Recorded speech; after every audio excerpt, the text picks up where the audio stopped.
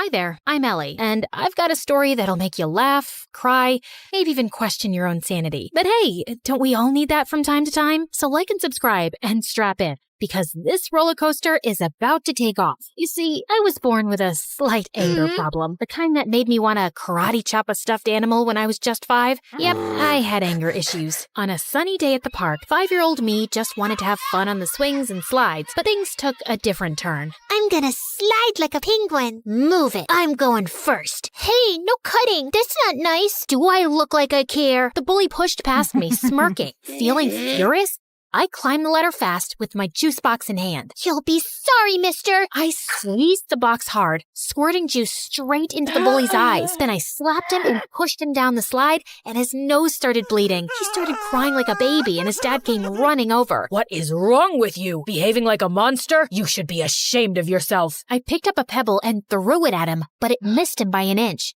Don't tell me how to feel. You should be thanking me for teaching your awful kid a lesson. I threw another pebble at him and then ran away. Mom and Dad yelled at me all the way back home. I cried and said sorry. Then I jumped onto my parents and smothered them with kisses till they forgave me. Yeah, I think I'm a kind person in general. I mean, as long as I'm not angry. Fast forward to 1st grade, and there I was, little Ellie, eager to make friends at school. One day during recess, I spotted a group of girls playing hopscotch, and I approached them. Hey, you. I think we should be friends. No thanks. I already have friends. Well, that didn't go as planned. But I wasn't giving up so easily. Oh, yeah? Well, you haven't met a friend like me. I started shouting and spinning with my arms spread out like a wild little windmill. I even threw my sandwich on the ground. I'm fun. I'm cool. And I'll bring snacks to share. So why wouldn't you want to be my friend? Say yes, or you'll regret it. Say it. The girl hesitated, then let out a sigh. Okay, fine. I'll be your friend. Please, just stop yelling at me. And just like that, I made a new friend. Her name was Lucy, and she was the best. 2 years later in 3rd grade, my family told me one day that we had to move for Dad's job. Scared of losing Lucy, I got really angry. I won't leave Lucy. She's my best friend, and I'm not going anywhere. I protested by staying in our backyard treehouse, and I refused to come down till my parents changed their mind. We know you're upset, but we have to think about what's good for the family. But when I didn't budge, my parents caved after a few days. I was so happy, I finally climbed down from the treehouse. And I learned that standing up for what matters can make a difference, and that my anger was the best thing I had. It gave me whatever I wanted. What I didn't realize back then, though, was that Lucy eventually figured she could take advantage of my anger issues to get her way, too. If she wanted something from someone, she'd come up with a sneaky plan to get me all riled up against that person. Yeah, it always made me the bad guy fighting and bullying people, while Lucy looked like she was the nice, calm friend of a monster. But no one got seriously harmed. As we entered middle school, though, Lucy started doing it more frequently and for bigger things, and I began getting into serious trouble. Like one day, Lucy came to me saying that Mrs. Thompson had called her into her office and said she was giving her a C- on her project. You know what else she said? She told me that I should get myself a better friend because you're distracting me with all your fights and affecting my grades while you get good grades yourself. She even said that you hang out with me just so you can feel better than me. Can you imagine? What? That's not true. Of course I know that. Listen, in today's lesson, I'm gonna confront her about this psychological manipulation. And if she sneezes a lot, it means she's nervous that I've told you everything she said. You know all the teachers fear you, but Mrs. Thompson is always sneezing because of her allergies. Yes, but sneezing a lot means she's nervous and she's hiding something. She told us that once, but I guess you forgot. Lucky you have me to remind you. When it was Mrs. Thompson's class, Lucy gifted her a red nose, and seconds later, when she confronted her about the manipulation, Mrs. Thompson started sneezing like crazy, and I felt furious. How could you? I thought you were a nice teacher, but you're just like the rest. And with that, I pushed her hard. She fell down and screamed in pain. While everyone's attention was focused on me, Lucy sneaked into Mrs. Thompson's laptop and changed her own grade on the project. Mrs. Thompson broke her arm, and I got suspended for 3 weeks. My parents were furious with me and insisted that I tell them exactly what happened. When I did, Mom said that Lucy was the manipulative witch here. I yelled at her and didn't talk to her for days. How could would she say that about my BFF? Days later, I visited Lucy and her mom opened the door and looked at me like I was some cockroach. Ugh, you again. What do you want? I heard what happened with Mrs. Thompson. Why can't you be a normal human being? Poor Lucy, she almost failed her project because of you. What? Yeah, you're crazy and you're affecting my child. She'll end up failing all her classes because of you. Why does everyone keep saying that? Because it's true. Hey, listen, you silly woman. I was about to scream at her when Lucy showed up and pulled me inside her bedroom. Please, Ellie, you can't talk to Mom like that no matter what she says. But I'm a good friend and I forgive you. Now calm down, girl, and take the Snickers bar. I know it's your favorite candy. Lucy had clearly been spreading lies about me, but I was too blind to see it back then. And when I returned to school, things were a bit different. A new girl, Isabella, had joined our class. She was rich, pretty, and quickly became popular. Lucy seemed annoyed by her existence, but she seems like a cool girl to me. Till one day, Lucy and I saw Isabella walking out of the bathroom, and I noticed a marker in her hand. Lucy went in to use the bathroom as I waited in the hallway, but moments later, she came out, dragging me back into the bathroom with her. OMG, you gotta see this. You won't believe what Isabella wrote about you on the door. It's totally her handwriting. I'm so done with this annoying psycho Ellie. She's always bullying everyone. I want a peaceful, calm school that I can brag about to my rich friends. I offer $1,000 to anyone who can get rid of her. DM me on this Instagram account if you're interested. What a stupid, ugly witch. Furious, I stormed over to Isabella. How dare you write that about me on the bathroom door? I saw you with that marker, so don't you dare lie to me. Ellie, seriously? I had a marker, but I was working on an art project. I didn't write anything about you. Oh, yeah? Well, Lucy seems to think it's in your handwriting, and Lucy said that? Okay, you should stop listening to that friend of yours. She's just using you like a puppet. Can't you see it? For some reason, Isabella's words struck a chord with me, like she just said something out loud that I kinda already knew. But I quickly brushed my thoughts away. You don't know anything. Just leave me alone. But Isabella didn't leave me alone. She'd always make an effort to talk to me and waved at me with a smile. I started warming up to her and we got closer. But that drove Lucy crazy. One day during lunch, I was sitting with Isabella, laughing and chatting, when Lucy stomped over angrily. Ellie, how could you ditch me for Isabella? After all we've been through together? Just calm down, will you? I'm not ditching you, just spending time with Isabella. We can all be friends, you know. Are you for real? How dare you replace me? And with that, she pounced on me. I didn't want to fight her, so I just pushed her away, but she grabbed my hair again. Luckily, someone called a teacher and Lucy got detention for 2 weeks. And I swear, those were the best 2 weeks of my life. Things were calm and peaceful, and I didn't have a single fight with anyone. Isabella even convinced me to start getting therapy for my anger issues, and I felt really good about it. Then one day, Isabella told me something. Hey, Ellie, yesterday when I got back from school, I was shocked to find Lucy in my house. I asked her what she was doing there, but before she could reply, her mom showed up. She's our maid. I swear I had no idea. She said she'd brought Lucy over to help her clean the kitchen before Christmas. Oh, yeah, I know that her mom works as a maid for you, but we never talk about it, because I don't want to embarrass her or anything. But I don't have a good feeling about her suddenly being in your house. She might be up to something fishy. So we decided to keep an eye on Lucy that afternoon, and we watched from a safe distance as Lucy's mom gave her instructions to clean. But just a few moments later, after her mom left, we heard a loud crash, followed by Lucy's scream. We rushed to find Lucy lying on the floor with a broken shelf and scattered kitchenware around her. We tried to help her up, but she screamed in pain and couldn't move. Just then, Lucy's mom and Isabella's parents came running too. Oh my God, what happened? Oh, Mom, I was just reaching for something on the shelf, but it was unstable. It just all came crashing down on me. Lucy's mom turned to Isabella's parents furiously. This is all your fault. You knew this shelf was broken and you never bothered to fix it.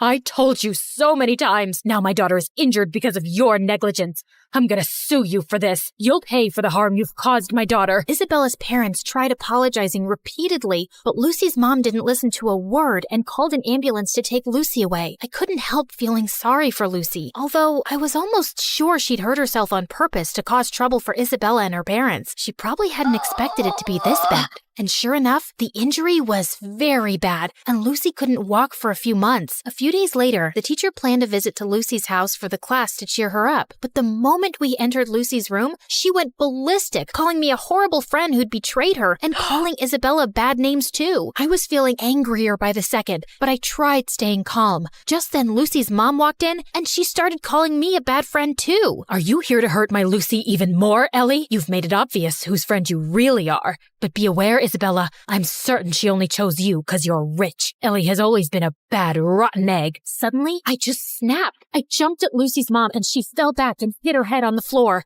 Everyone looked shocked, and I knew I'd messed up big time. I ran out crying. When Mom found out about it, she was so mad. Ellie, I can't believe you attacked Lucy's mom. She called me, threatening to contact Child Services and telling them that you need to be put in some rehab center because you're a danger for other people. I honestly felt terrified hearing that, and my first instinct was to lash out and scream in my defense. But instead, I took a deep breath and thought of my friendship with Isabella, and it helped calm me down. Mom, I know it was wrong, and I'm really sorry. I'm working on controlling my anger. I'll be better, I promise. Mom looked really surprised and then nodded, but she still took my phone away and grounded me for a month, and I didn't protest. I knew I deserved that. Back at school, Isabella told me Lucy's mom was going ahead with the lawsuit, and I really wished there was something I could do to help. Lucy or her mom wouldn't listen to a word I'd say. But then one day, I was in the school's bathroom when someone knocked on the stall door. It was Lucy's mom. Ellie, I need to talk to you. I've been reading Lucy's diary, and I've discovered the truth about her actions. She's been using your anger issues to her advantage. I sometimes had a feeling that something was off with Lucy's behavior, but I never knew for sure. Are you still gonna sue Isabella's parents or report me to Child Services? No, I just wanted to apologize to you, and I won't be causing you or Isabella's parents any more trouble. I'll also get Lucy the help she needs. We might even move to another town and live with my sister if it means Lucy can get better therapy. I'm so sorry for everything, Ellie, and I want to thank you for being a good friend to Lucy, despite everything. With that, she gave me a quick hug and left. I felt tears pricking my eyes. I was kind of sad I wouldn't get to see Lucy again, but I also felt lighter and free. Moments later, Isabella walked in. Ellie, everything's gonna be okay. Isabella hugged me tight, and for the first time in a long while, I felt like everything would be okay.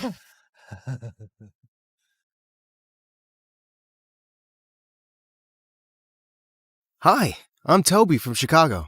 Please, like and subscribe. I was born to the kindest people you'll ever meet. My dad owned a giant tech company, and we were wealthy, but my parents were always caring and generous, and taught me to be the same. When I was in the first grade, my parents took me to an amusement park for my birthday, and as we were leaving, I suddenly spotted a boy crying behind a bench. I realized it was Nathan from my class. He was a giant bully, but I couldn't just leave him there. Hey, Nathan, are you lost? Let me help you. My parents and I searched for his parents all over the giant park and finally found them after 2 hours. And it turned out that Nathan's dad was my dad's biggest business rival. His parents didn't even thank us and just took him away. Rude. I thought after what happened though, maybe Nathan and I could be friends. But the next day at school, I was walking down the hallway when he suddenly pinned me against the wall. If you tell anyone you saw me crying, I will deal with you. Do you get me? I won't. But how about you stop being a jerk to me? Why? I still don't like your face. He pulled my bag and threw it across the hall, sending my things flying everywhere as he laughed and ran away. And things never got better. He kept being a jerk, and my revenge was beating him in both studies and sports. And everyone else at school really liked me, but I always tried to be kind and helpful. Once in 8th grade, I was helping our driver wash the cars when I noticed something heartbreaking at the gate. It was a girl my age, searching the trash for food. I walked up to her, but suddenly she dashed away like a cheetah. Oh, wait, come back! I don't want to hurt you! But she was so fast, I couldn't keep up. We have lots of food in the house, even cakes. I'll get you some. She stopped immediately, then slowly walked back to me. Cakes? When I told my parents about her, they immediately invited her for lunch. Her name was Jessica, and she gobbled down her food like she hadn't eaten in weeks. Jessica started coming to our house every day after that. She never talked about her family, and whenever I asked, she got moody, so I dropped it. One day, We were having lunch when we heard a loud knock on the door, and seconds later, a huge man barged into the dining room. Jessica, it's time to go home. Hey, I don't know who you are, but it looks like she doesn't want to go with you. I'm her father, and I don't need your charity. Stay away from my child. Jessica, we're leaving. Now! She crept out and he led her away, and she didn't come again. My parents and I were really upset, and we contacted Child Services to try to track Jessica down.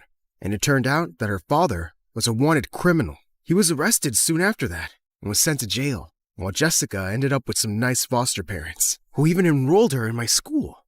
Hey, I'm really sorry about your dad. It's okay. I don't really miss him. He wasn't very nice. He often forgot to get me food and made me leave school because he was on the run. That's awful, but it's all in the past now. Yeah, and I wanted to stay there. I don't ever want to talk about it again. Pinky swear, we won't talk about it again. I wanted to give Jessica a present for her first day at my school, so I asked my mom to take me to the mall. And I picked out a beautiful red sweater for her, and I waited for her at the school gate. She was late, and I was beginning to panic. What if she decided she didn't want to go to school anymore? But thankfully, she showed up. You thought I changed my mind, right? Yeah, you had me a bit worried. Here, I got you something. Oh, it's so pretty. And red's my favorite color. Thank you. She hugged me, and I felt a million butterflies in my stomach. Whoa, who's this, babe? And why are you hugging that cockroach, babe? I was about to tell Nathan off, but Jessica spoke up first. I don't know who you are, jerk, but don't talk to us again. Come on, Toby. Let's go. Jessica fit in easily and was making new friends in no time. I was a little jealous that I didn't have her all to myself, but I was glad she was enjoying school. Guess what I did today? I joined the track team. That's awesome. I'm sure you'll beat everyone. I'm still trying to catch my breath from the first time I chased you. The secret to slowing me down is to say, hey, I got cakes. I'll probably stop running and follow that person. Having Jessica around was a dream come true, and I was just falling more in love with her. One day after school, I was looking for Jessica when I found her in the hallway with Nathan. Hey, is he bothering you? Nathan, just back off! Whoa, calm down. He's part of the track team, and we're going to an event together. I pulled her away to speak privately. That's Nathan. He's been a jerk to me since we were kids. But he's my teammate, Toby. And actually, he's not that bad. Come on, Jessica. We're running out of time. Get it? Jessica laughed out loud and walked away with him. What? It was a terrible joke. But from that day on, Nathan was always around Jessica, and it burnt my heart. Jessica was so good on the track that she was winning medals in no time. She became really popular and was always hanging out with the cool kids now. But one night in the 10th grade, I was studying for a test when she crept through my window. Hey, Toby, I missed you. Really? You bailed on our plans like 100 times. Yeah, I know. I'm sorry. So, listen, Nathan took me out for a drive, and I completely forgot about this big math test tomorrow. Will you help me, please? Okay. I'm studying right now, so pull up a chair. Oh, not right now. I mean, can you help me during the test tomorrow? You mean cheat? You know I never do that. But I'm going to fail, Toby. Yeah, well, that happens when you hang out with people like Nathan. Keep doing that and he'll ruin you. If you can't help me, at least don't give me a lecture. Thanks for nothing. I'm sure Nathan will think of something. And with that, she left. And the next day, I spotted a shy girl in our class, passing cheat sheets to Jessica and Nathan during the test. So that was Nathan's solution? Bullying other kids to help them cheat? But just then, the teacher caught the girl and took her off to the principal. And moments later, Nathan and Jessica were called out too, and then suspended for a week. I really hoped that Jessica had learned her lesson. But a week later, I found her and Nathan cornering the shy girl in the hallway. You're supposed to be one of the smartest girls in class. So how come you're so stupid? You ratted us out to the principal. You know what we do to snitches? And can you stop crying? You got snot on your face, and it's gross. What the heck? Jessica was a bully now? Jessica, what's wrong with you? Knock it off and leave her alone. Mind your business, nerd. I wasn't talking to you, jerk. Well, you're talking to my fist now. And then Nathan punched me. I tackled him to the ground, and we both wrestled like crazy till some teachers stopped us. And for the first time ever, I landed in detention. Jessica tried to talk to me, but I just walked past her. I completely avoided her for the next few days. But then one evening, the police arrived at our house. with some news of her dad. He was really sick and was being transferred to another city for treatment right away. And he wanted to meet Jessica before he left. She wasn't answering my calls. And when I went to her house, her foster parents told me she was at Nathan's place for a party. Great. It was the last place I wanted to go, but I had to tell her. As I looked around for her, my heart suddenly dropped to my stomach. Jessica was in the corner with her arms around Nathan, and then she kissed him. Jessica, I need to talk to you. It's urgent. What are you doing here, man? You're not welcome in my house. It's not like I want to be here. Jessica, listen. I'm gonna call security. Toby, can you please leave? I don't want you creating a scene in front of my friends. She started walking away, and suddenly felt a wave of rage. Is that all you care about now? I thought you'd like to know that your dad is sick, and he wants you to see him before he's shifted to another prison. The loud music suddenly died as I shouted, and everyone stared at us. What? Your dad's in prison? You're some criminal's daughter? Jessica burst into tears as she ran out. Jessica, please stop. I'm sorry.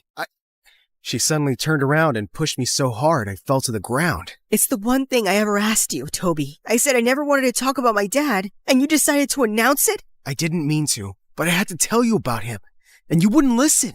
I think you can't stand that I have other friends, and you just wanted to ruin that. Do you think I should be eternally grateful to you and not have a life of my own because you saved me from a dumpster?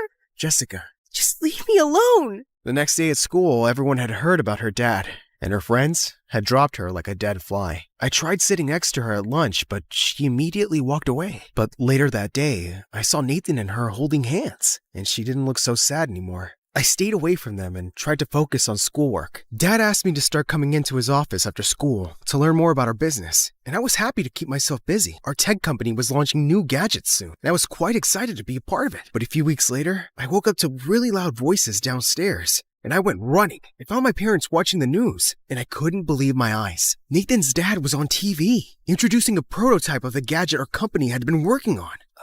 I just don't understand how our plans were leaked. My office is secure, and my home study is always locked. I just can't believe anyone working for me would betray me. This is terrible news. All our investors will be furious, and our company is going to take a huge hit. And it did. The company suffered huge losses, and there was no way to prove the theft. I went to school a week after the whole disaster, and I couldn't bear to even look at Nathan. His dad was a crook. But later that day, I was going to sit on the bleachers when I spotted Jessica yelling at him. How could you do this? You told me those files were about some small project Toby was working on, and you'd mess up the plans to embarrass him in front of his dad. You never said it was something that could bring his parents' company down. Okay, I lied. Boo-hoo. I didn't make you do anything. You got those files from me and then put them back. Remember? I was angry. I only wanted to humiliate Toby. You went too far. And I thought you loved me. It's not my fault you're stupid. You really thought I loved you? Daughter of a felon? Jessica, you did this? I couldn't believe it. The girl I loved was responsible for our ruin.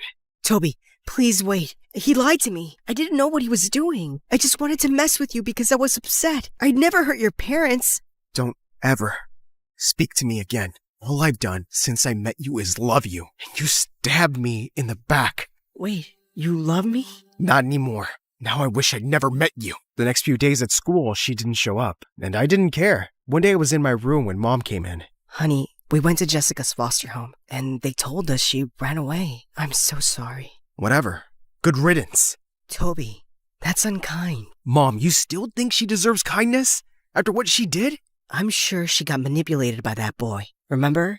She had a rough past, and maybe she was just trying to fit in and be loved. I know what she did was awful, but she was a good girl, and I hope she's okay. Mom's attitude made me feel ashamed of myself, and I soon started regretting the things I said. But I couldn't take it back because Jessica had vanished. But in a shocking turn of events, an employee from Nathan's dad's company came forward with proof that the product had been stolen from us. They had to pay millions in damages, while his dad served time in prison.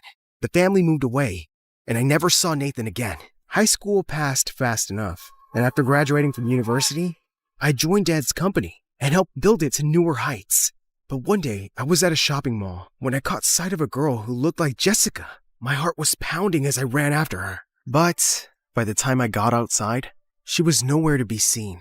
Toby, is that you? Oh my God, Jessica, I've always wondered what I'd do if I ever saw you again. I don't even know what to say, except that I'm so happy you're okay.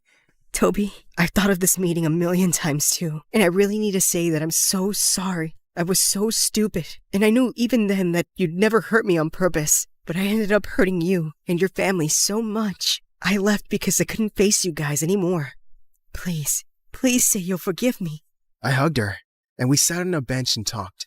After she'd ran away, she ended up in a foster home again, and then got adopted by some really nice people, and I was so glad her life hadn't been miserable. As I loaded her groceries in her car, I spotted something in her back seat. It was the red sweater I'd given her in the 8th grade. Jessica, do you think I can call you sometime and ask you out on a date? I wanted to since forever. You can ask me right now, and my answer is yes.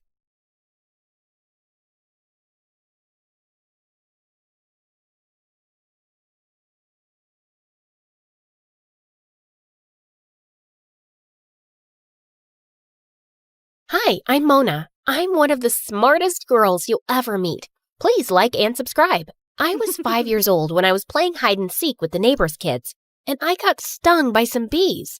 My skin immediately started to swell, and moments later, I fainted. When I woke up, I found myself in the hospital. Your daughter has anaphylaxis, which is an extreme allergic reaction to bee stings, but that may not be all she's allergic to. You'll have to monitor her closely. After that, Mom was terrified and she wouldn't let me play outside. She also decided to homeschool me. During our lessons together, she always told me I was a genius. I still felt sad about not going to a real school, till she told me the big secret. School's gonna take away your genius and make you dumb like the other kids, because that's what the government wants.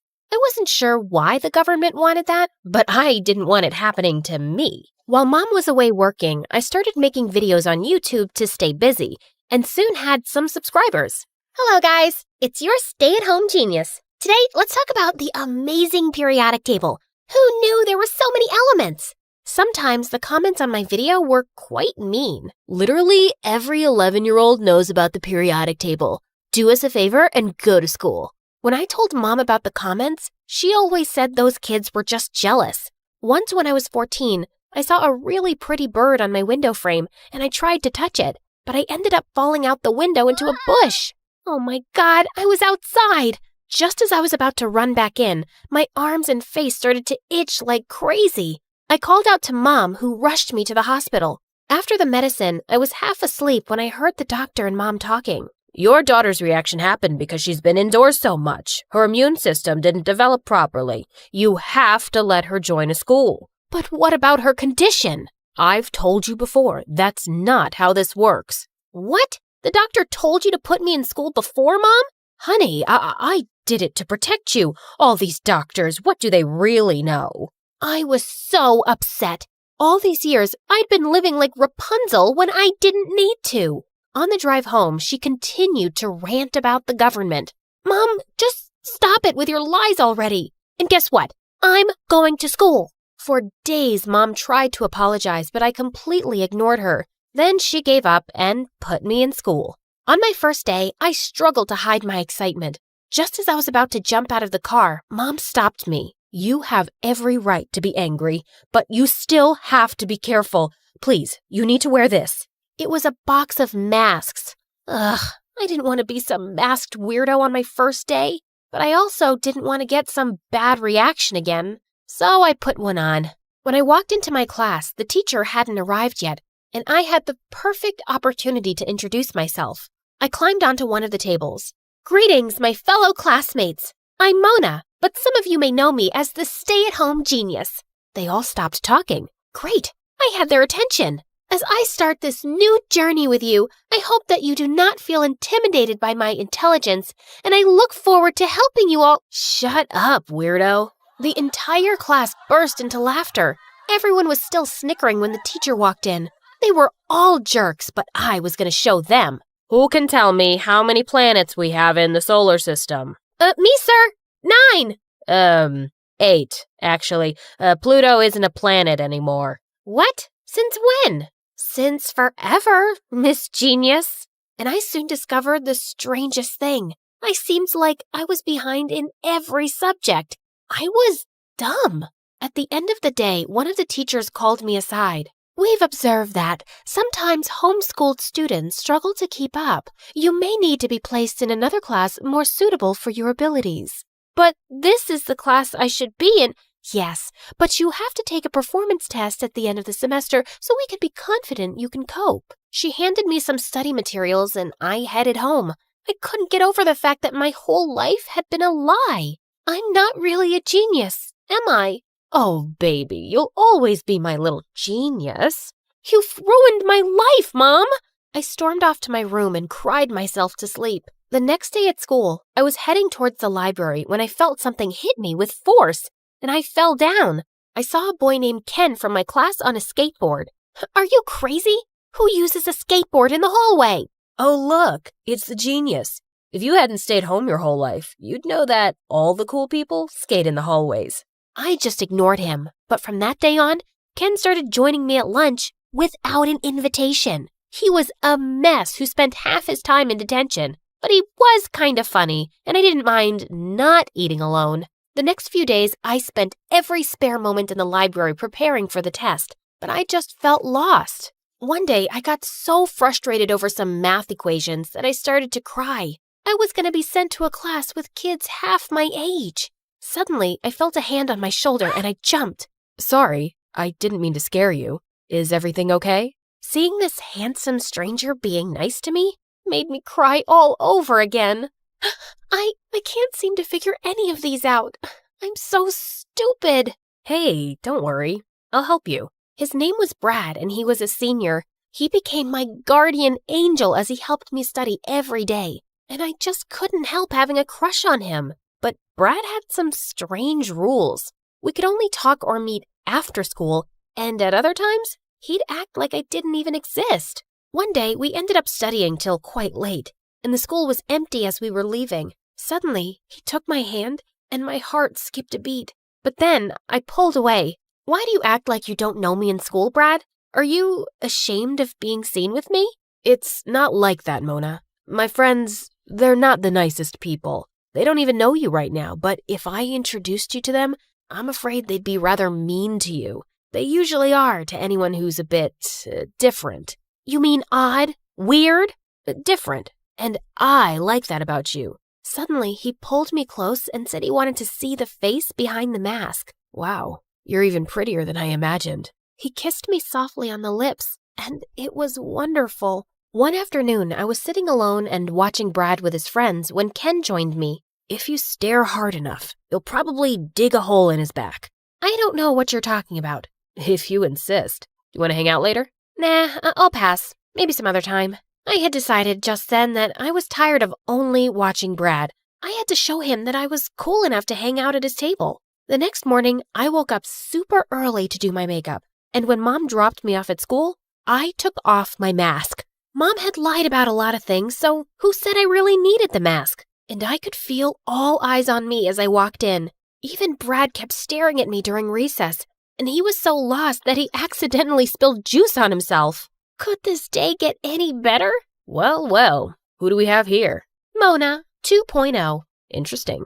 She's pretty. That day, Ken and I didn't eat alone. Other people joined our table, and everyone seemed keen to talk to me. And the best part was, my allergies weren't acting up. Just then, a girl offered me some chips. And a moment later, my worst nightmare came true. I could feel my throat closing up. I felt the entire school watching me as I fell to the ground. I could hear panicked voices all around me, but just then someone jabbed me with my EpiPen. Ken had taken it from my bag and saved me. He helped me up and I immediately felt better, till I noticed Brad. He hadn't even moved from his spot. What the heck? I felt really disappointed, so I returned to school with my mask the next day. I couldn't make Brad care about me, and hiding behind the mask just felt more comfortable now. But later that day, Brad bailed on me for our lesson at the library, and I felt really mad. I stormed into the gym where he was playing basketball, and I didn't care that people were watching. You just sat there and watched me struggle to breathe yesterday, and did nothing. Do I even know you? Stop pretending, Brad. You've been my friend for months. More than that. You even kissed me the other day. What? Me kiss you? In your dreams, loser. Why would I kiss you when I have the prettiest girlfriend ever? Girlfriend? It finally made sense. He was always hiding because he didn't want to be seen by his girlfriend. I was so upset and slapped him real hard. You are a terrible person. But the next day, everyone was calling me a crazy liar. I was really beginning to hate high school, and I just wanted to go back to my old homeschooled life. I thought Mom would be delighted to hear, but to my surprise, she refused. Listen, Mona, when I was younger, I lost my best friend to a condition like yours, which made me so scared when you got it. I thought hiding you away was going to protect you, but I was wrong. Running from your problems never solves them. You're so selfish, Mom. You just make me do whatever you want, when you want. Sometimes I think I hate you. I took the picture of us on the fireplace and flung it at the wall. Mom yelled at me after that, but I just stormed off to my room. And I refused to go to school the next day. But later, as I was watching MSA videos in bed, someone tapped on my window. It was Ken. Get off your butt, princess. I'm here to quiz you. What do you mean? You're not going to hide out here. You're going to take that test. And you're going to stay in my class. Because I find it really hard to make friends. You got that? Ken really was an amazing friend. And I thought about what Mom said too. Why should I quit school? I was going to show everyone I deserved to be there. At school, I didn't really care about the stares and whispers anymore, but I still couldn't stop feeling stupid about Brad. Why did he do that to me? One day I walked into the science lab and found him there, and I just couldn't stop myself from confronting him. And he laughed. Look, I was just bored. None of the girls pay attention to me because I've been with the same girlfriend forever. But you didn't know, and I thought I'd have some fun with that. We still can, you know. I wouldn't mind kissing you again. Just then his girlfriend entered and gave him a tight slap. Soon the entire school knew his girlfriend had dumped his butt for being a jerk. I was totally focused on my tests now, and studying with Ken became a routine. One day when he was over, I asked him, "What would you do if you had the chance to be anything?" Join the Rikers skateboard competition. I don't care if I win. I just want to be there. It's so cool. Then go for it. My dad won't let me. He says it's a pathetic waste of time. The day of the test finally came, and after completing it, I nervously watched as the teacher graded it. Wow, this is impressive, Mona. Congratulations. You passed. I gave the teacher a big hug and ran to find Ken.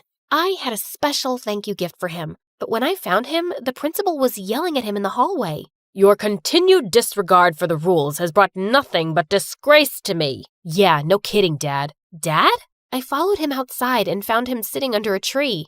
So, the principal is your dad? Yup, and you just saw for yourself what a disappointment I am to him. Listen, I gotta tell you something.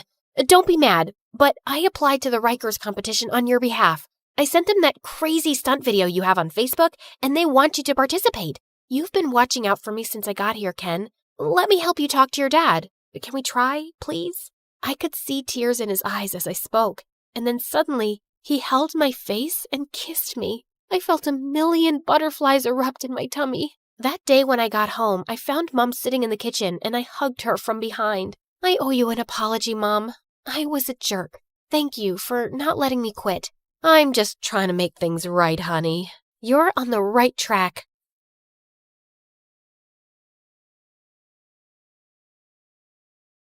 I was peacefully dozing off on a plane to China when suddenly someone yanked my hair and chomped on my ear like it was a snack. I whipped around to find a naughty-looking boy. Ow! Seriously? Keep your teeth to yourself, kid! He then burst into tears and his mom turned to me. 你竟敢对他大喊大叫，他还是个孩子。 I wish I understood Chinese, but her dramatic glare made it clear I was the villain here. I tried to dive back into dreamland, but the woman next to me had other plans. She woke up and started chewing her gum like a goat who hadn't eaten for 300 years. It was so loud that people from 30,000 feet below could hear it. Excuse me, could you tone that down, please? Tone down the what? Oh, great. Her voice was even more annoying. I shrugged it off and reached for my trusty earphones instead. But before I could enjoy some music, the guy on my right suddenly smacked my shoulder. What is wrong with this flight? Everyone was driving me nuts. Left, right, front, and back. The culprit was so engrossed in some stupid adventure game on his phone. Hey, quick question. Do I look like a punching bag to you? A little bit. You can't play your stupid game without attacking a real person, you know. Chill, girl. It's called reflexes. Maybe if you had better ones, you wouldn't get hit. The audacity of this guy! I couldn't help but think, why do these online gamers waste their time in a virtual world when there's a beautiful one right outside the window? Real life is 1,000 times better. Or so I thought. Hi, my name is Alira, and I'm an aspiring photographer who loves traveling around the globe and capturing the most beautiful scenes and moments. I had always enjoyed doing it alone, but things took a wild turn when a weird and mysterious guy started tagging along and changed my life forever. Before I continue, please like and subscribe. After dealing with all those annoying passengers, I eventually fell asleep after listening to music while letting my imagination run wild. Soon enough, the plane finally landed, and I headed straight to my beautiful hotel. I took a short beauty sleep while waiting for nighttime to roll around, and when it finally came, I excitedly jumped out of my bed, took my camera, and immediately rushed outside. Stunning views, beautiful people, inviting lights, glowing lanterns, and the sweet traditional vibes of China. Ah, this is the dream. Walking along the streets, I stumbled upon a guy sleeping on a bench. Judging from all the stuff around him, he must be homeless. Poor thing. I found myself clicking pictures of him, my camera perfectly capturing his struggles and hardship from every detail of his form. Just then, a green owl suddenly appeared from behind the bench, perched on the sleeping guy as if he owned him, and scowled at me. Relax, little buddy. He's all yours. To my surprise, the guy woke up and scowled at me too. Who are you? And what are you doing here? His eyes then lowered to my camera. Were you taking pictures of me while I was sleeping? Duh, I was taking pictures of the street, but you were blocking my view. It's not my fault you were sleeping there. That's a terrible excuse for disrespecting my private space. The private space? That's rich coming from you, who is sleeping on public property. Delete my pictures, or I'm gonna delete it myself. Don't you dare touch my camera! Do you have any idea what it takes to capture a beautiful moment or view? The countless hours, the right timing, the quest for the perfect angle. I pour my heart and soul into every shot. Those aren't just pictures. It's a piece of me, a piece of my struggle, my passion, my life. So please, don't take that away from me. I trailed off when I realized that he was now holding my camera and swiping through the shots. But how? So you're not only homeless, you're also a snatcher. Give it back, you jerk. I lunged at him to retrieve my camera, but he suddenly vanished. I spun around, and he was still swiping. This guy, I swear to God. In all fairness, you have quite a remarkable talent for capturing beautiful images. What do you think of me now? Just some lousy, try-hard photographer? I snatched the camera back, and this time he didn't resist. He practically handed it over. I immediately checked my gallery and realized he hadn't deleted anything. Relax. I usually don't meddle with other people's business. Unlike you. I tried glaring at him, but I felt like I ended up pouting, which made him smirk. Oh, well, at least I finally bumped into someone who speaks English. I'm so tired of racking my brains and using weird hand gestures to understand what the locals are saying. He ignored me and started picking up his things as if preparing to leave. So, where are you from? Not from around here. I see. Where are you going? I don't know. Maybe under the bridge? At the back of the junkyard? Just anywhere with a roof where I can recharge my energy, so I can continue my pursuit of answers to my questions. Just then, a sudden rumble of thunder echoed through the streets. I think you should speed your pursuit up, because the rain is about to pour, buddy. I don't mind the rain. It helps me think better. But your owl doesn't. He stopped in his tracks when he realized that I was right.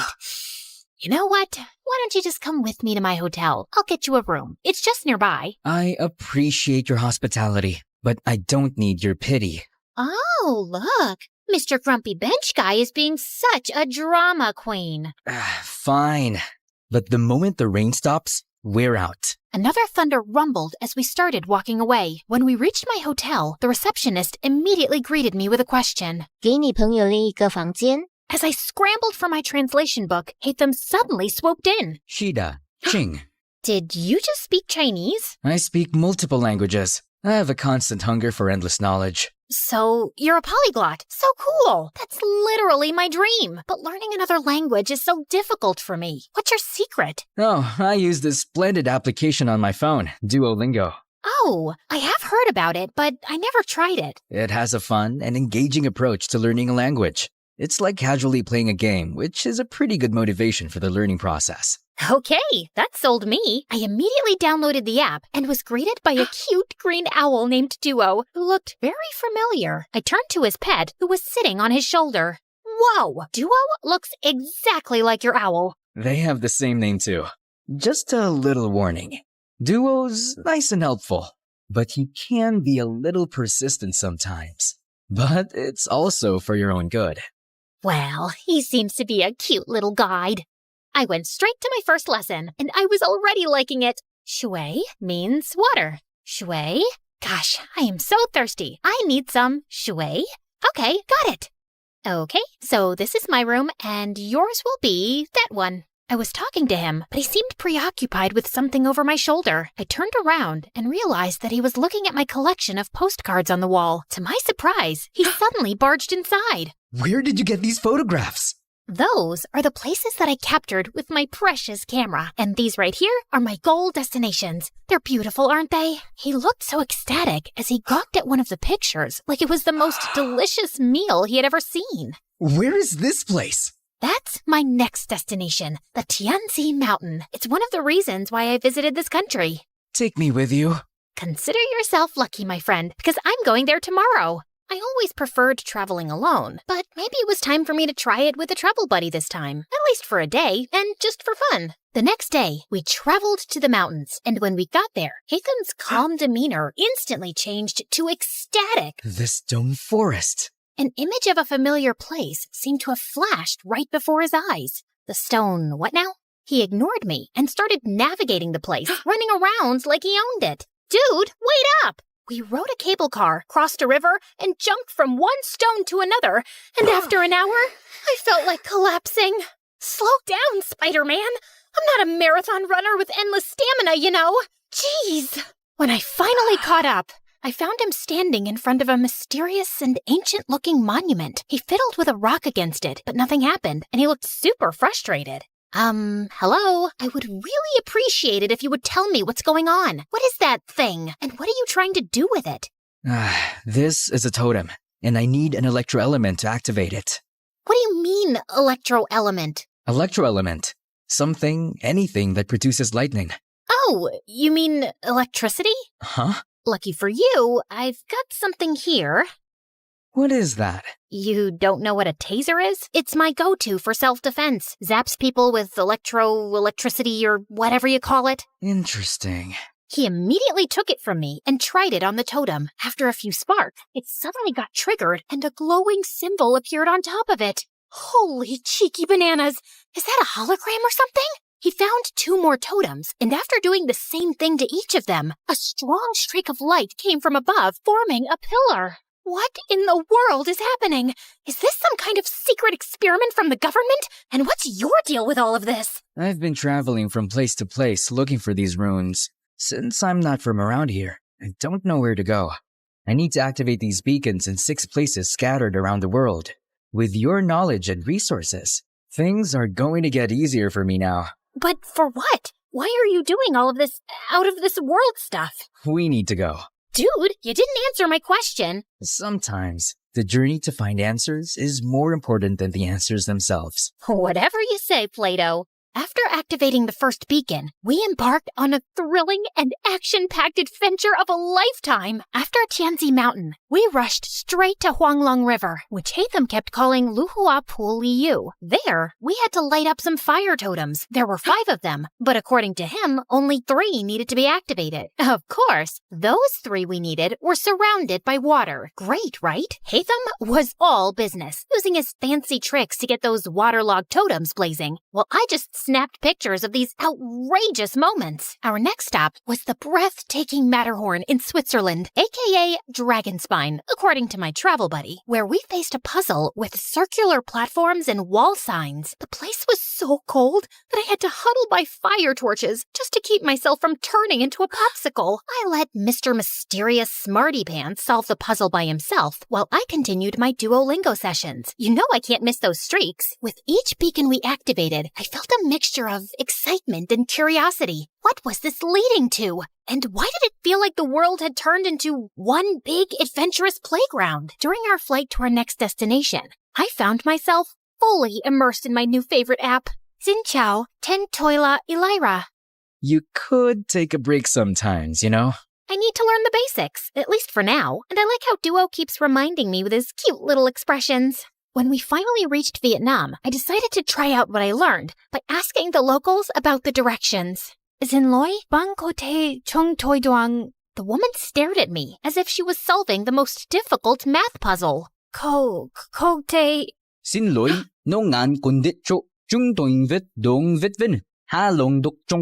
Được chứ, bạn chỉ cần đi thẳng, rồi đi qua cái cây khổng lồ kia, sau đó rẽ phải và đi bộ khoảng 200 mét sẽ thấy một khoảng đất trống.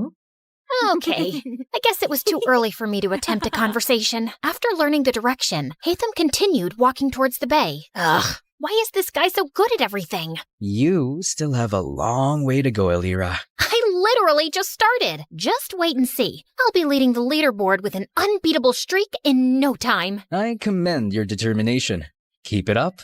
Soon enough, we were greeted by the beautiful emerald waters and towering limestone islands of Halong Bay, or as Hatham called it, the Golden Apple Archipelago. While I was snapping pictures left and right, Hatham got to work immediately. He solved a music rock puzzle thing, and after activating the place, we toured around the city and enjoyed their local food. I even tried conversing with the locals with the help of my brilliant travel buddy. It got me even more determined to learn more. So during our flight to Scotland, I got really busy with leveling up and earning rewards. I never knew that learning could be this fun. Learning could also be done in silence. Sorry. And soon, we finally reached our next destination, the Isle of Skye in Scotland, or as Hatham called it, the Star Snatch Cliff, Mondstadt. After walking around, we came across a green fan-like object. I watched in amazement as he applied some wind pressure to activate it, unleashing a powerful upward current. Whoa, that's so dope. So, what's next? Time to fly. After taking a large cloth from his bag and holding onto it, he wrapped his arm around me, and we gracefully floated in the magical breeze. I never thought I would experience flying like this, not even in my wildest dreams. If this is a dream, I hope I can keep enjoying it and not wake up too soon. Our imaginations know no bounds, Elira. They possess the extraordinary ability to unlock infinite possibilities. We then found 2 more fans along the way before we finally activated the totem at the top of the cliff and summoned the pillar. I stood there for a while and looked ahead at the seemingly endless horizon, thinking about how Hatham sees this beautiful world in his own vision. Finally, we were down to the last one, Deshra Desert Sumeru, or as we call it, the Great Pyramids of Egypt, my favorite. Hatham looked so nervous and excited while I was taking some pictures of the legendary structures. After hours of touring around, I followed him as we headed to the group of old, weathered columns. So, how do we solve this one? We need to hit the larger columns until you match them with the corresponding symbol on the smaller columns beside them. Match all 3 big ones to the smaller ones to summon the last pillar. Aye, aye, Captain. I grabbed a tree branch lying nearby and used it to help him hit the columns until we finally summoned the last pillar. All the pillars scattered across the world that we activated should be glowing now too. I dropped my jaw in amazement when their fusion created a swirling, glowing vortex or something. Is that a freaking portal? Yes, it's a portal back to my world, Elira. To your world? So there's indeed another world out there? Before he could answer me, the earth beneath us mildly shook, and a horrifying creature suddenly appeared right in front of us. Holy crunchy potatoes! Is that a transformer? Did Hatham summon that machine from their world? What if he was actually a bad guy who was set to ruin our world? Oh my gosh, what have I done? I wasn't ready to say goodbye to our beautiful Earth just yet. I have yet to discover the other wonders of... My paranoid voice trailed off when I realized that Hatham was gone. Just then, I felt a strong, glowing presence behind me. I slowly turned around and saw him and Duo transforming into something with dust particles and glowing green projections dancing around them. Everything then cleared away, revealing a strikingly handsome video game character and his adorable sidekick. Hatham, is that you? This is my true form, Elira. And my real name is Zal Hatham, a scholar from Sumeru, and our academia scribe. That machine in front of you is a primal construct, only found around the desert area of Sumeru. This machine enemy is often found guarding the temples and ruins, and I need to defeat it. So it's like the final boss in the game, and you're the brave hero. I suddenly felt bad for suspecting him as a bad guy. As the primal construct started charging toward them, 3 ethereal green mirrors popped in and hovered around Hatham, radiating a brilliant emerald light that almost blinded me. He then started fighting the monster, moving with grace and precision, consistently blending freestyle moves and rotational attacks with his sword and abilities. Watching them fight was mesmerizing, as if I had been transported into an epic video game. He unleashed a barrage of reflective attacks, boomerangs slicing through the air, slashes carving through steel. Each hit dealt a lot of serious physical damage. Soon enough, the terrifying machine was finally defeated. Dude, you were so cool! How did you do that? I don't need to fight. I only need to think. Everything else is connected. All I have to do is find the weakest link, deal with the causal factors, and everything else tends to resolve itself. Okay.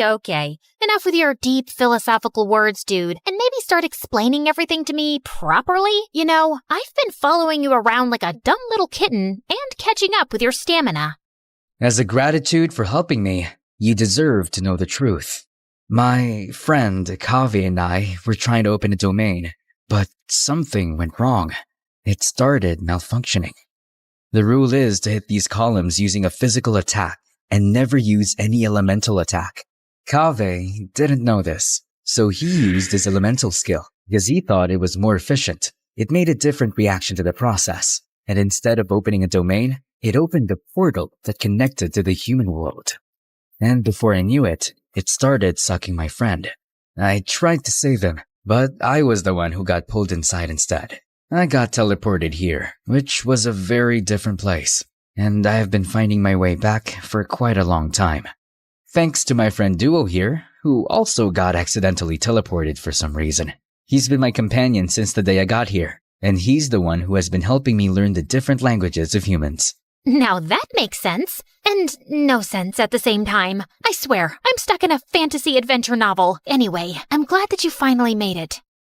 I appreciate all your help in this journey of mine, Elira. As much as I wanted to discover more about your interesting world, I need to return. Tevat needs me. Oh, well, traveling won't be the same anymore without you. I'm gonna miss you a little bit, I guess. Just play Genshin Impact, and I'm sure you will enjoy the magical beauty of our world, Tevat. We have 7 nations brimming with natural wonders that you would love to capture. You'll meet a diverse set of people with unique personalities and abilities like me. And together, we will fight exciting enemies. We'll share every adventure in this enchanting realm. I felt a lump in my throat as he extended his hand, but knowing that I would be seeing him again, I shook it with a smile. See you around, Elira. I watched them as they entered the portal, returning to their world. Come here, boy. Bam, bam. Eat that, monkey butt. All right, Hatham, time for some snacks. Ever since I started appreciating video games, I became the annoying passenger this time. These games opened my eyes to the existence of extraordinary places that remain hidden from our physical world, places that only exist in our minds, yet they possess the power to transport us on thrilling adventures. They hold captivating magic and beauty, offering a gateway to fictional worlds. Now, I embrace the opportunity to immerse myself in both realities, and because of it, I have never felt alone again. I was so into the game that I jerked when an incoming announcement sound chimed in. Ladies and gentlemen, this is your captain speaking. We will begin our final descent to Paris shortly. And now, it's time to explore the famous beauty of Paris. Bonjour, comment allez-vous? Wait, is it allez-vous? Allez-vous? Bonjour. Comment allez-vous?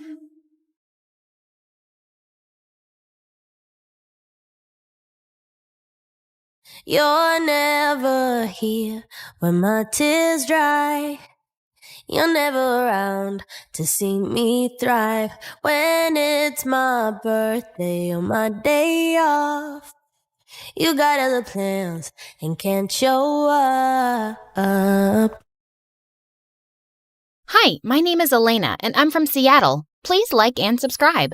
I was born to a single mom who used to travel from one place to another, entertaining people on the streets. And after I was born, I became part of her gang too. She'd wrap herself in bandages and dress me up in shabby clothes, and then we'd go out and put on little acts in front of people. I'd feel weird about this, but seeing Mom's face light up after getting the money from people would make me happy too. Oh, honey, ever since you've come into my life, I've been bathing in riches. You're so lucky for me. Mom adored me and often took me to parks and picnics, and we'd put on our little acts there too. Our life was perfect, but there was one issue. I couldn't speak. No matter how hard I tried, not even a single word would come out of my mouth, and it really upset me. Honey, you're gonna be fine. We love you just the way you are. But when I was 7, I discovered something really shocking. Like always, Mom asked me to put on an act and faint in front of an approaching bicycle one evening.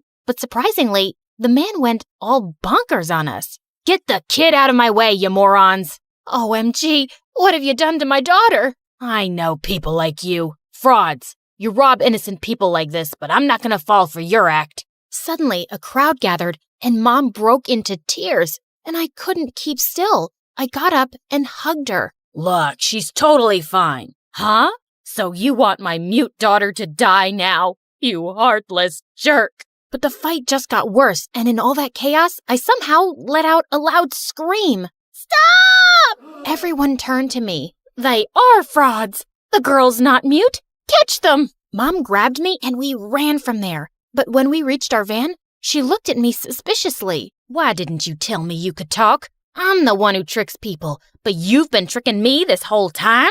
She did what? I had so many questions, but again, I couldn't speak. Later, she took me to a doctor, and we discovered that I was just a late speaker. And with practice, I could speak like the other kids. But my happiness was incomplete because now I knew the reality. My mom was a con artist who made fools out of people and took money from them. Come on, baby. We're getting late, and this time make sure you don't shout or scream. You're a good girl, right? No, and I'm not going anywhere. What? Why? You liar. Bad. How can you say that, honey? I had no means to raise you. That's why I got into this business, and now you're saying I'm bad? Do you know, if I stop doing this, you're gonna have to give up on so many things. All your favorite foods and trips. Can you do that? Well, maybe she really had no option, but I knew that this was wrong, and I refused to be a part of it anymore. I told her to stop with the stupid acts and get me into school, or I'd go to the police. So we shifted to Seattle, and there, Mom got me enrolled in a public school. I made tons of friends, and I was the happiest there. But then, in the 7th grade, things took a wild turn. A woman named Mrs. Miller came knocking on the door and claimed that she was my birth mom. That's rubbish. She's my daughter. The woman told us that she'd discovered some years back that I got exchanged at birth, and ever since then, she'd been looking for me. I don't believe you. You look like some fraud to me. And believe me when I say I can smell 'em. Mom! I know it's hard to trust me, but I'm sure you're my daughter, Elena. Please, give me a chance to prove it. But Mom pushed her out, and I felt really uneasy about this. What if she was actually telling the truth? And then a few days later, the unthinkable happened. Cops came to our house and arrested my mom. Wait, what are you doing? My mom's innocent. But the cops showed me CCTV footage, and it turned out Mom had robbed a bank this time, and now she was going to serve time in jail. As a result, I was sent to a foster home, and it broke my heart. It was worse than prison, and I was ready to run out of there. But then Mrs. Miller came to see me there one day. Oh, Elena, I saw everything that's happened on the news, and I didn't want to leave you alone, dear. She tried hugging me, but I pushed her away. My own mom lied to me. I wasn't going to trust some stranger now. I know you can't trust me, but I don't want you to live in such a place when your mom can take care of you. And I will get you the proof you need. Mrs. Miller kept persisting, so I agreed to get a DNA test. And just like she'd said, the results were a match. And she was indeed my birth mom. I was super shocked by this revelation. And moving in with her seemed so much better than rotting in this filthy place. So I agreed, and she took me to a palace-like house. My birth mom was frickin' rich. This is going to be your home now, sweetie. But I need you to promise me something. The girl who was switched with you, Stella, I haven't told her about any of this yet. I've loved her like my own child, and I want more time to speak with her about this, okay? I promised not to say a word about it. But as we entered, a cute little boy bumped into me, and we both fell on our butts flat. Ouch! That hurt! Hey, are you okay? I helped him up, and Mrs. Miller told me that he was my younger brother, Jeremy. And indeed, we looked so much alike. But he seemed really shy and ran away. Later during dinner, Mrs. Miller introduced me to Stella. A distant relative? But how come I've never heard about her, Mom? Because she lived very far away, honey. But now Elena's going to stay with us for a while, and I want you guys to be good to her, okay? Don't worry. I'm going to take good care of her, and we're going to be like besties. Stella seemed like a very nice girl. She showed me around the house and even let me borrow some of her gorgeous dresses. I'm having a sleepover tonight with my friends, and we're going to have so much fun. And she was right. It was a blast. Everyone loved me and kept complimenting me. Your cousin is amazing, Stella. You should invite her to all our sleepovers. And I guess we won't even miss you because she's so much more fun. Gosh, these girls were so funny and crazy. They asked me some questions about my family, and I came up with some random lies. But Stella looked a bit suspicious. The next few days were amazing. Mrs. Miller would take me out shopping, and we'd have so much fun getting to know each other. She even took me to her workplace, and I got this proud feeling knowing that she was a top lawyer in a huge firm. And soon, I wanted to be just like her. But that night when I was asleep, I heard some strange noise in my room, and I saw someone going through my stuff. It was Stella. What are you doing here? Oh, well, I was just checking up on you. Go back to sleep. Saying that, she rushed out of the room, but I felt really uneasy and I couldn't sleep after that, so I went downstairs to the kitchen for water. And there, I found Jeremy hiding behind the kitchen counter, binging on ice cream and cookies. Caught you! No, please don't tell anyone I was here. I swear, I didn't eat anything. Hey, it's okay. I'm not telling anyone.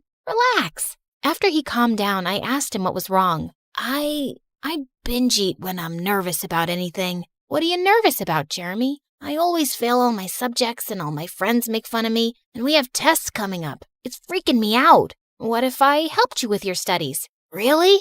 Yeah. And we can teach those nasty kids a lesson so they won't ever pick on you ever again. You're so amazing, sis. Saying that, he hugged me tight, and after that, I'd spend all my evenings teaching Jeremy in his room. Over time, I discovered that we had so much in common and we bonded so well together. I'm so happy to see you guys getting along, Elena. Yeah, I've been helping him study, but I guess he's too exhausted for the day, so I'll go now. I was leaving the room, but just then, Mrs. Miller took my hand gently. It's a good thing that I never gave up on looking for you. I'm so glad you're here, my daughter. I'm glad too, Mom. When I said Mom, her eyes lit up and she hugged me tight. Then a week later, I started school, and all of Stella's friends were so happy to see me there. Who's the gorgeous girl, Stella? Why don't you introduce us? Well, I'm not sure either. Why don't you go ask her? Saying that, she ignored me and went away with her friends. But I didn't like her being this way with me. So later that night, I went to ask her,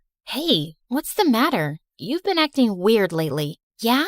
That's because I know something's up. And you and Mom are both lying to us. Oh, really? Is that why you were going through my stuff the other day? Don't act, Elena. Nothing you say ever matches up, and it's been so many days and no family member ever calls you. What are you hiding? I knew she'd figure out something was up sooner or later, but I couldn't tell her anything now, so I just left. Soon it was our birthday, and Mom decided to throw a huge party for both of us. And I got a really awesome gift for Stella, to make things up with her again. Hey, you look so pretty. I got this for you, and I'm sure you're gonna love it. She opened the box and her eyes lit up. I've got something even better for you that's gonna blow your mind. I wasn't quite sure what she meant till something terrible happened at the party. While everyone was enjoying themselves, Stella got onto the stage and grabbed the mic. Hey everyone! As you all know, it's my birthday, but it's also Elena's birthday. And I've got a great surprise for her. But before that, you should all know who Elena is. Saying that, a slideshow opened on a screen behind her, and it had pictures of my mom and all the news about her being a con artist and a robber. That's Elena's mom, and Elena's a fraud, just like her. Stella, stop this nonsense at once. Oh, this ain't nonsense, Mom. This is the truth. And now I want to know why you brought this street rat here and hid it from me. You're such a horrible person, Stella. Oh, do you want to cry like a little baby? Stop it. Don't hurt her. She isn't the con woman's daughter. You are. Suddenly, a loud silence swept across the room. Have you lost it, Jeremy? What are you talking about? Stop hurting Elena. She's my real sister. No, Jeremy, stop. Stella looked at Mom with questioning eyes. What? What is Jeremy saying? Mom?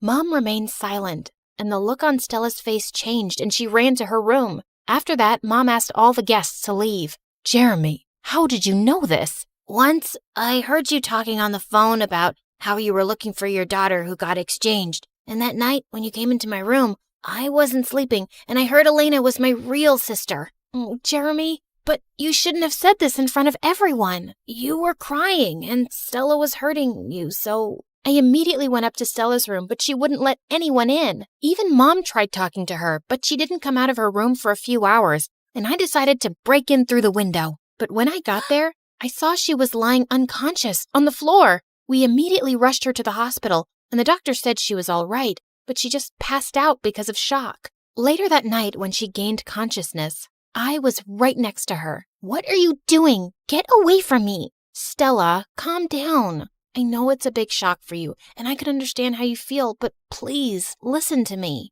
I don't want to hear anything, Elena. I hate you. I'm going to lose all my family and my home because of you. You're not losing anything, okay? Mom's loved you for so long and brought you up like her own daughter. How can you even think that she'd replace you? Elena's right, Stella. You're my daughter and my family, and you're always going to stay here with us. But Elena's your real daughter. Isn't that why you brought her here? And now even Jeremy loves her more than me. She is my daughter, but so are you. I love you both equally. Yeah, I love you both equally too. I'm sorry for what I did. So, you promise you're never gonna let me go, and I'll always be important to you? I promise, honey. Suddenly, she pulled Mom in for a tight hug, and I joined too. You guys, I'm here too. Come on then. What are you waiting for?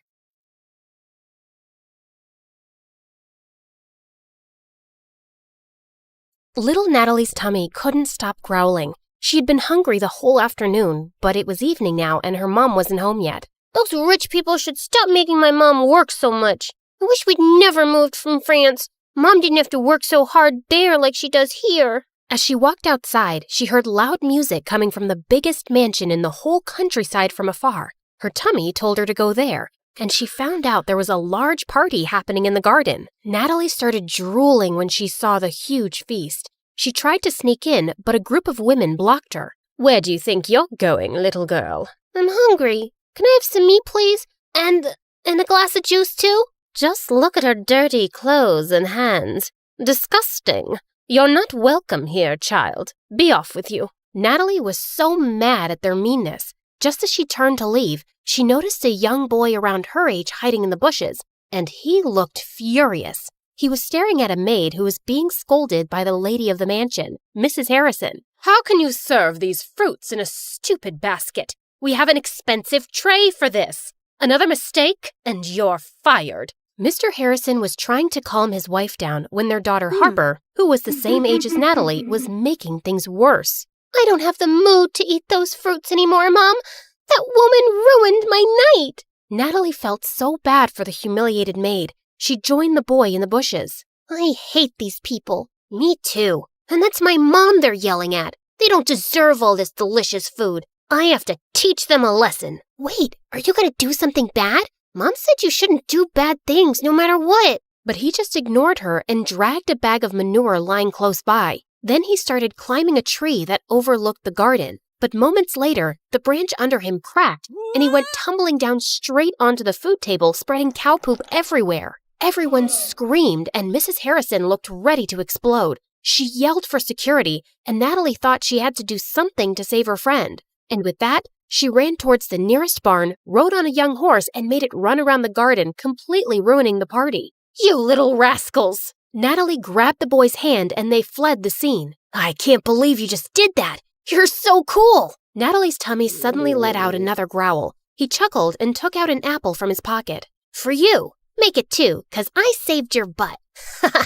I'll get you another one soon, promise. What's your name? Natalie. And you? Caleb. Nice to meet you, Natalie. Can we be friends? Okay. And since then, Caleb and Natalie became best friends. Growing up, they shared their love for food and their hate for rich and mean people, especially for people like the Harrisons. Caleb was 11 years old when his mom met a guy, Mr. Cross, a gardener for the Harrisons. His mom said that from now on, Mr. Cross would be taking care of them. Hello, Caleb. Your mom told me you like apples. And reading? Not long after, Mr. Cross and Caleb's mom got married, and he became the hero in Caleb's eyes. He was so amazed by his stepdad, how smart and strong he was, and how good he was to both him and his mom. When I grow up, I want to be just like you, Dad. I'm sure you'll be better than me and every wealthy man in this land, my child. He would help Caleb understand his math homework, give him tips on how to build a dove house, and he also gave him really good life lessons. My dad told me something. I want to share it with you too, 'cause you're my best friend. Really? Tell me. He said, sometimes we need to stand up for ourselves and fight back, whatever it takes. Yes, we fight back the right way. Mom said we shouldn't do bad things no matter what. I know, you told me. But is it bad to defend ourselves? Do we just let other people do bad things to us and say nothing? You always speak about how unfair the system is in this town for poor people. Yeah, I do think that. Like, if someone hurts you, I'll hurt them too. Natalie was surprised by how firmly Caleb said it. Suddenly, as she changed her position, she lost her balance and fell. Caleb laughed and helped her up. Now, I don't know how to hurt the fence or the ground, but Caleb then kicked the fence and stomped his foot on the ground. Natalie found it funny. She liked the thought of Caleb as her protector and felt really lucky to have a best friend like him. And over the years, she grew to like him as much more, but she was too scared to admit it, too scared to ruin their friendship. One day in high school, she decided to cook his favorite food and surprise him at lunch, but her heart ached with jealousy when she saw him laughing with some girls in the canteen. She was leaving when Caleb called her name and walked up to her. Is that for me? Before she could reply, the girls jumped in and glared at Natalie. Why are you friends with that dumbhead, Caleb? Same question.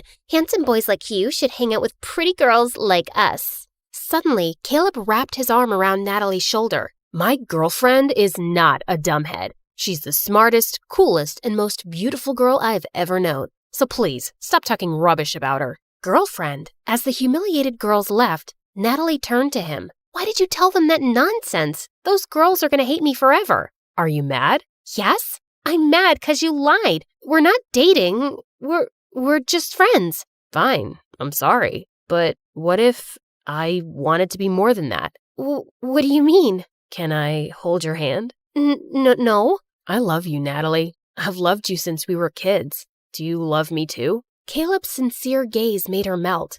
Yes, I think I feel the same way. Caleb started to lean in closer, and when their lips finally touched, she felt like she was on cloud 9. After that, the best friends became lovers, and Natalie was really happy with Caleb as his girlfriend. But over time, things started to get complicated. His mom fell really sick, and his stepdad's earnings weren't enough for her medicines. So Caleb was forced to take more part-time jobs around the farm. He hardly had any time to spend with Natalie anymore. Meanwhile, that night at the Harrisons, the family was having their usual dinner. Mr. Harrison was talking about the progress of their business, while Mrs. Harrison was being pushy towards their son to date someone. I don't understand the rush. I'm so young, I'll have plenty of time later on. You have plenty of time now. I don't, Mom. I'd rather focus on school than date. Love is nothing but a stupid distraction. All work and no play makes people really dull, darling. Remember Sheila? Benjamin's daughter. I think she's a nice girl. Mom, I don't like her. She's weirdly obsessed with me. Duke, she cares about you. Let him be for now.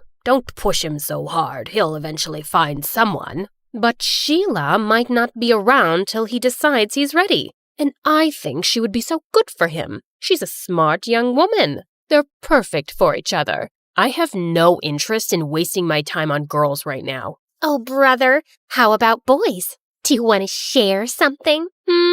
Shut up, Harper. Well, Sheila and her parents are visiting us soon, and you will spend time with her so you can get to know each other. Who knows? Maybe it will end in a wedding. Hearing that, Duke suddenly felt the urge to lie.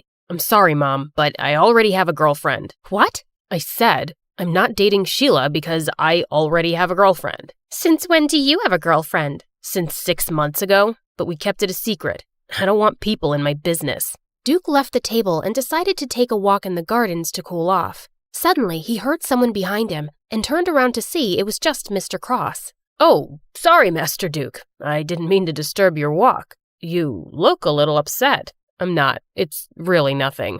Just sometimes parents can be too much. Do you have kids, Mr. Cross? A son, the same age as you. Maybe I'll introduce you sometime. Duke was feeling too preoccupied, so he just smiled at their gardener and walked off. That weekend, Natalie's mom caught a serious flu, so later that day she went to town with Caleb to buy some medicine. While they were in the pharmacy, his stepdad called him. I need to stop by a dad's friend's place to pick up a package. Wait for me in the town square. I'll be right back. Natalie bought the medicines and sat on a bench in the town square. Her favorite thing in that old place was the old horse statue in the center. They're such gorgeous and magical creatures. Just then, she noticed that its red eye patch was lying on the ground. She picked it up, and as she placed it back on, the statue suddenly wobbled. She tried to make it steady, but it just suddenly toppled to one side and broke into pieces. Holy mighty horsey! Natalie stared at the sight in complete shock. The townspeople quickly gathered around, and they went berserk. How could you be so reckless and ruin the pride of our town? Isn't it bad enough that we have to live with a foreigner who badmouths our town and its systems? And now you've ruined our cultural legacy. Some of them even started crying, and Natalie felt panic. She tried to contact Caleb, but her phone's battery was actually dead. I swear, I didn't do anything. It was already unsteady. Please, forgive me. But the townspeople were blazing mad. Soon the police came, and as they were questioning her, everyone suddenly became silent as they made the way for someone. Natalie lifted her head and met someone's eyes. Duke, the oldest child of the Harrisons. What's going on here? This girl just caused serious damage to a public property, and we need her to come with us to the station. Duke just nodded at them, and soon, Natalie found herself sitting in a police station. Please, officer, just let me go home first. My mom is sick, and she must be really worried. But the officer just ignored her. A few minutes later, Duke came out of the main office. You're free to go. I've taken care of everything. Huh? What do you mean? I paid $50,000 for the fine and damages so you won't go to prison. What? Why are you doing this? You don't even know me. Because I need you. What? What do you mean? Duke then dragged her outside the station to talk. Listen, I need you to work for me as my fake girlfriend for a month, and I'm going to pay you for it. I'm sorry, but can you repeat what you just said? I'm not sure if I heard it right. I think you did. You don't look like you have any hearing problems. Is that how you joke? Because it's super lame. Even hyenas won't laugh at it. Do I look like a clown to you? How can you offer me a ridiculous job when you don't even know if I have a boyfriend or not? Look, I don't care whether you're single or whatever. I'm not interested. I just need you to pretend to be my girlfriend and convince everyone that we're in love, especially my family. But why would you need a fake girlfriend anyway? You can just have a real one. Just choose any girl but me. You rich people are used to getting whatever you want anyway. I asked you to be my fake girlfriend, not to become an interviewer. In private, we'll be practically strangers minding each other's business. I can prepare a contract tomorrow. What makes you think I'll accept your offer? I don't want this weird job. Don't worry, I'll think about another way of repaying you. There is no other way. Accept my job, or return my money immediately. It should be the exact amount that I spent to save your sorry little butt. Natalie wanted to yell at him for blackmailing her, but she knew she couldn't pay him back.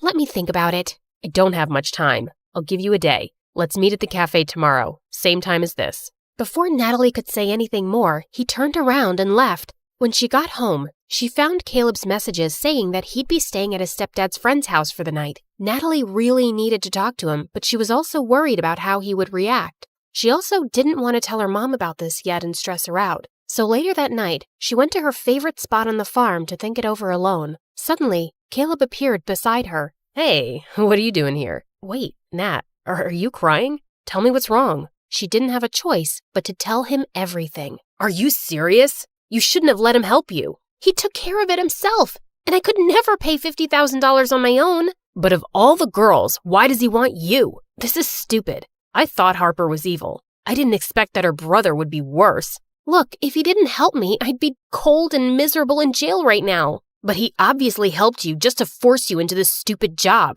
What am I gonna do? He left me with no choice. Seeing my girlfriend dating another guy is torture, Nat. It doesn't matter if it's fake or not. Caleb got up and furiously kicked some rocks. Okay, fine. I won't do it. I'll have to think of another solution then. As Natalie's tears poured, Caleb sighed and sat down. Okay, I'm sorry. Don't cry, please. Let's talk this over. You'll just be acting, and it's only for a month, right? And are you sure he's paying you a huge amount for it? Yes, I'll just be a fake girlfriend. I'll never fall in love with that jerk, ever. Okay, I'll agree to it, but on one condition. What is it?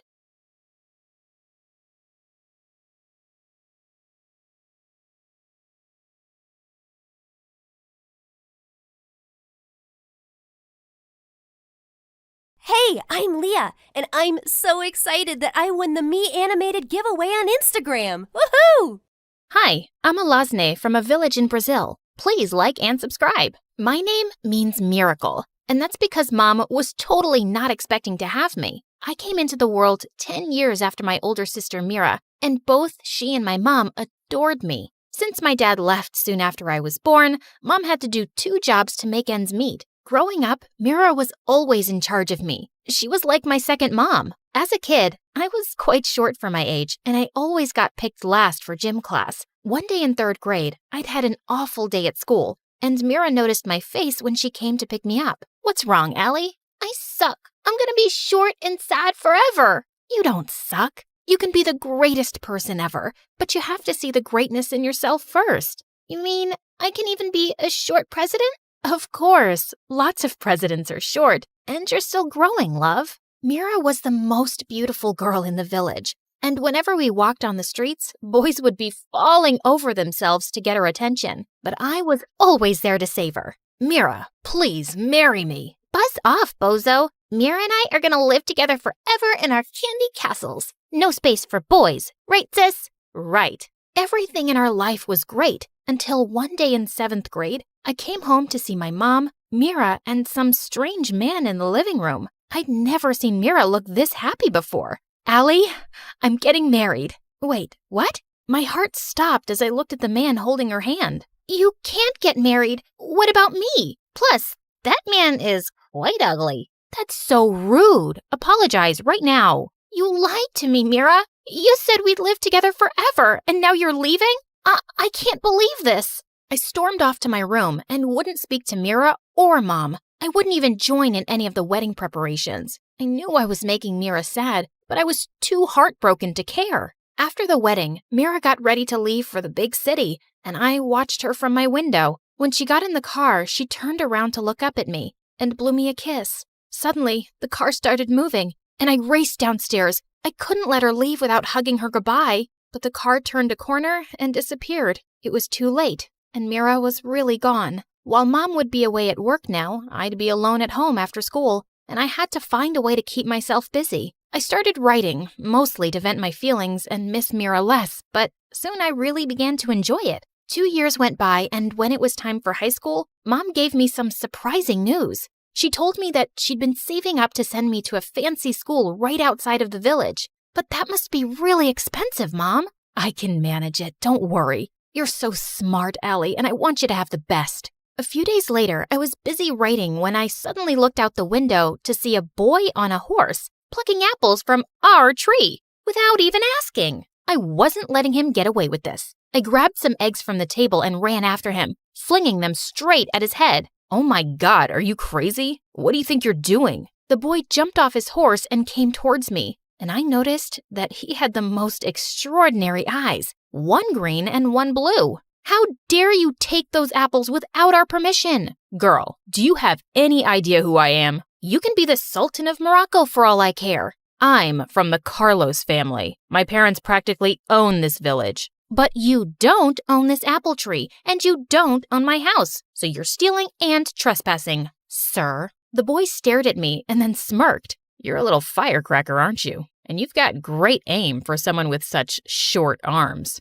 Before I could reply, he dropped the apples and walked off. Ugh, just wanted to punch his face with my tiny fists. But if he was telling the truth, the Carlos family did own the village, and I hoped I hadn't gotten me and Mom into trouble. A day before my new school was starting, I was beginning to feel more nervous than excited. The place would be full of rich kids, and I'd really stick out in my old clothes and shoes. But that evening, a huge package arrived at our door. I opened it, and inside was the most beautiful jacket ever. First days can be hard, but never forget how amazing you are. P.S. I'm sorry I missed Christmas again. Love, Mira. I was so happy I had something lovely to wear. Mira and I rarely talk these days because she hadn't visited once and now had a baby that always kept her busy. But I couldn't be mad at this gift. I walked into the huge school building feeling confident, and my first day was actually going great until I went to the cafeteria. I just sat down at a table when suddenly someone pushed my head straight into my food. Sorry, this table isn't for losers. As the kids around him snickered, I felt angry and speechless. I got up to leave when suddenly a boy appeared, the apple thief. Guys, you mind if I sit here? Of course not. Please, join us. Well then, my friend sits with me. He gently took my arm and led me back to the table. I played along with his act, but as soon as recess was over, I turned to him. You didn't have to do that. I can take care of myself. Oh, I know that. Look, we didn't get off to the best start, and I'd like for us to start over. So, what do you say? Friends? Okay, if you insist. Friends. His name was Julius, and he'd been studying in the city, but he had returned to the village to help his father with the family business. I started hanging out with him and thought he'd be rather spoiled, but he was actually quite sweet. And even though he was new, he was soon one of the most popular guys in school. Everyone wanted to be his friend, and they all shot me weird looks. Everybody loves Julius. You could have your own fan club. It's not me they like, it's my parents' money. They're also wondering why you're friends with the poor short girl. Why are you friends with me, man? Because you wouldn't be fake with me, even if I was the Sultan of Morocco. By the time high school was ending, Julius and I were best friends. I secretly had the biggest crush on him, but I would never say anything. I knew he'd never see me like that. One afternoon, I was walking back home after some errands when I spotted Julius in the park with this really pretty girl on his arm, and I felt my heart sink. Julius waved me over and introduced the girl as his dad's business partner, Sabrina. He asked me to join them as he showed her around, but I muttered some reply and quickly left. She was everything I could never be, and that hurt. For the next few days, Sabrina was stuck to Julius like a fly, and I made every excuse I could to avoid them. But one day when I was home alone, I heard a knock at the door and found Julius outside. Am I imagining it, or are you avoiding me? Why would I do that? I'm just busy. Busy or jealous? What? Why would I be jealous? Maybe because you have feelings for me and don't like seeing me with Sabrina? Jeez, you're so full of yourself. I don't like you, not one bit. You can marry her for all I... Just then, Julius pulled me close and kissed me. I love you, Allie. I always have, but I was never sure if you did. I do. I love you too, Julius. It felt amazing to be with Julius as his girlfriend. We graduated high school and had the best summer together. And then one day, Julius said he wanted me to meet his parents. I felt super intimidated by the idea, but it meant he was serious about me. I wore my best dress, but I still felt shabby when I reached their house. It was basically a palace, and I could just tell his parents weren't happy to see me. The dinner was going awkwardly, and in the middle I excused myself to use the bathroom. But as I got up, I crashed straight into a servant carrying in the next course, and we both landed on the floor with food all over me. Let's just get you home, He didn't even drop me off himself. He sent me back with a driver. But the next day, Julius came to see me with tears in his eyes. Allie, I am so sorry. My parents said they won't ever accept our marriage, and I think it's better if we end things now. What? Is that how you feel too, Julius? Are you ashamed of me? Of course not, but I don't have a choice right now. They'll cut me off, and I won't be able to take care of you. Listen, I'm leaving for London tonight, but I will write to you often, and I'll work hard, and when I've made something of myself, I'll come back for you. I promise. Why did the people I love the most always leave me? Allie, wait for me. I will come back for you. He kissed me and left. I cried for days, feeling heartbroken, but he had promised he'd write, and I decided not to lose hope. I waited for 2 weeks, but when I didn't get a letter, I walked over to the post office. It was a 3-hour walk back and forth,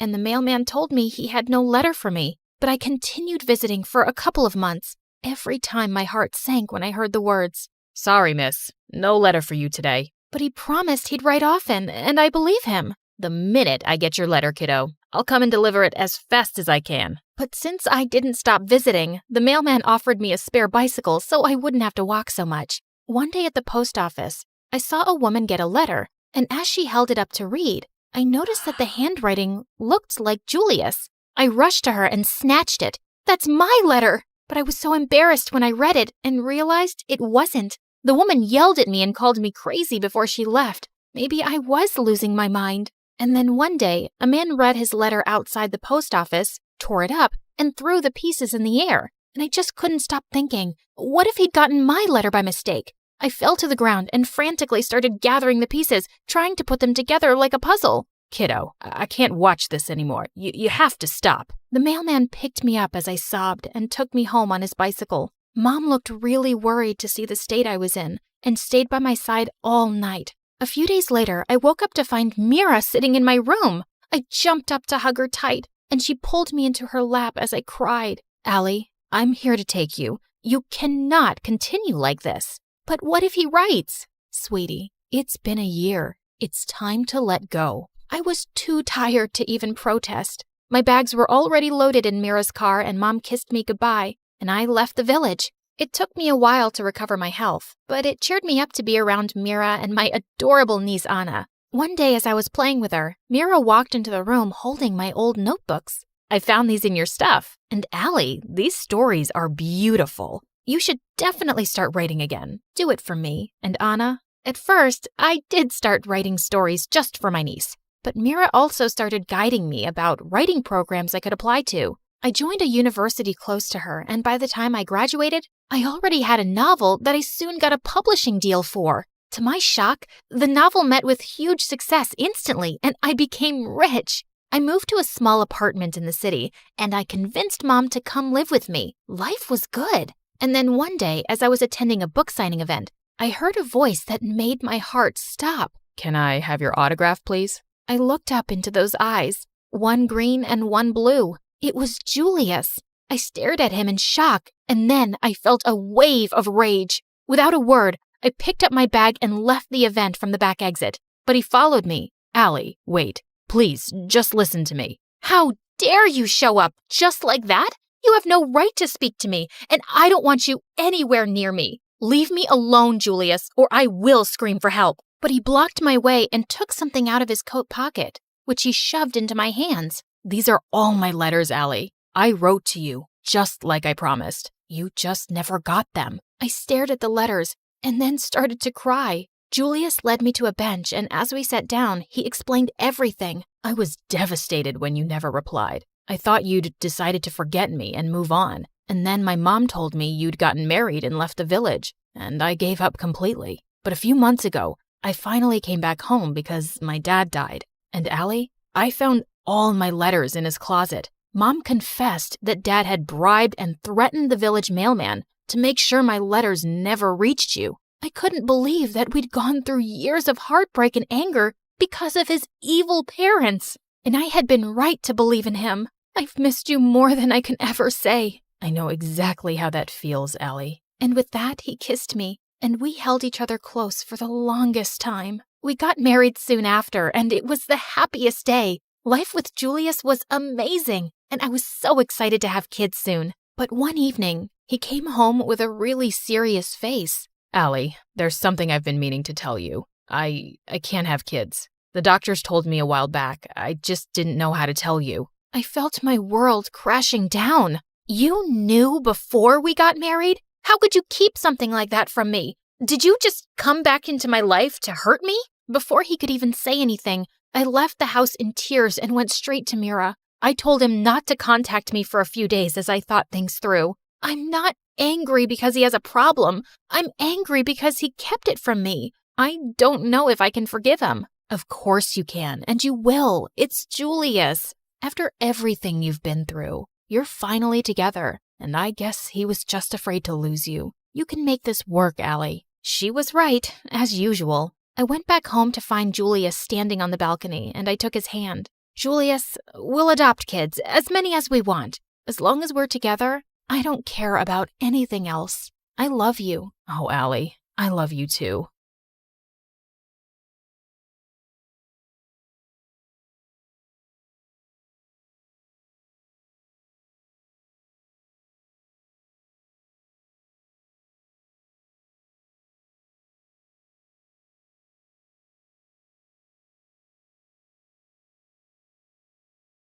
Hi, I'm Allison from a small village in France. Please like and subscribe. I lived in a small cottage with my single mother who worked as an artist. Life was tough since we had little money, so when I turned 5, Mom decided to move back to her home city, and it had a freaking palace. Whoa, is that a real palace, Mommy?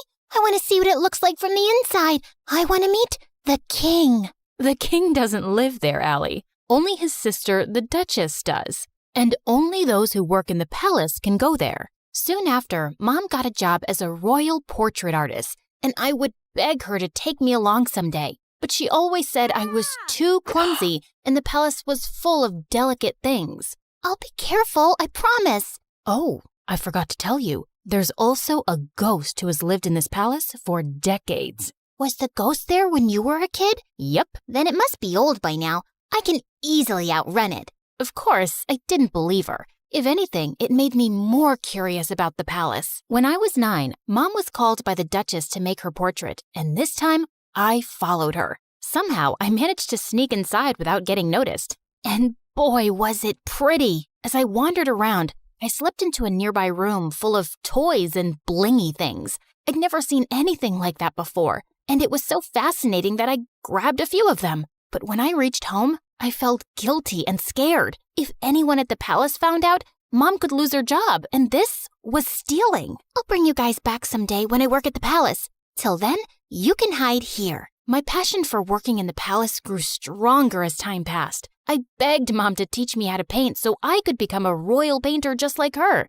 And by the time I was 17, I was better than her. One day while I was painting, Mom came home with some big news. The king is coming to town after 17 years, and they want paintings for the whole palace. We started working day and night, finishing all 20 paintings in under a week. But a day before the delivery, Mom slipped and sprained her ankle. I'll ask someone from the palace to pick them up. No, I can take them. I promise. I won't break a thing. Whoa! Are you sure? We can't lose the job. Yes, Mom. You can count on me. I managed to convince Mom and then left for the palace. I also took the stuff I'd taken all those years back. I could finally put that back. When I entered the palace, it was exactly as I'd remembered. Wow, how dull. This place could really use some color. I was so lost looking around that I tripped over a giant statue's foot, and the paintings flew in the air. Just then, I heard someone scream, and when I looked back and saw a girl, I almost passed out. It was like I was looking in a mirror. I touched her to make sure she was real, and she slapped my hand away. Don't you touch me, you peasant. Don't you know who I am? My doppelganger? We look exactly the same. No, we don't. I'm a princess, and you look like a street rat. If I look like a street rat, so do you, because we have the same face. Wait a minute. Is that gold? Oh my God, you're a thief. The girl started screaming again, and I was surrounded by palace security within seconds. Just as they held me, I bit one of the guards and ran till I reached home. When I told Mom what had happened, She looked at me in shock, and minutes later, the king arrived with the Duchess. Oh, my sweet daughter, it is you. You're what? Mom, what's happening? My mind went blank when the king told me how years ago the nanny had taken me out for a walk, but we both never returned. Your mother and I searched everywhere for you, but we failed. She was heartbroken and no longer wanted to be here, so we left the palace. But today, when the security guards told me of an intruder who looks just like the princess, I just had to come and see for myself. Mom, is that true? I'm not your daughter? It's true, Allie. I found you on my doorstep with a note and some money, but I had no idea you were a princess. Why didn't you ever tell me I'm not yours? Because I fell in love with you the moment I saw you. Now you were my daughter. I am so sorry, Allie. It was just all too much to process, and I ran off. I was a princess, and I had a twin sister. I was living a lie for 17 years? I was walking along the road trying to clear my head when a big sports car pulled up next to me, and a handsome guy got out. Cherry, what are you doing here? It's not safe. Cherry? Do I look like a stupid fruit? Leave me alone. I called you pumpkin before, but you hated that too. What the heck's your problem, dude? This is not a good time. I was saving this as a surprise. But here, will this make you come with me? Holy moly! That diamond was bigger than my fist! Calm down, Allie. Okay, you've got the wrong girl. Whoa! Sorry, I'll have to carry you back home if you don't listen. I punched him in the nose as the guy screamed like a little boy and then ran for my life. This was officially the worst day ever. The next day, the royal staff packed all my stuff and I was moved to the castle. My royal chambers were bigger than my whole house, and everything was beautiful, except it didn't feel like home. Mom wasn't there, and even though I was mad at her, I missed her. I was unpacking when my sister walked in. I know you think you're suddenly a princess now too, but don't let this get to your head. Remember, I rule. Charlotte, dear, don't be so rude to your sister. You should be happy she's back. Okay, Amber. Allison, darling, we're starting with your royal lessons from tomorrow. Be ready at 4 a.m. sharp. Good luck with that. It's not easy being a princess. She wasn't kidding. It was a mad schedule. Mornings were for horse riding, then music in the afternoon, and martial arts in the evening. My body was super sore and I was exhausted, but within a few weeks, I'd grown tougher and learned a lot. One evening during martial arts practice, someone walked up to me. It was the diamond guy. I thought they were just rumors, but you are prettier than Charlotte. We look exactly the same, like identical. Can't you see that, or did the punch make you blind? Feisty. I'm Prince Arnold, by the way, Charlotte's fiancé. Isn't she too young to get married? Are you jealous? What? Move along, dude, unless you want another punch. But the guy just winked and left. What a flirt! Later that evening at dinner, Dad announced that he'd be holding an official coming out party for his daughters, and the entire village would be invited. What's a coming out party? Lame question. It's your official introduction. So why are you having one? Don't people know you already? That's when Dad told me that Charlotte had always been sick all her life. She had a rare genetic heart condition that didn't allow her to roam around too much. It was only recently that she'd gotten better. But I'm still better than you. What's your problem? My problem is that you're here to take my crown away from me, and I won't let that happen. Enough. That's for me to decide. Now eat your dinner. I'd root for you. I kicked that butt face under the table, and he turned red. Much deserved. The coming out party had sent the whole town into a frenzy, and Mom was called to make our official portraits. Seeing her made me feel so much better. So, how do I look? Like a princess. Have you forgiven me? Maybe. I mean, you're still my mom. Of course I am. The party was a huge success, and I could see the king's pride in introducing his daughters. You should see Allison fight. She's a natural. Her paintings are so good. I think I should send her to Paris to become a professional. Dad, I wanted to become a chef, and you didn't allow that. That's because you weren't well, Charlotte. Now, don't interrupt me while I'm talking, darling. I was a little embarrassed with all the praise, and it clearly bothered Charlotte. So I excused myself and went out for some fresh air, only to find that jerk, Arnold, making out with a maid. What the heck, dude? Oh, hey, Allie. Don't worry, this isn't serious. And you're next. I felt furious and turned around to leave, but he blocked me. Oh, don't be so mad. Come here. Arnold pulled me in and was about to kiss me when I pushed him hard, but Charlotte walked in just then. What's happening? Wait, I knew it wasn't you. My darling Charlotte, this imposter tried to take advantage of me. She tried to kiss me while pretending to be you. What? That's not true. This guy's been flirting with me ever since I came here. Charlotte, he's a jerk. I just caught him making out with a maid. Enough. First, you try to steal my life, then my dad, and now you have your eyes on my fiancé? I won't let you get away with it. With that, Charlotte went inside and got on stage as everyone stared at her in confusion. Attention! My twin sister is a manipulative witch. She's a thief and a liar, and so is her mom, that lady. Tell me, Allison, did she teach you how to be a lowlife? Because you surely weren't born one. Say what you want about me, but keep my mom out of it. I feel sorry for you, Charlotte. How could you be so bitter? It's so... Before I could finish, Charlotte jumped on me and we got into a crazy fight. As the king pulled us apart, Charlotte started shaking and fell to the ground. We rushed her to the hospital, and the doctors informed us that she had fainted because of stress and needed rest. I wanted to visit her, but the Duchess stopped me. I think it's best that you stay away. You've done enough damage. Brother, she's not good for Charlotte's health. We might not get along, but she's my sister. She's right, Allison. I think it's best if you give each other some space. Maybe you can stay with your mom for some time. It will only be temporary, love,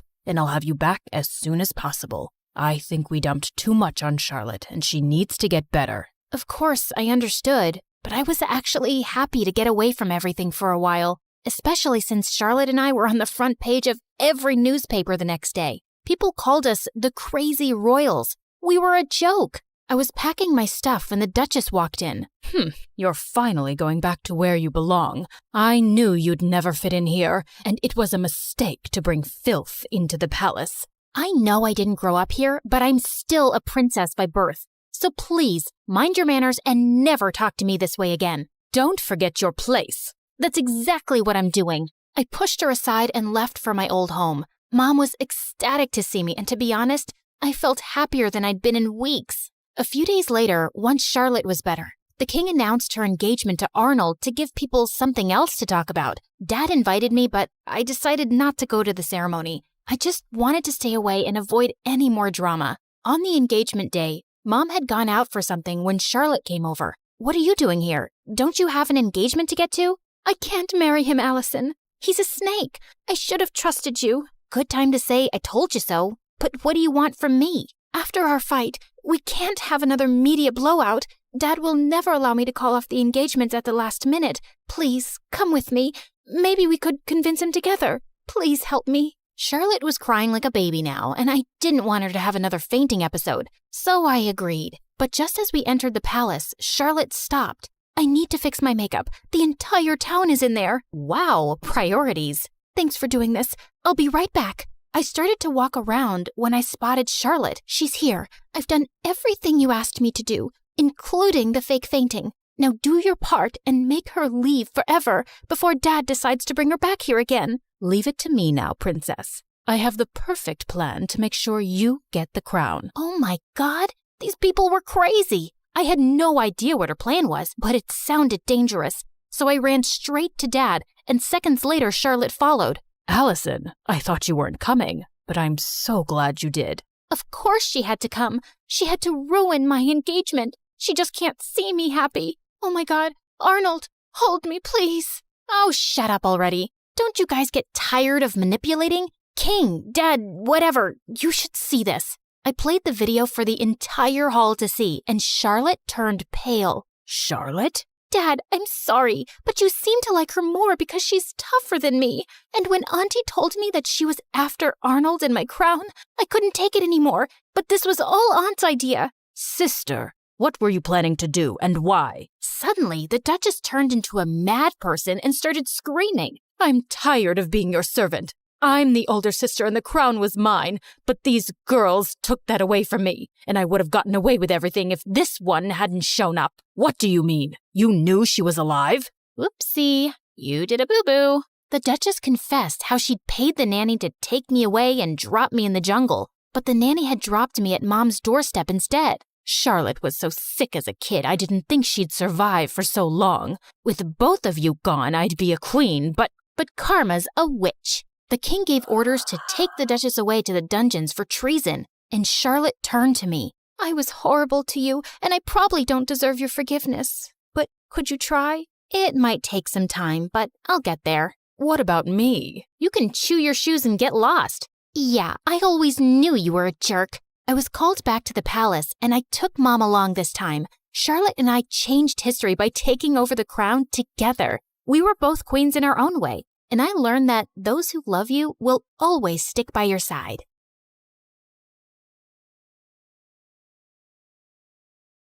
People call me the Queen of Entertainment, a famous pop icon, a musical superstar. You can take your pick. As for me, I like to be called the Queen of Hearts. Hi, I'm Ariana Grande. I was born in 1993 in Florida to overachiever parents who were super successful in their careers. Right since I was a toddler, I loved to sing. Mom would sing me lullabies and I'd sing along with her. You have a beautiful voice, my baby, just like an angel. I'm not so sure.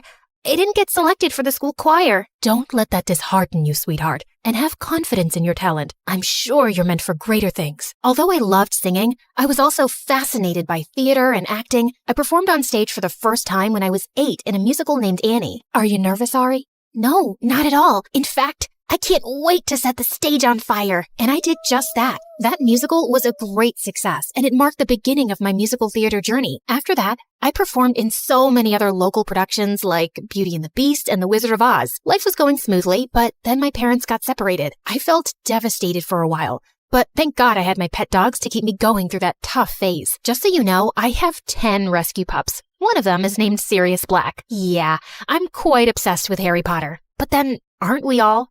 So by the time I turned 14, I decided I'd acted enough and now wanted to make a career in singing. I packed my bags and moved to Los Angeles to meet my managers. Guys, I think I want to make an R&B album. That's a hell of a goal, but who do you think's gonna buy a 14-year-old's R&B album? Well, that kind of made sense. So I went back to Florida and decided to focus on theater for the time being. Then when I was 15, I got chosen from among thousands of girls to play one of the main characters in a Broadway musical called 13, for which I later bagged a prestigious award. By this time, I had moved to New York, so I was missing school a lot. Mom, I want to continue performing, but what about studies? I want to finish high school at least. Don't worry, sweetheart. Your school has agreed to send study materials so you don't miss out on your studies. That was pretty cool. I was studying and focusing on my career, even though I was miles away from home. Then in 2009, I bagged the role of an adorable goofball named Kat Valentine in the famous Nickelodeon TV show named Victorious. Since the show was set in a performing arts school, it gave me an opportunity to showcase my acting as well as my singing abilities on a national platform. Thanks to the show, I was suddenly a teen idol. So, Ariana, what's next? Are you looking at a career in Hollywood? To be honest, acting is fun, but music has always been first and foremost with me. I was determined to give singing a shot, so I kept uploading my videos on YouTube where I sang covers of songs by Adele, Mariah Carey, and Whitney Houston. Meanwhile, the second season of Victorious premiered in 2011 to 6.2 million viewers, becoming the highest rated episode of the show. Victorious ran for 3 seasons until it was finally wrapped up in 2013. Then one day, I got the most unexpected call. Hello, Ariana. I'm Monte Lipman, CEO of Republic Records.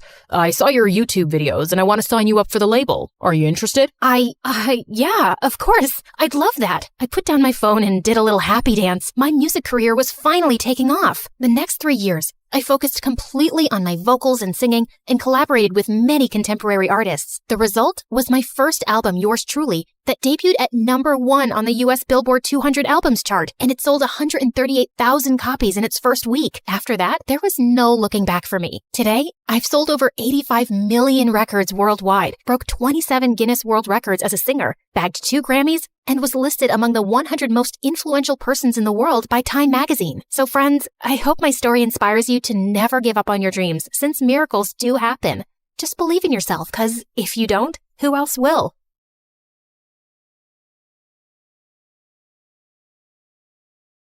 I was just minding my own business in the convenience store when suddenly a hooded guy jumped at the cashier and pulled out a gun. Give me some cash. All of it. Now. Everyone started to panic, except me. I'd actually been waiting for this moment. Hey, idiot! Everyone gasped as the robber turned to me. I then walked up to him while slowly removing my jacket. It's so hot in here, don't you think? Back off, sweetheart. I have a gun. Not anymore. He tried to dive for it, but I immediately locked him in a tight grip and pinned him to the ground. It's jail time, baby. And that's how you catch a criminal. Hi, my name is Artemis, and I've always wanted to become a detective, just like my dad. Before I continue, MSA will give $1,000 to one lucky person who subscribes in the next 7 days. Tell your friends, your sister, brother, and mom to subscribe now. As the robber was being arrested, someone approached me with a proud smile on his face. My favorite police detective, Lewis. I'd met him during a Future Detective summer program for high school students last year, and we'd kept in touch. You're really something else, kid. Kid? He was just 5 years older than me, but he kept treating me as his little sister. And it was so annoying because I actually liked him. I learned from the best. If you're free tonight, do you want to have dinner with me? Would he finally confess his feelings for me? The anticipation was killing me. He took me to a romantic restaurant and my heart was racing. I'll get to the point, Artemis. I know that you've been waiting for this moment too. You bet I have. We're having a big and difficult case right now, and we need your help. Oh, I suddenly felt stupid. Tell me about it. It's a gold smuggling case, and the suspect's name is Mr. Anderson. We need some hard evidence against him. And how can I help exactly? He has a son, and his name is Chase. He's a senior high school student, reckless, clumsy, and spoiled. He's looking for a female bodyguard, and she should be very attractive. So, you want me to pose as his bodyguard while spying on Mr. Anderson, right?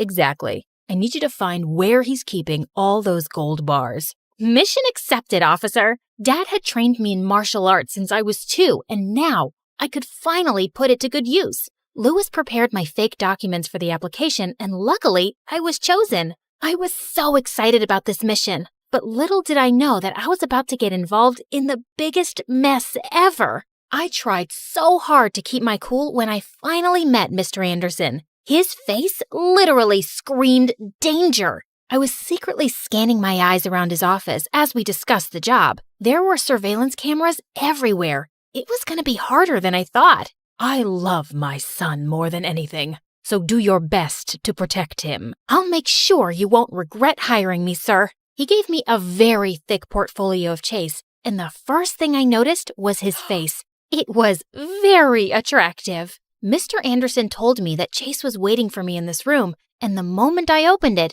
I was caught off guard when someone suddenly jumped on me. It was him, and he looked like a scared little puppy. Is everything okay?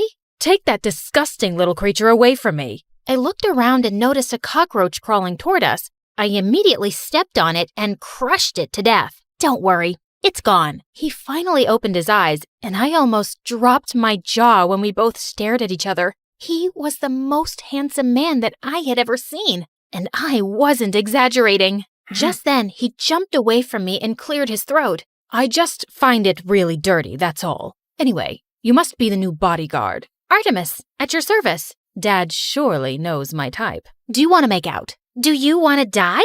Playing hard to get. I like that. I was hired to be your bodyguard, not your girlfriend, sir. You'll still end up being one, so why waste time? He was about to touch me, but I gave him a powerful blow that sent him flying to the wall. Are you crazy? You're being paid to protect me, not kill me. Sorry, it's just a reflex. Fix your stupid reflex or I'll tell Dad to fire you. Loud and clear, sir. I'll officially start my duty tomorrow. Have a nice night. Later that night, while everyone was sleeping, I tiptoed around the mansion and installed some spy cameras to watch Mr. Anderson's every move. I had to catch him soon and get this job over and done with. The next day at Chase's school, boys immediately flocked around me like I was a celebrity, and Chase didn't look too happy about it. Just then, he started throwing some dollar bills at them. $1,000 for each of you to back off and stop looking at my bodyguard, losers. And with that, they all closed their eyes and ran away like rats in the dark. Excuse me, sir,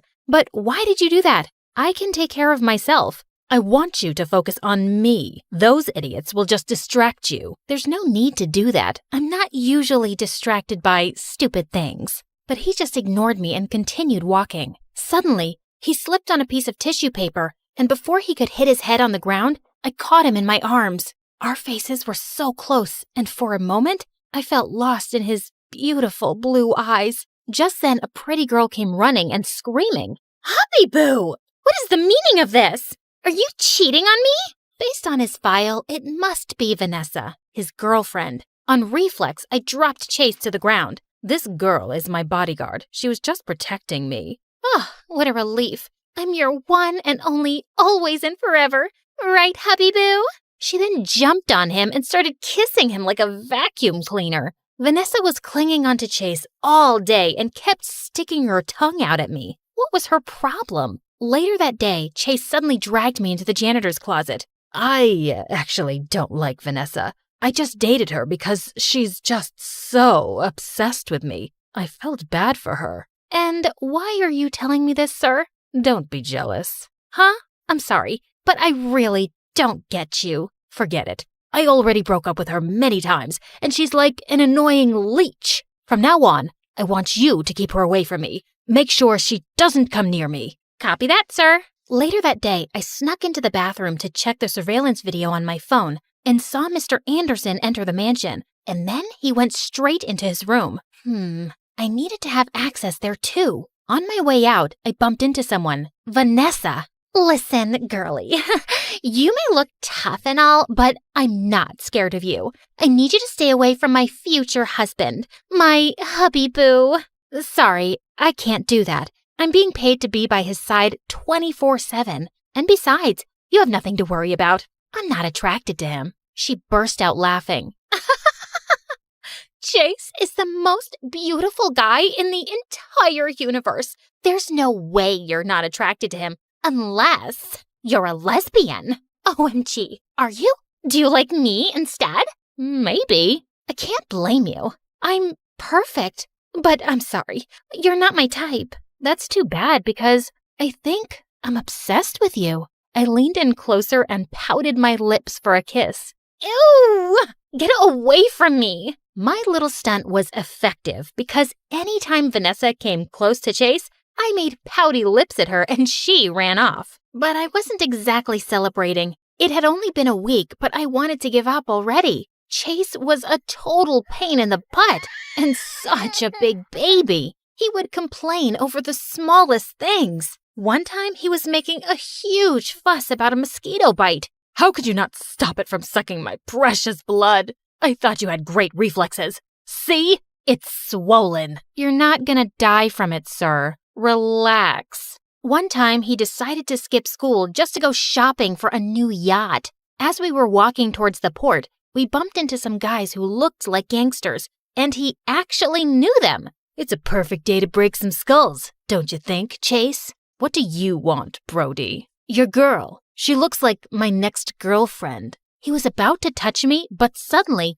Chase jumped in and shoved him to the ground. Don't you dare touch her, dummy. Brody went berserk. You stupid dirtbag. He was about to punch Chase, but I was able to block his fist just in time. I'd run home to mommy if I were you. I twisted his arm and he went screaming in pain. Get her, boys. I threw a couple of my karate moves and they all fell to the ground in no time. I turned to Chase and he looked stunned. He was still speechless, even in the car. When we got home, he just sat in front of me and stared at my face. Is there any problem, sir? You're the prettiest and coolest girl that I've ever met. Do you know that? He lifted his hand to touch my face, and I just shivered at the contact. You know what happens when you touch me, Chase. So get your hands off me before it's too late. Suddenly, his happy face turned sad as he pulled away from me. I'm sorry. I won't bother you anymore. Well, that was weird. I needed to find that secret room with the gold bars as soon as possible, before things got any weirder.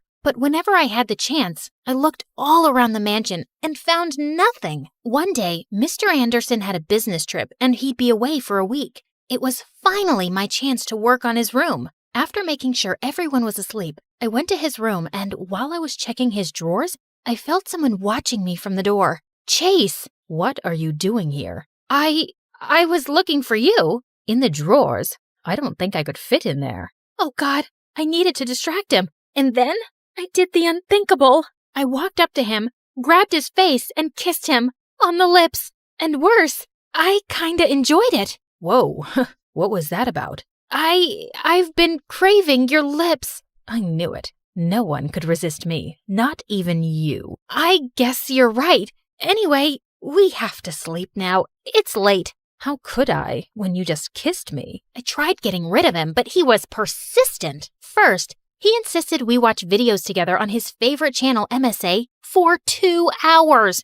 And then he even made me sing him a lullaby to help him sleep. When he was finally asleep, I just found myself staring at his face. He actually looked like a beautiful angel. Snap out of it, idiot! The next day at school, Chase did something that gave me the shock of my life. He announced to everyone that we were dating, and Vanessa went wild. This girl is a lesbian, and I'm the one she actually likes. She's only getting back at you because she's jealous. Chase ignored her and got on his knees instead. To my surprise, he started tying up my shoelaces. Silly girl, what if you trip and hurt yourself? I then pulled him to the side and confronted him. What in the world are you doing? You like me, and I like you. So we're dating, right? Are you crazy? If your dad finds out about this, we're dead. Don't worry. He's too busy to even check up on me. From now on, I'll protect you and serve you instead, okay? I kept on refusing, but he was unstoppable. He was just around me all the time, and it was driving me crazy. All he did was stare at me 90% of the time. Could you please stop that? It's freaking me out. I could stare at you forever. You're just too pretty. I sometimes doubt if you're even real. During classes, he kept reaching for my hand just to hold it. During lunch, he would feed me and just watch me eat. He was acting like the perfect boyfriend, and I had no choice but to play along to protect my cover. Ugh, what had I gotten myself into? Later that night, I called Lewis and reported everything, including my fake relationship with Chase. I need you to stop entertaining any distractions and finish your mission ASAP. Understood? He sounded mad, and it made me feel bad. I'm sorry. I'll do better. The only place I hadn't checked yet was Mr. Anderson's bathroom, and I had to do that first thing in the morning. But I woke up to see Chase smiling at me with breakfast in bed. Good morning, my love. Eat up. I cooked it for you. The eggs looked delicious, so I decided to have a little taste. And they actually were. I didn't know you could cook. I wanted to be a chef and open my own restaurant someday, but Dad wanted me to be the next CEO of his company instead. Nothing feels better than living your dream, so stop being a loser and go for it. It's your life, not your dad's anyway. I suddenly felt bad knowing that his dad was a criminal. That's the most beautiful thing I've ever heard in my life. I can't help but fall for you harder each day. He sounded so real, I almost fell for it. You're pretty good with words, aren't you? I'm serious about you. To my surprise, he gave me a quick peck on the lips,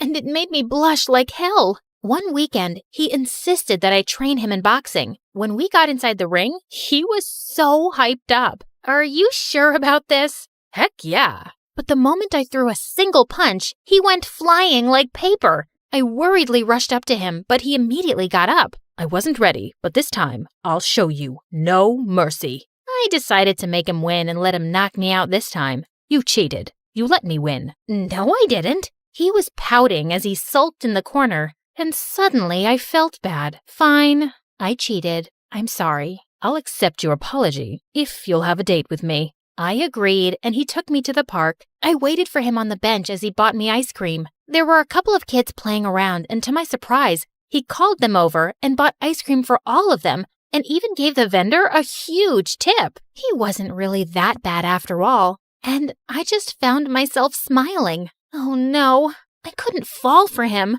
I had to get rid of these stupid thoughts and focus on my goal. The next day, I told Chase that I wasn't feeling well, so I couldn't go to school with him. As soon as the coast was clear, I slipped into his dad's room and went straight to the bathroom. I checked every corner and space until I saw a button underneath the sink. I pressed it, and to my surprise, the bathtub slid away, revealing a trap door beneath it. I tried all the combinations in the passcode lock until it finally opened. I went down the stairs, and I couldn't believe my eyes. The room was full of gold bars. I immediately called Lewis for backup, and while I was taking some pictures, someone suddenly smacked my phone out of my hand. It was Mr. Anderson, back from his trip, and he was raging mad. "You little witch." Just in time, Lewis and the police barged in and finally arrested him. As he was being escorted out, Lewis came up to me and hugged me.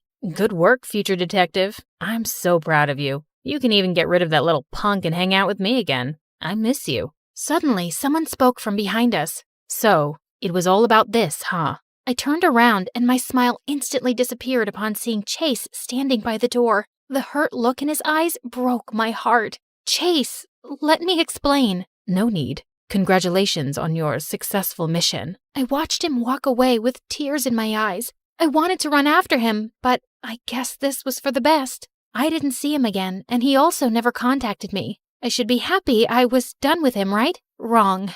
It kept on bothering me. A lot. One day, Lewis took me out for dinner, and I was expecting him to give me another case. But he completely surprised me by saying, "I like you a lot, Artemis. Will you be my girlfriend?" I had been waiting for this moment. I should be happy. But why was I thinking about Chase? I'm so sorry, Lewis, but I think we're better off as friends. You like someone else, don't you? I just bowed my head down and smiled. It didn't matter now because I'd ruined his life. 2 years had passed and I was finally studying criminology at university. One day during lunch, I decided to try the new restaurant around the corner, and I was shocked to see who the chef was. Chase! It's so nice to see you here. How are you doing? I'm doing great. I took your advice, and here I am. He looked even more handsome than before. I didn't know what to say. It's really good to see you, Artemis. You too.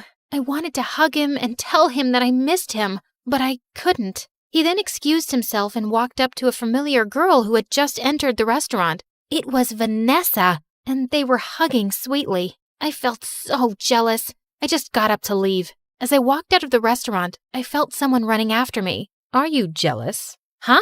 What are you talking about? Vanessa realized that she actually likes girls, and we ended up being good friends. Oh, wow. I didn't expect that. Just then, he stepped closer and held my hands. I've been in love with someone else for a long time now. I bet you know her. You're supposed to be mad at me for putting your dad in jail. I'm not. He's a criminal, so he deserves it. I'm upset because you pretended to love me. When did I say that I was just pretending? You weren't? He looked so cute as he blushed, and with that, I grabbed him by his collar and kissed him. Sorry, it's just a reflex. Let's make it a habit then.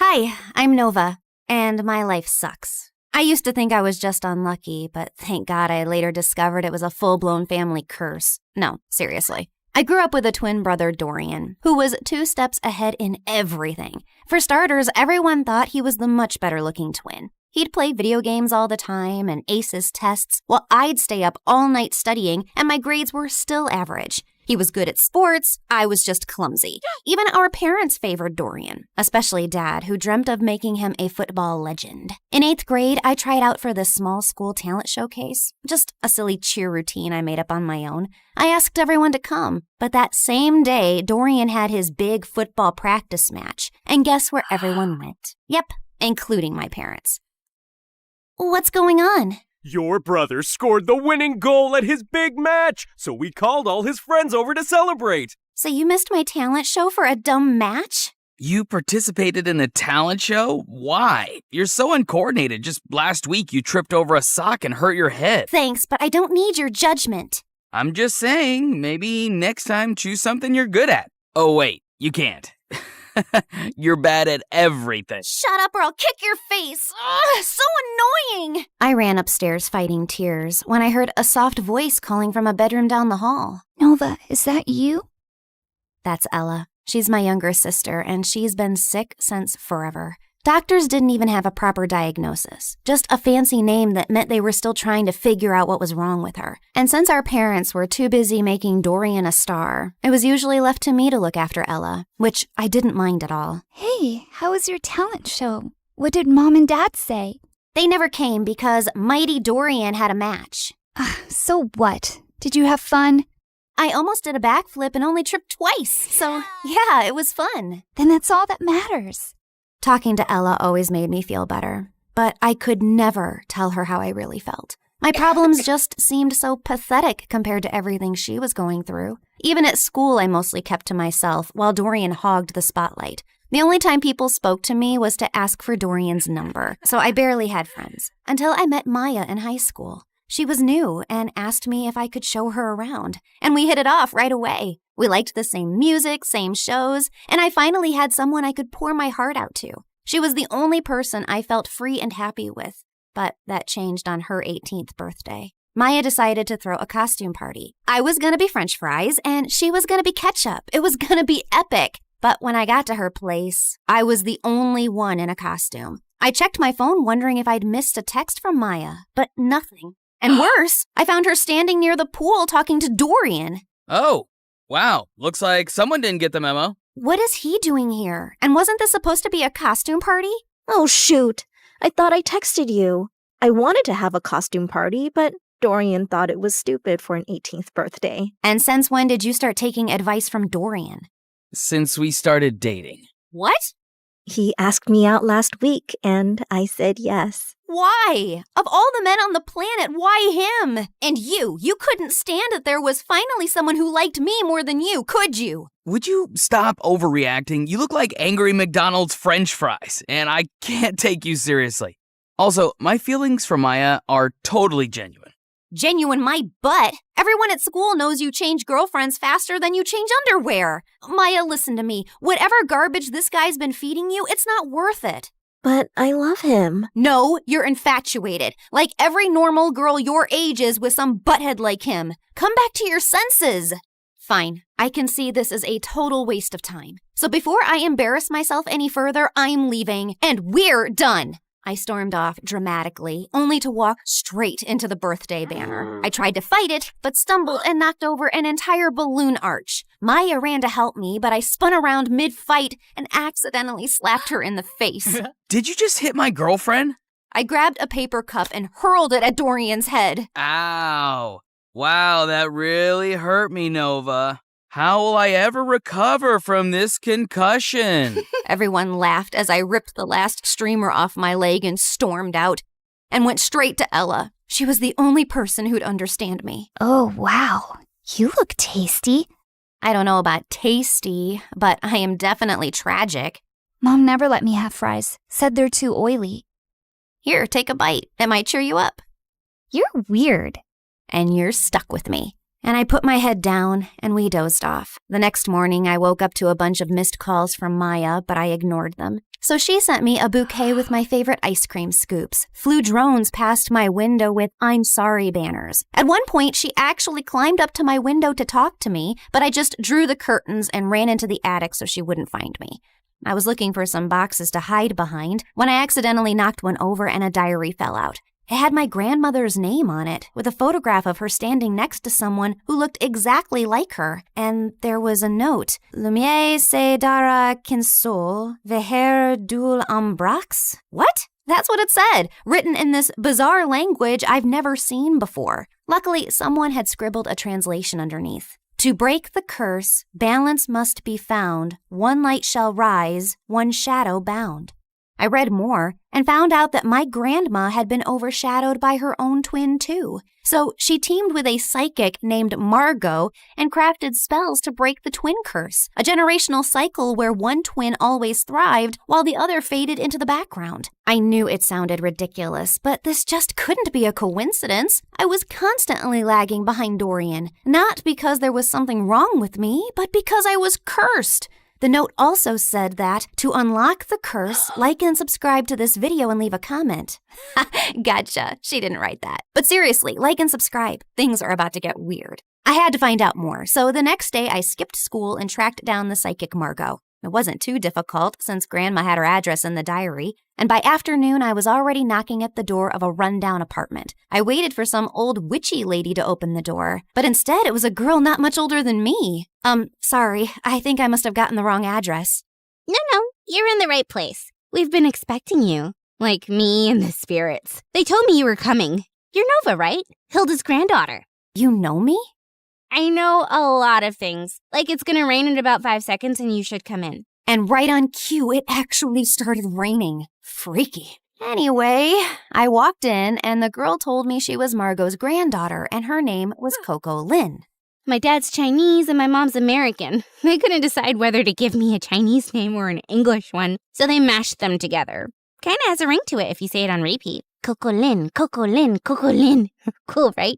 I think it's very cool. Like, it's also pretty cool that I'm my grandma's reincarnation. I've retained some of her memories and her power to see the future, talk to ghosts, and read your star chart, yada yada. In fact, before I was my grandma, I was this super rich woman who went on a ship, met this cute artist. He was poor. I was loaded. We fell in love, but then the ship crashed and he died. Like the movie Titanic? What? Never mind. Can we just get to work, please? I gave her the diary, and she invited me into this small room. As I settled into a beanbag, Coco Lin took the diary in her hands. Then suddenly, she threw her head back dramatically. Before I could ask if she was okay, she snapped her head forward like a possessed owl, then started spinning in slow circles. Then she dropped to her knees, flapped forward, and after a full minute of silence, popped back up. All done. The curse is now reversed. Whatever once belonged to your brother is now yours. Wait, what do you mean by reversed? I wanted you to end the curse. Yeah, well, unfortunately for that, you'd have to find the original witch who cast the curse on your family. And she's probably dead. So unless you have a shovel and a time machine, this is the best I could do. Now remember, every spell has its repercussions, so just be aware of potential side effects. What kind of side effects? Mild nausea, headaches, nosebleeds, and in rare cases, hallucinations. It depends. On what? On how badly cursed you are. Just kidding. I fixed the curse, remember? You'll be fine. Would you like some tea?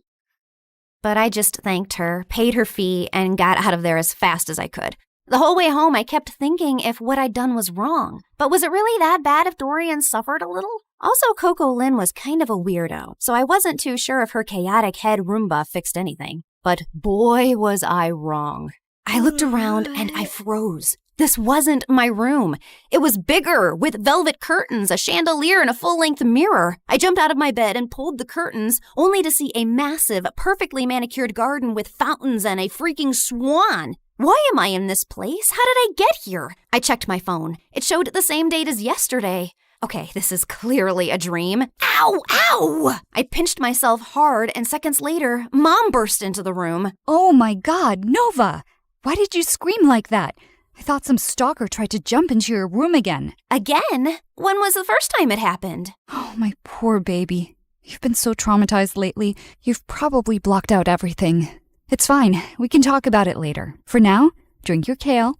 You're already late for gym, and Coach gets cranky when you're not warmed up before cheer practice. Mom, I don't do cheer practice. I barely passed PE. This isn't real. I rushed outside to find Ella's room. She might have answers. But the house was so huge, I had no idea which room was hers and accidentally entered Dorian's. What are you doing in my room? Shut up and tell me what's happening. Are you trying to pull some elaborate joke on me? Who even owns this house? One of your weird rich friends? What are you rambling on about? I'm just living my perfectly miserable life in silence, and you won't let me have that? If your life is miserable, I might as well be an earthworm. You know, I saw this documentary about teen celebrities and how they all went bonkers at age 18. You should watch it. I think you'll fit right in. You think this is funny? God, just tell me where Ella is and I'll leave. Same place she's always been. Why? Suddenly remembered you have a sick sister who needs your attention? I've always cared about Ella. You don't care about anyone else but yourself, Nova. Now get out and go sign some stupid autographs.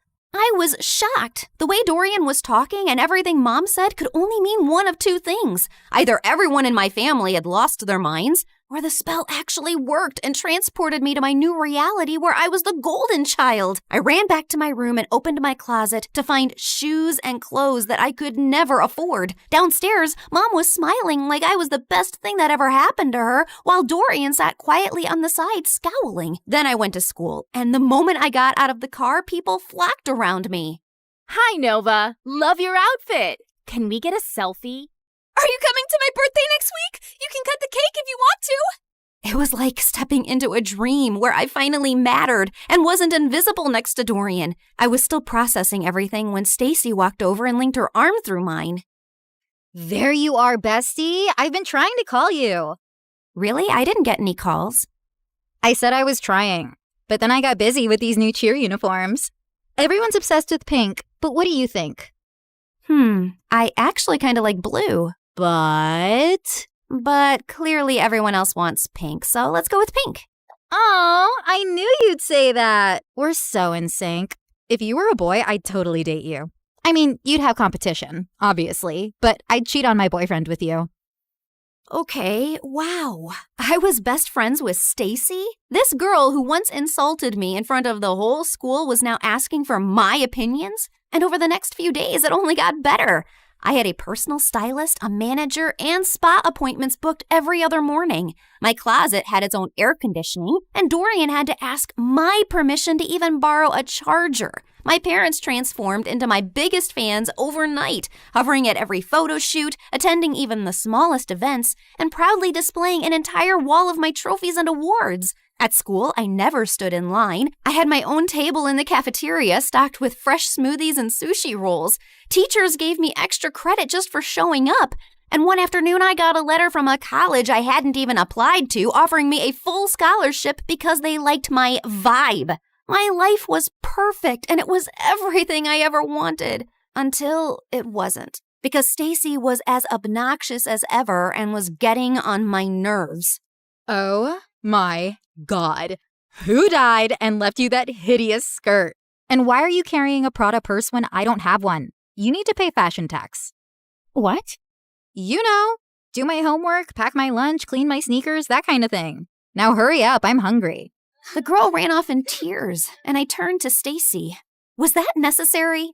No, but it's fun. And why are you being all judgy today? Did you forget the time you bullied that new girl, Maya? She was so terrified of you, she literally transferred schools. I bullied her? Every day.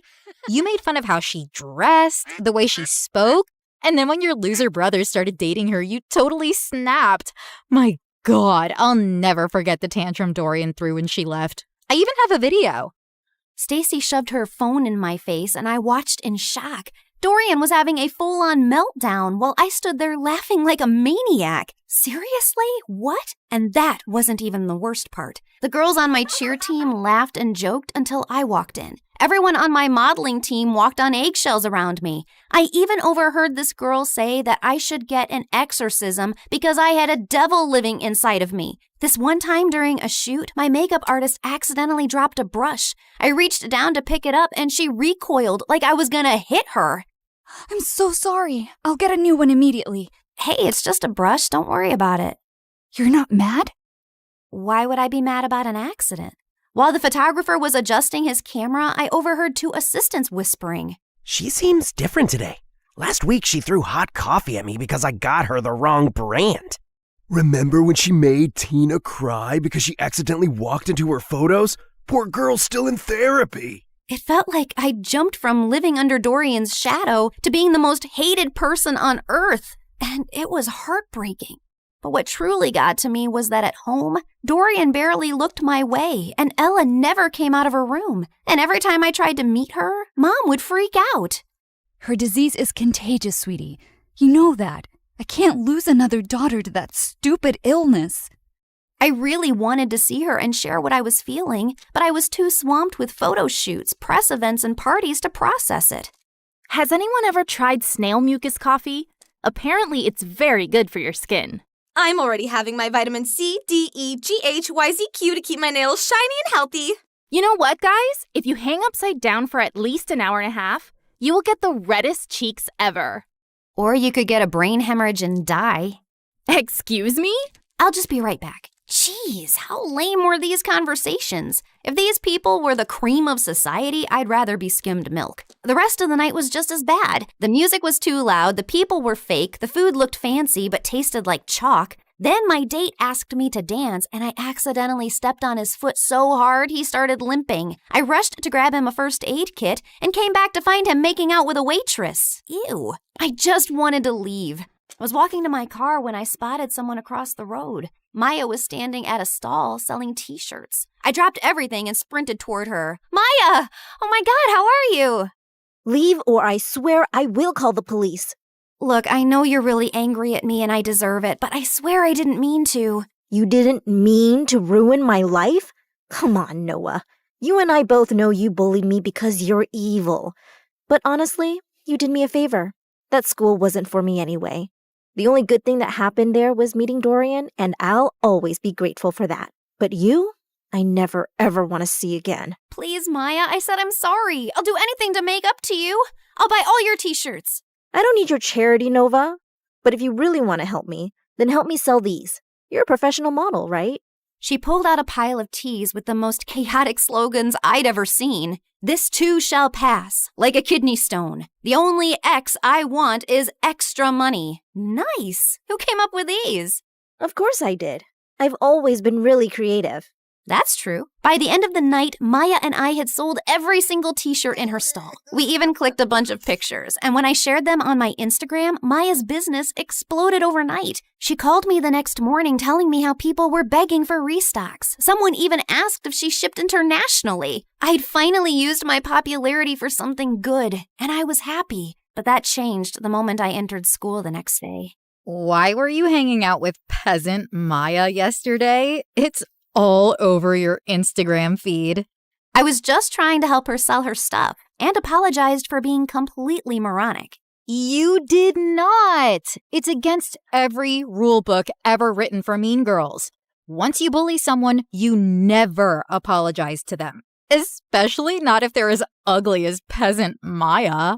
Stop calling her that. She's a brilliant and hardworking girl, and she's 10 times the person you'd ever be. 10 times fatter, sure. She's a real inspiration for stretchy t-shirts. Say one more word about her and I swear. Or what? You'll cry into your organic kale smoothie? I have a better idea. And I launched myself at Stacy, but she didn't even budge. Instead, she smiled and punched me. Then she jumped on me, pulled my hair, elbowed me in the stomach, and I almost threw up. I thought I was gonna die when a bunch of girls rescued me. Later, while I sat outside the nurse's office with an ice pack on my face, I overheard a group of girls whispering nearby. Wow, Nova really thought she could take down Stacy? That girl's made of iron. I heard her mom's Russian. She came here illegally, then married some rich guy, and that's how Stacy got all her money. My maid's cousin works at their house. She says Stacy lives like a trash gremlin. Her room smells like stale yogurt and wet socks. Ugh, gross. Imagine strutting around like a queen bee while your closet is a health hazard. If I were Nova, I'd wash my hands with bleach just to get the smell off. They kept going, but I tuned out. Not because I was offended. Honestly, it all made sense. Stacy didn't rule the school out of confidence. She did it to distract people from the disaster she actually was. Anyway, I was feeling better, so I decided to take the day off and go home, when suddenly Dorian came running down the hallway. Nova, it's Ella. They're moving her to a hospital. Her condition's getting worse. The world blurred for a second, and I pushed Stacy out of the way and ran through the gates. We reached the hospital and saw Mom and Dad were sitting in the waiting room. Where is she? What happened? She took a turn for the worse. The doctors are doing everything they can. I sat down slowly. Ella, my baby sister, my sunshine. She was the only person who ever believed in me, and she was suffering. I buried my face in my hands, and that's when Dorian snapped. Is this all your fault? Dorian, please. No, Mom, she needs to know. I've been trying for months to act normal, but no more. What are you talking about? You were supposed to babysit Ella, but instead, you chose to sneak out and go to your dumb party with her in the back seat. You'd barely gotten the car out of the driveway when you crashed into another car. You blacked out, and Ella took the hit. She's been in a coma ever since. But Mom told me her condition was contagious. That's why I couldn't see her. Well, she lied. Because you hurt your head too and forgot all about the accident. And Mom didn't tell you so you could live your perfect little life like the golden child you are. I swear, if something happens to her, I will never forgive you. And he stormed away, leaving me totally shaken. I bullied my best friend. My brother couldn't even look at me. And my little sister was in a coma because of me. This wasn't the life I wanted. I stood up quietly while everyone was still talking to the doctor, slipped out of the hospital, and ran straight home. I stormed into the attic, flung open every box until I finally found the diary. The next morning, before going to the psychic's house, I went to the hospital. I just had to make sure Ella was okay. And thankfully, when I got there, she was sitting on her bed smiling. I stopped a doctor walking by. Is she okay? Yeah, she had a seizure, but it shocked her system so hard, it jump-started her like an old car battery. Guess sometimes being on your deathbed has its perks. I took one look at Ella's face and walked in. As soon as she saw me, her face lit up. I ran over and hugged her tight. Hey there, you slept for a really long time. Yeah, well, I needed my beauty sleep. Why do you look so old and wrinkly? Probably because I'm sad and sorry for everything.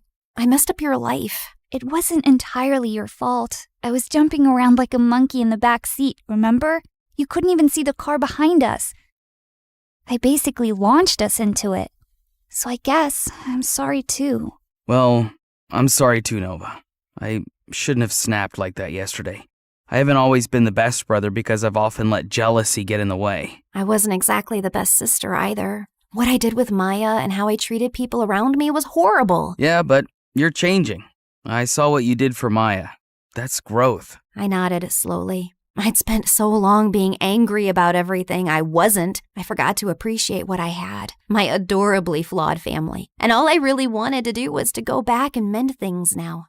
Namaste, fellow seeker. What brings you here today? Oh, it's you. Welcome back. You recognize me?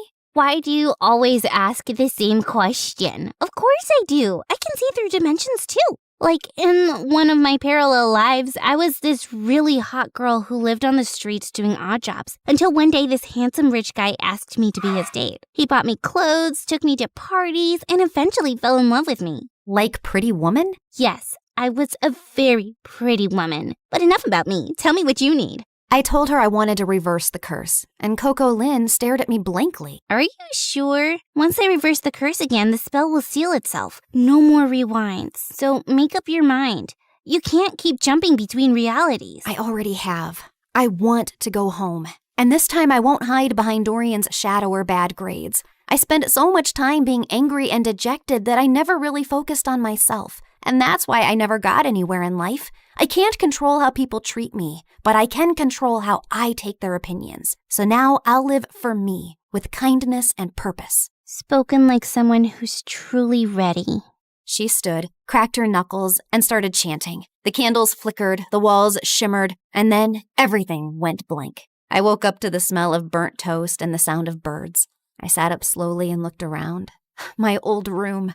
My old posters, my old creaky fan spinning above me. I rushed to Ella's room and found her sleeping peacefully. Then I went downstairs and saw Dorian kicking the ball like a dork. I ran and tackled him in a giant hug. Oh my God, I missed you. Get off me. You broke my streak. Now I have to start all over again. Well, so do I. That morning, I got dressed and walked into school. And for the first time, people noticed. Not because I was a model or because I had 1 million followers, but because I held the door open. Because I helped a kid who dropped books. Because I smiled at people. For real. And that's when I realized that life isn't about being the favorite. It's about being someone you can be proud of, even when no one's clapping.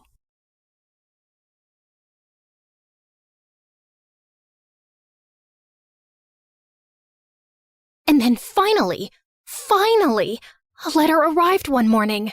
My hands were trembling so much, I almost ripped the letter trying to open the envelope. Dear Drizella, my delegation has been extended and my duties have grown. I'm far too busy now to keep up with our correspondence. I hope you understand and wish you well. Prince Henry. I read it 3 times, as if expecting other words to magically appear the more I stared at the paper. But that was it. Just this cold, impersonal letter after all these months. I told myself that he was really busy with big, important things. It had been almost a year since he left, and people can change. It's not like he ever said he loved me or promised me anything. And of course, there was nothing left to do now but move on with dignity and grace. I found great comfort in pastries and gained a lot of weight. I considered becoming a nun, but decided against it since nuns aren't allowed to curse. I went to the village witch and said a friend was asking about ways to hex a prince.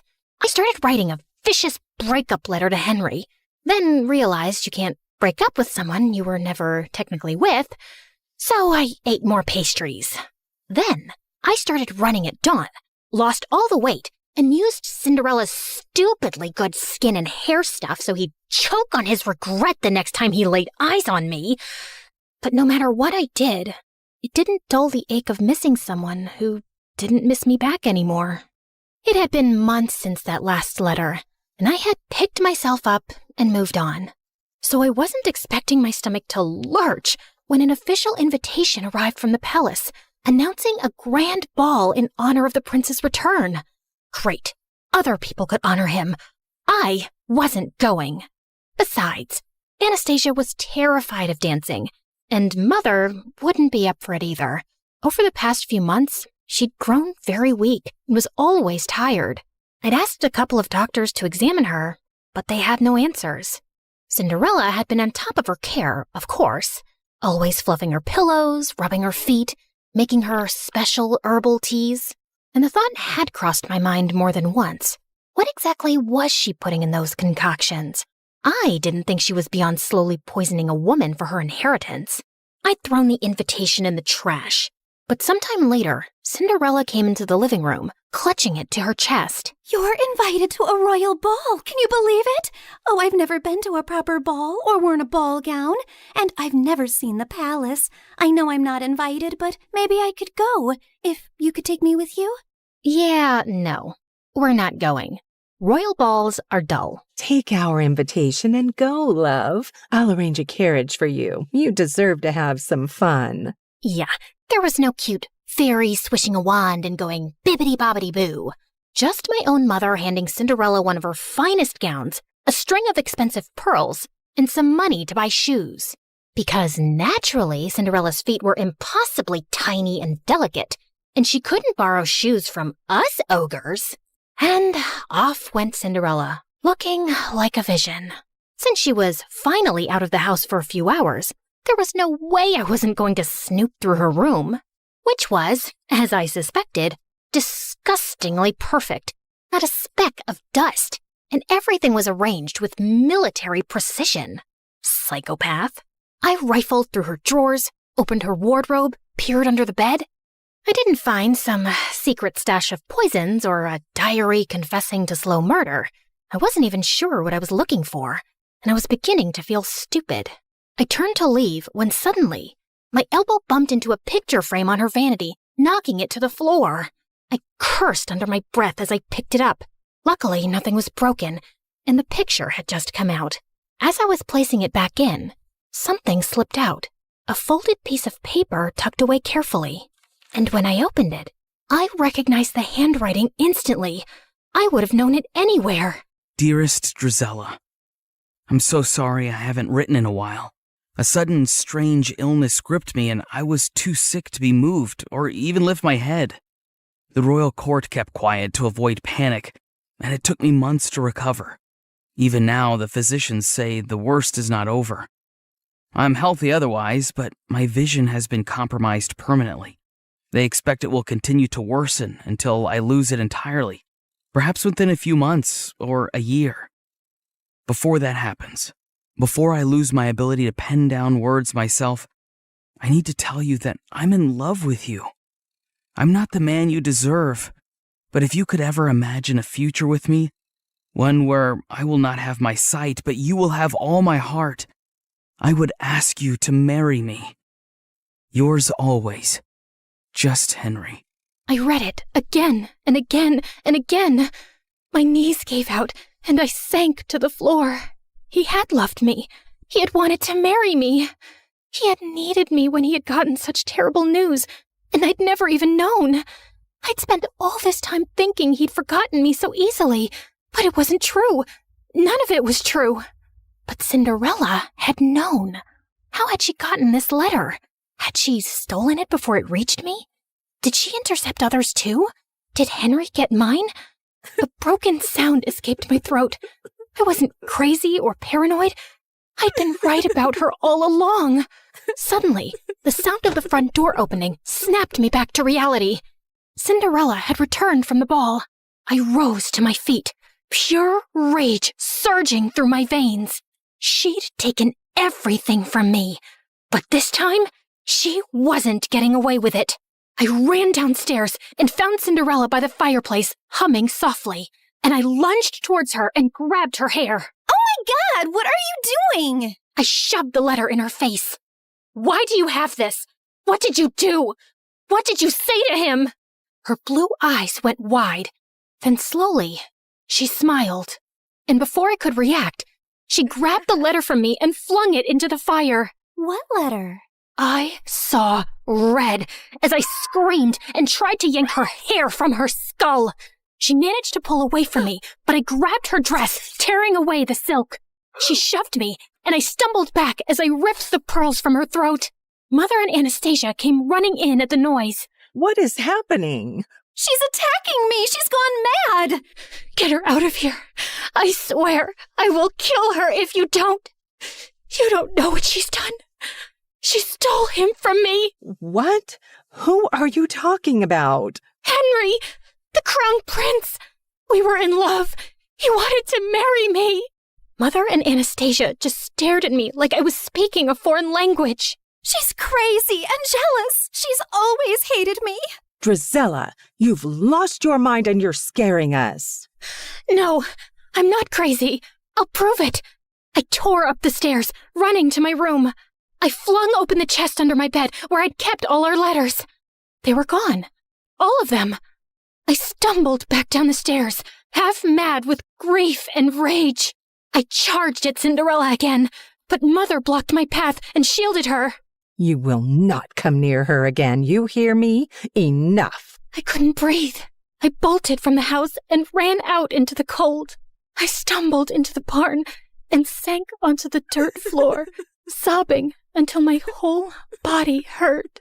I didn't know how much time had passed, but eventually the door creaked open and Anastasia walked in softly, kneeling beside me.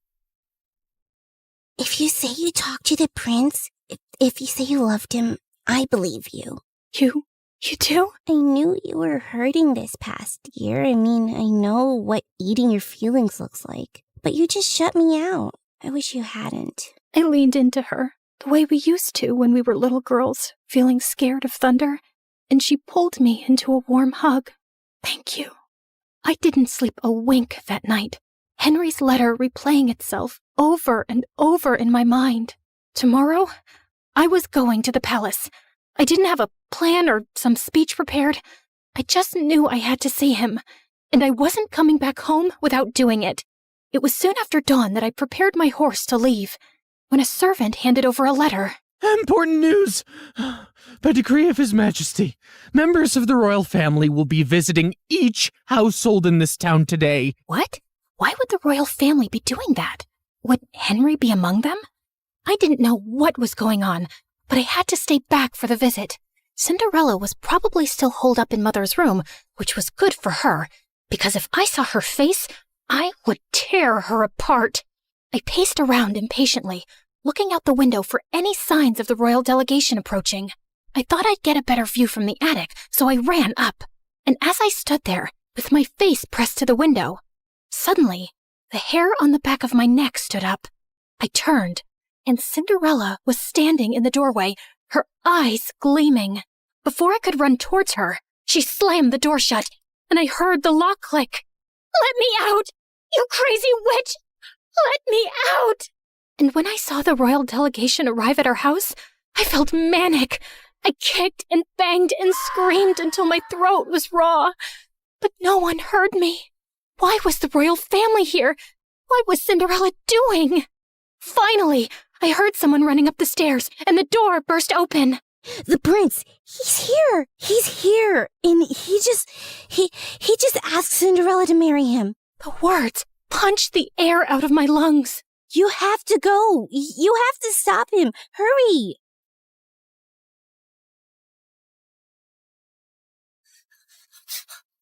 Just as the royal delegation was preparing to leave. And there he was. Henry was standing beside Cinderella, his hand cradling hers gently as he bent to kiss her fingers. Henry, no! You can't marry her! You don't know who she is! Everyone froze, including him. He slowly turned to me, squinting his eyes hard, and then his face hardened to stone. I told you she would never let me escape. Henry, whatever she's told you, it's all lies. Address me properly, miss. It's Crown Prince Henry. Okay, Crown Prince Henry. You cannot marry that two-faced witch. A ripple of murmurs went through the small crowd gathering around us. I need a moment alone with her. He led me forcefully into the stables away from everyone and slammed the door behind us. You are the biggest liar I've ever met.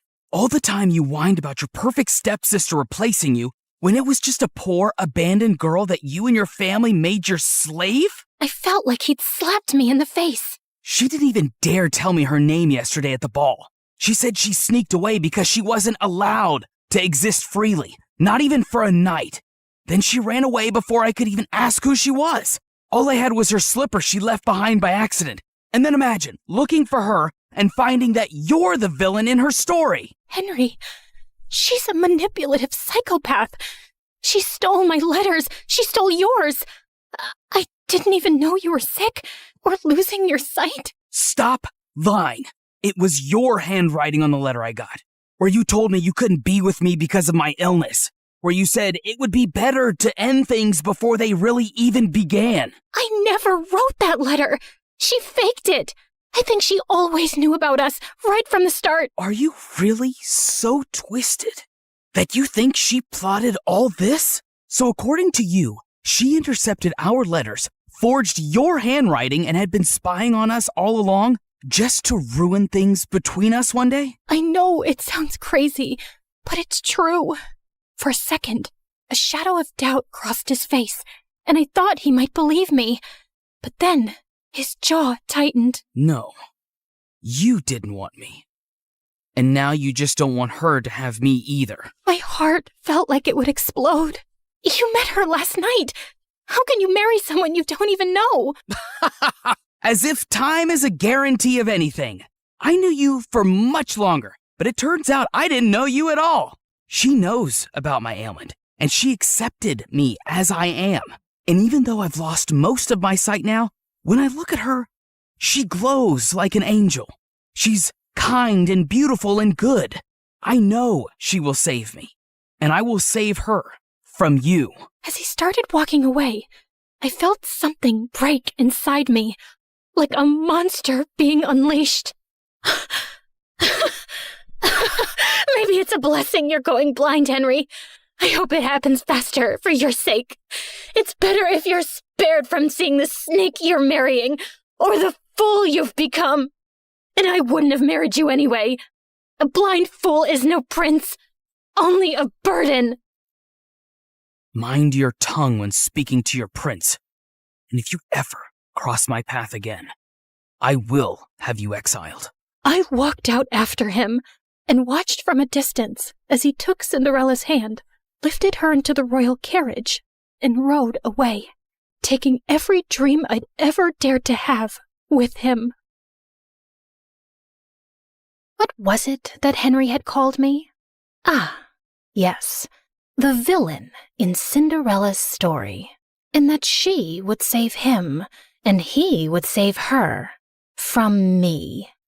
Yes, her beauty was so bright, it even enchanted an almost blind man. It made everyone else look ugly. I calmly stepped over to the oil lamp and knocked it over. Then I stood back and watched as the flames ran up the curtains, licked up the walls, ate up her belongings, gobbled up all her lies. The whole room blazed, and it felt good. The fire spread faster than I'd expected, The house was old and the walls were bone dry. By the time the servants managed to put it out, half the estate was gone. Mother, heartbroken and sickly, packed up what little we had left and moved in with some distant relatives. Anastasia went with her. And me? Well, I was declared unwell, hysterical, and quite dangerous. I was locked up in a sanatorium, just a fancy word for a prison with prettier walls. Anastasia tried to visit me regularly the first few years, bringing me sweet treats and books, but over time, the visits got fewer, and eventually, they stopped altogether. And so, here I stayed, my name forgotten, just one half of the ugly stepsisters duo. The real question is, did Cinderella get her famous happy ending? Honestly, I don't know. The Crown Prince had a relapse of his disease a few years later, and this time, he did not survive it. I'm sure Cinderella wore black for a while and looked stunningly tragic, but I doubt she really mourned him, because I don't think she was capable of loving anything or anyone. But who knows? Maybe she lived happily ever after anyway, bedecked in jewels and finery, admired and beloved by the people, and with a whole castle to scrub to sparkling perfection. Anyway, this is how my story ends. It's so depressing, isn't it? But don't worry. This version won't stick, because no one really wants the truth. Not when the truth is ugly and the liar is beautiful. Hey, before you click away, can we talk? Like, really talk? You just spent time with me and my story. Not 30 seconds, not a quick swipe, actual time. And that's kind of rare now, isn't it? Look, I get it. TikTok is addictive. Those quick dopamine hits, one after another. But here's the thing. Do you remember any of those videos from last week? Last month? They blur together, don't they? But a story? A real story sticks with you. It changes how you see things. Maybe after watching mine, you'll think differently about the villains in other stories. Maybe you'll question who's really telling the truth. That's what stories do. They don't just pass time. They change us. We're fighting to keep this alive. Every animation you see took weeks. Every character, every expression, every scene, crafted by humans who believe stories matter. We could pump out 3-minute clips with AI voices reading Reddit posts. We could chase trends. We'd probably get more views. But we don't, because you deserve better. Here's the truth. Platforms push short-form content because it keeps you scrolling longer. But we're not trying to steal your time. We're trying to earn it, to give you something worth those minutes. So if this story made you feel something, anything, then please share it. Not for the algorithm, not for us, but for everyone who's hungry for real stories and doesn't even know it yet. Send it to that friend who says, I wish movies were like they used to be. Drop it in the group chat where people actually discuss things. Because every share is a vote that says, yes, storytelling matters. Yes, we still want narratives that challenge us, surprise us, make us think. The art of storytelling survived thousands of years. From cave paintings to campfires to Shakespeare to cinema. Don't let it die on our watch. Not for a 5-second dance trend. Help us prove that in a world of infinite scroll, some things are still worth stopping for. Share this story. Save storytelling. It sounds dramatic, because it is.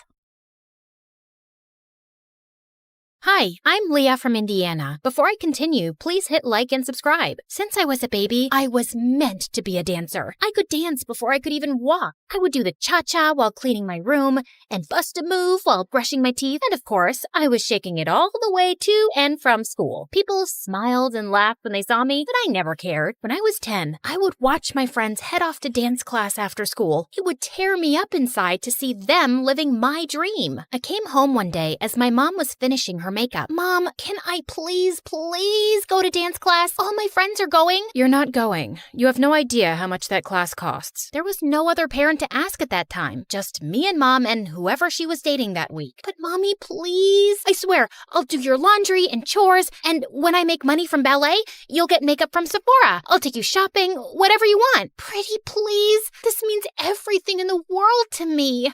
We'll see if that ever happens. Right now, I don't have time for this. I'm going to be late. The answer is no, and that's final. She left me alone in the cold house while she sped off in Ted or Fred's Ferrari to some fancy dinner. For me, another night of instant noodles. I felt devastated with how my life was going, just dreaming about my dream of dancing. But then I turned 12. I was alone, like always, and before I could blow out my candle on my plain cupcake, it flickered out. Oh no, there's still so much to wish for. I was about to leave for school when Mom barged in. Hold on, Leah. You have mail. My mom handed me a card with my name and address on it. Who's it from, Mommy? To Leah from Aunt Lucy. Who's Aunt Lucy? I haven't spoken to her in years. I don't talk to that side of the family. She gave me a ticket. Mom snatched it immediately from my hand. That's not a ticket. It's a check for $10 million. My mom went crazy. It was like she stepped into a Louis Vuitton fever dream. I didn't even know she was that loaded.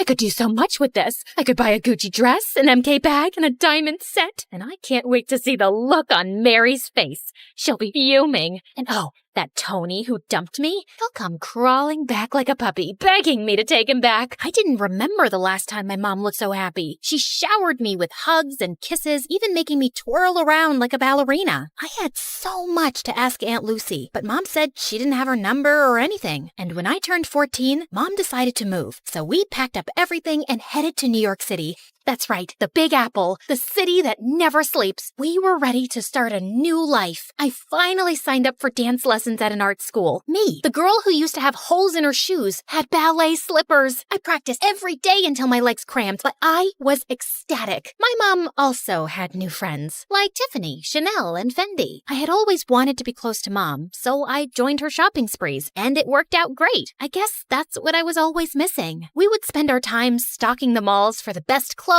handbags, and of course, shoes. Oh, Leah, we have to get these too. I was covered with shopping bags and balancing shoe boxes while scooting through the aisles. I could barely see in front of me through Mom's haul. Hurry up! We don't want to miss the first drop of Balenciaga's new collection. I'm right behind you. But honestly, when we were in these very posh stores, I felt like a princess. I was offered fancy drinks, tried on expensive dresses, and best of all, I felt so close to my mom. I walked out of the dressing room in a sparkling dress. Now spin around. Oh, beautiful, so beautiful. We'll take it. I looked at myself in the mirror. I could barely recognize myself, but maybe this is who I was supposed to be. I carefully teetered in the heels my mom had picked out for me, but crashed into the mirror. Do you think we could look at some flats? While I spent so much time with my mom, I might have been distracted from my dancing. My dance teacher seemed to be losing patience with me. Okay, Leah, you're up next. Saute. I smiled nervously at my dance teacher, attempting to jump, but fumbled the landing. The other students giggled at me. Have you been practicing? Yes, of course. I lied. What time did I have to practice? School was out at 3. I told my mom I would be at Bloomingdale's by 4. I mean, it was so unreasonable. Besides, I never looked more like a ballerina. The clothes, the hair, the shoes, the makeup. I was the definition of what a ballerina looked like. It wasn't my problem if my teachers couldn't see it. By the time I was 16, me and my mom had our routine down. Shopping, dining,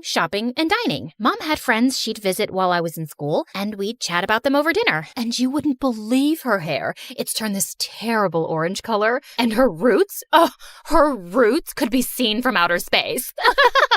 Honestly, Leah, I'm beginning to think you're my only real friend. She loved me. My mom loved me. Just then, 2 men walked into the restaurant and surrounded us with serious faces. Jeannie Roberts? Yes? What is your problem? They flashed their badges at us. It was the police. You have to come with us. Excuse me? I am not done with my dinner. I want to speak to your manager. Jeannie Roberts, we need to talk to you about your tax evasion. This is ridiculous. You don't have the right person. You're gonna ruin my blouse. Mom, what's going on? Leah, I will call you as soon as I can. Can you let up a little? This is silk. The police dragged my mom out of the restaurant. I didn't know what else to do, so I ran back to our apartment. I paced and cried, staring at my phone. My mom was arrested. What on earth could I do? Finally, at midnight, the doorbell rang, and it was Mom. Mom, what's going on? Listen, I have to be quick. You need to get help. Otherwise, they'll put me away for good. They said tax evasion, but you haven't done anything. We have the money. Tell the police we have millions of dollars. We don't, Leah. It's gone. My stomach dropped. I need you to get me out of this trouble. I need you to go see Aunt Lucy and ask for the money. They have people watching me. They'll pounce on me if I try to leave the city. But you said you didn't know anything about her. Yeah, I just remembered her address.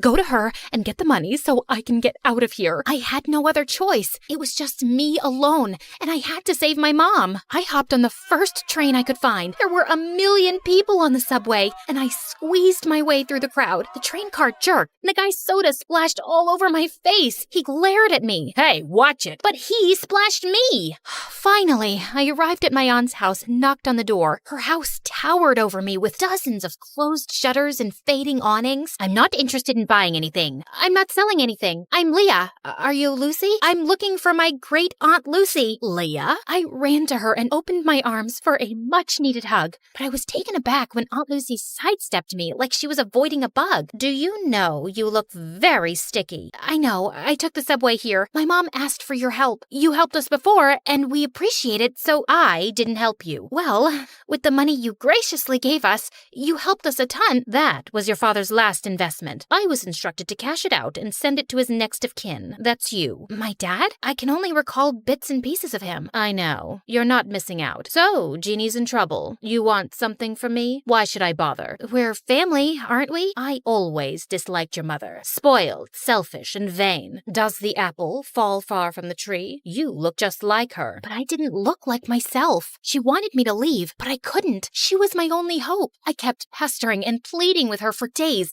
buzzing around her like a pesky fly. Finally, after what felt like forever, she talked to me. This used to be a hotel, you know. I took care of everything, and I was great at it. But it's hard for a person my age to manage everything around here. There's too much space and too many stairs. I have a few guests coming over, but I don't have much staff. I would like to see how useful you can be. Whatever you need, I can do it. I needed to win her over to save my mom, so I got to work by cleaning out the fireplace. Large chunks of ash rained down on me, covering the floor in a thick blanket of gray. Oh my God, what a mess. Leave this and go wash your face. And when I scrubbed the windows, one of the panes cracked and a large piece of glass fell. I caught the glass right before it hit the floor. Oh no. I heard some guests coming, so I quickly shoved the glass under the bedspread. A large older man entered the room and plopped down on the bed. The glass made a large crunching noise and the man screamed. New sheets. You must need new bed sheets. I scampered out of the room and caught Aunt Lucy giving me the death stare. On the way to get new bed sheets, I bumped into a flower vase and knocked water everywhere. I sprinted off into the hall and grabbed the mop to clean, and then thud, the rest of the guests slipped and fell. Oops, I think I forgot the wet floor sign. Ugh, it's gonna be one of those days. I totally screwed up, and I knew there was no way she'd forgive me. So I hid from her, and when she finally found me, I started bawling like a baby.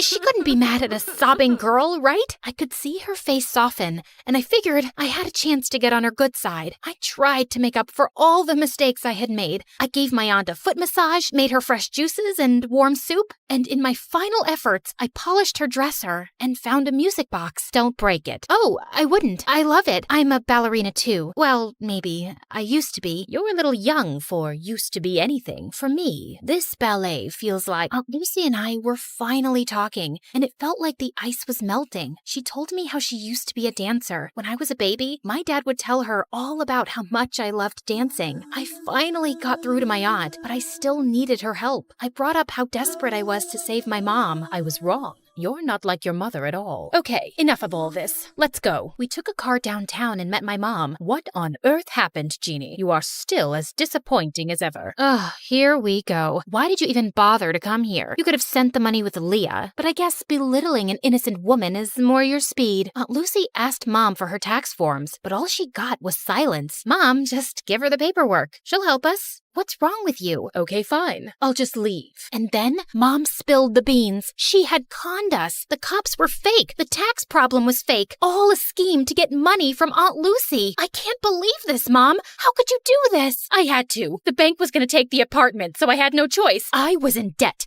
and knew only you could convince your aunt. I'm sorry. I know I spent a little, but I spent on you too, and it was for us, right, Leah? It made you happy, right? You were happy, and that's what made me happy. But I'm behind on all of my classes. We're out of money, and we don't even have the apartment. And now you're definitely not happy anymore, so I'm not happy. And I don't see how I could ever become a dancer. Enough. Leah, you need to go to school and work on your studies. You want to be a ballerina? Yes, of course. Then you are coming with me. And Jeannie, you need to pay all of this off. You'll need a source of income to dig your way out of this. This is an impossible situation. I know I made a mistake, but I want to change, and I can't live without you, Leah. I had doubts, and I was furious too. I even stepped outside with my aunt to leave, but then I realized I couldn't abandon my mom, not even after all the things she did. Okay, Mom, I think we should try to be a family, all of us together. I believed that this time it was going to work out. The three of us went back to the hotel and were ready to start our new lives together. But the next morning, Mom, I ran around the hotel but couldn't find my mom. Her clothes and purse were gone. I searched up and down until I got to the front desk. The cashier's box was completely empty. She left and took my Aunt Lucy's money. I was devastated. I brought her here, and it all happened because of me. What should I do?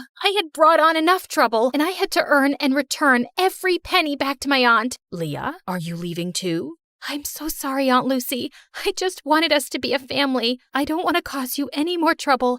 I thought it would be better if I just left. I'm so sorry about my mom.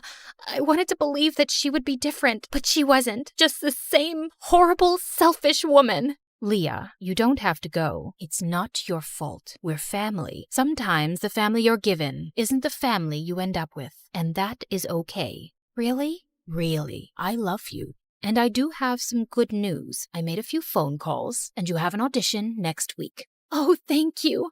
I love you too, Aunt Lucy. At the audition, I danced my heart out, and for the first time ever, I was supported and loved by my Aunt Lucy, and that sounds like the perfect kind of family to me.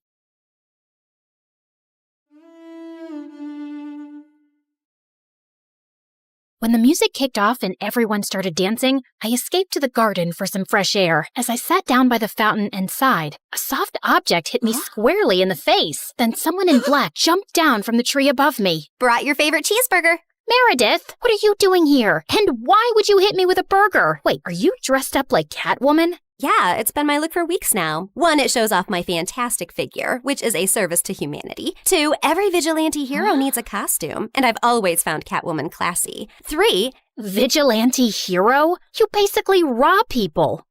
Yeah, like Robin Hood, stealing from the rich and giving to the poor. You steal for yourself. I am the poor. And what's all this you nonsense? Last time I checked, we were a team. But sis, what's taking so long with this mission? It's not that simple. It's pretty simple. You make this rich dude fall for you, get access to his vault, steal the painting, and we run off to Bora Bora. Are you having trouble making him fall for you? Maybe he hates your eyebrows. I don't know, but I feel like punching you in the face every time I see your eyebrows, which is basically every time I see your face. Shut up, Em. Everything's going fine. Okay, but hurry up. This catsuit is giving me a butt rash, even though I use baby powder under it. I want to put it away soon and retire on a beach in a bikini. Aren't you looking forward to it? Just take the stupid suit off. You're a con artist, not a cat burglar. And of course I'm looking forward to it. You should go before you blow my cover. And thanks for the burger. It's not a gift. Duh. You're gonna pay me back. I've noted it in my diary. See ya. I couldn't help laughing as I saw her clumsily climb the wall, then fall over to the other side. But as I turned away, I felt troubled. The problem wasn't about making this rich guy I had to rob fall for me. He already had. The problem was, I'd fallen for him too. Let's start from the start, okay? Hi, I'm Claire, originally from Connecticut. And yes, you might have heard some fun words being used for me. Deceitful witch, manipulative liar, and con artist might come up, none of which is an exaggeration. But people change, okay? Before I tell you my crazy story, please like and subscribe. My mother was born into what she always called old money, which basically means her family had been rich for a long time and their wealth was passed down generations. Unfortunately, it skipped our generation. Apparently, my dad was extremely charming and swept Mom off her feet when she was just 20. She married him against her parents' wishes and they cut her off from their wealth. Then, 2 years later, Mom gave birth to twins, Dad met another woman, and he abandoned us. At least he left us the house in a nice neighborhood, but my grandparents refused to help Mom out and said she had to live with her decisions. Mom, how are you feeling now? Like my organs are shutting down one by one. So, same as this morning then. Here's some chicken soup. There's no chicken in it. Well, you asked for chicken soup when there was no chickens in the fridge, so I guess we all have to use our imaginations, don't we? Oh, the soup at my parents' house always had chunks of chicken and big fat prawns. What has life come to now? I was raised as a creature of luxury. I'm like that fairy tale princess who couldn't sleep because of a single pea under her mattress. So you say, but there's a bunch of sharp pebbles under your mattress and you sleep like a log and snore like a bear. What? How could you put pebbles? I do not snore. Leave me to decompose, please. Well, you have to return to your waitressing job, so get well soon, Mom. Shall not. I loved Mom, but she was basically a spoiled, selfish child who just couldn't adapt to her change in fortunes and start acting like a freaking parent. My sister Meredith and I were twins, but we looked nothing alike. With her soft blonde hair and big baby blues, she looked like the kind of sweet soul who saved kittens from trees, helped old people across the road, and sang to birds. She didn't look like she had an ounce of evil in her, which wasn't true, like at all. But we'll come back to that later. From an early age, it was clear to me and Meredith that we had to be resourceful for money. I started doing odd jobs for our rich neighbors in the 8th grade, like raking their gardens, walking their dogs, and babysitting their kids. But Meredith was always finding more creative ways, like taking stupid boys in her class on paid exclusive tours to an alien site she'd discovered in the nearby forest. I'd seen her digging up the crater where the spaceship had landed, or selling youth water to high school girls, claiming she'd traveled far to the Fountain of Youth over summer break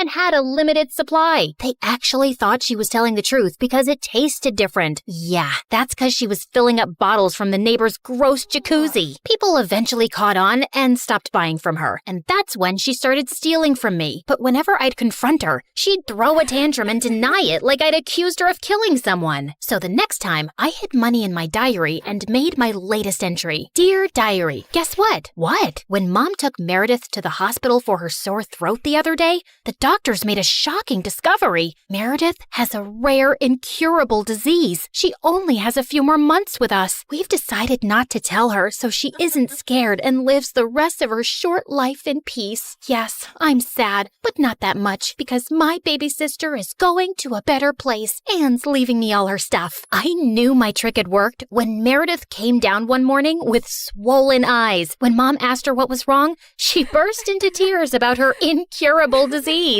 Where would you get an idea like that? Yes, Meredith. Please, tell Mom where you got this idea from. You wrote it in your...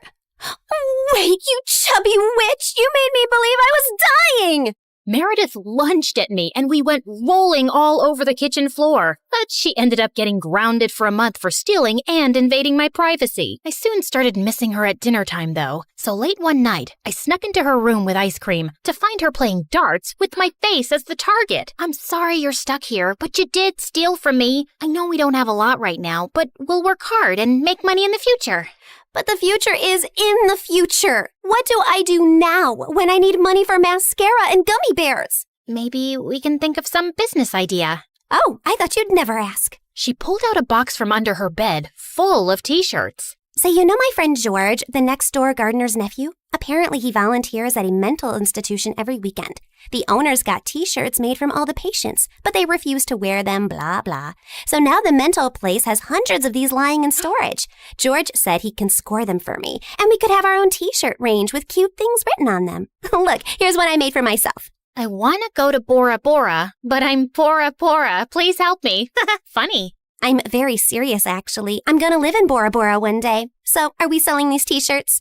I'm in. I also made one for you. That'll be $10, thanks. Money can't buy happiness, but poverty can't buy anything. Please help me. You should pay me for wearing this.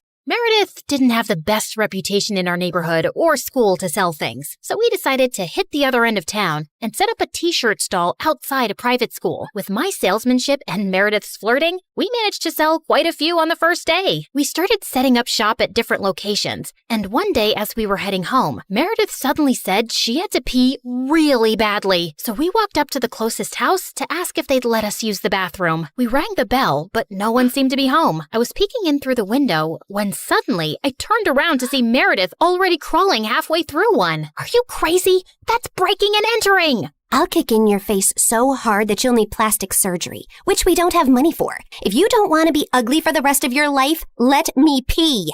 I let her go and was standing guard at the door when, to my horror, a car suddenly pulled into the driveway and a snooty woman stepped out.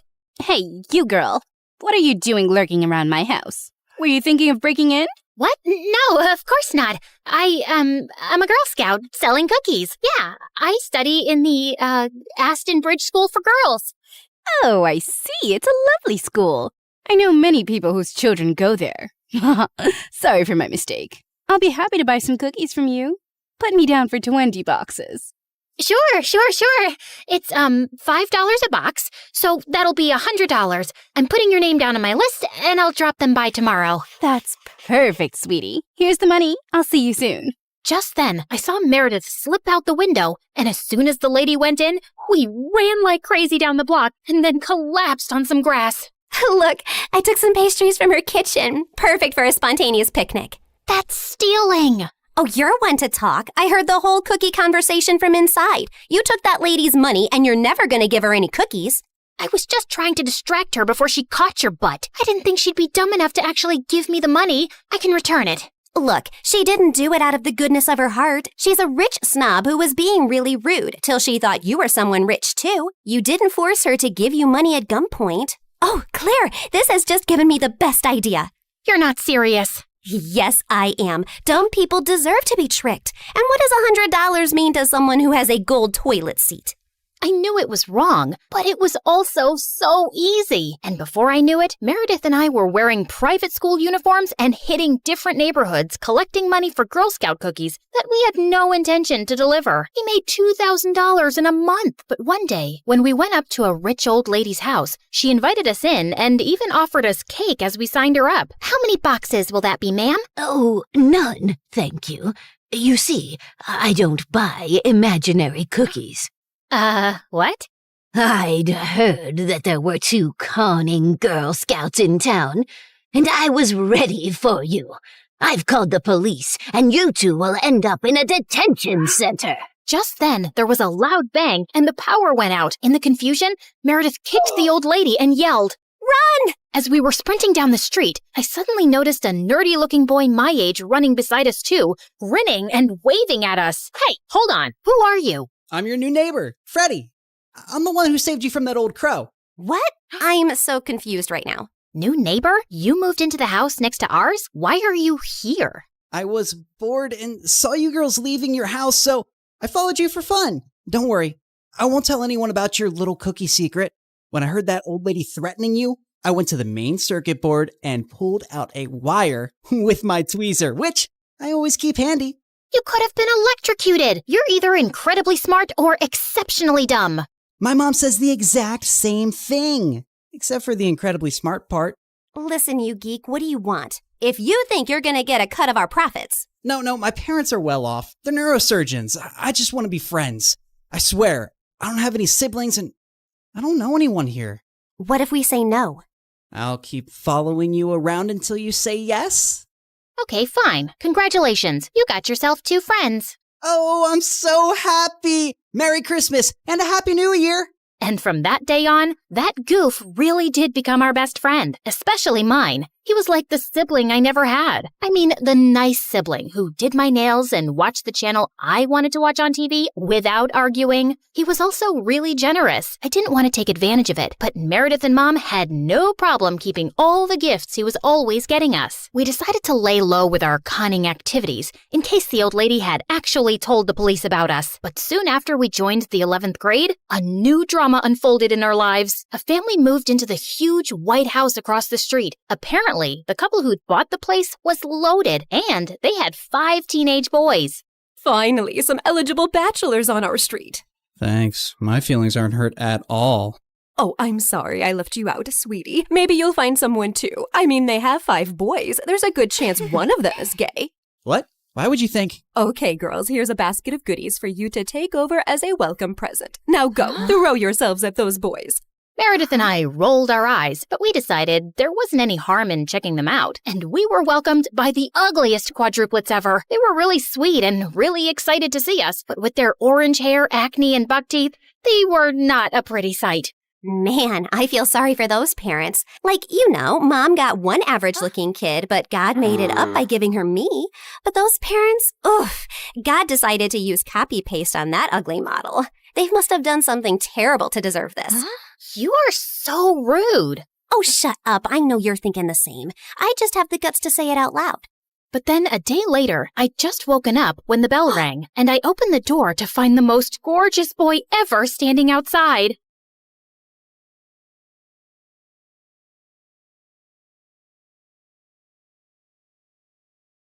Hi, I'm Blair, and I'm about to tell you a crazy story. Before we continue, please like and subscribe to MSA. Growing up, my parents fought constantly over money. Dad was a struggling sculptor, and Mom, who was a waitress, cursed the day she met him because we constantly had money problems. She always said dropping out of school was her biggest mistake, so she made sure I studied hard. That's how I earned a full scholarship to one of the city's top schools. But my true passion was painting. I fell in love with it at 5, taught myself through YouTube, and by 13, I was winning major school competitions. Dad was proud, but Mom didn't like it one bit. Art's a hobby, Blair. You can't make a career out of it. Definitely not a successful one. It was my dream to become a world-famous artist. Well, mine and my best friend Ashley's. She was an artist just like me, and we'd been best friends since middle school. Ashley was rich, so she got to go to amazing art classes and shared everything she'd learned with me. And whenever my parents argued, I'd sneak over to her mansion. Life was just better with Ashley around, except for her annoying twin brother Dexter. He mocked our art, hid our supplies, and chased us with his paintball gun. Whenever we complained to Ashley's parents, Dexter would just put on his innocent face and get away with it. Even at school, everyone adored him for his sense of humor. Ashley absolutely hated him, and I could see why. Like on their 15th birthday, Ashley spent hours getting ready, and she looked beautiful. But the moment Dexter walked in, everyone gathered around him, completely ignoring Ashley. Look at him, smiling like he owns the world. I will never understand what people see in him. Probably his athletic body. I mean, if you look at it from an artistic point of view, Dexter's pretty much perfect for a portrait. What? I mean, so what if he's good looking? You've got a great personality. That's what you tell ugly people, Blair. You're also so much more creative and way smarter. People would notice that someday. Notice what someday? That you're a total jerk. Aw, are you jealous because no one's paying you attention? Go away, Dex. It's her birthday too. Don't make things worse. Fine, I'm sorry. Here, I got you a flower, little sis. Happy birthday. But as soon as Ashley took it, the flower squirted water all over her face, ruining her makeup, and Dexter ran away laughing. As we grew older, Dexter just got more annoying.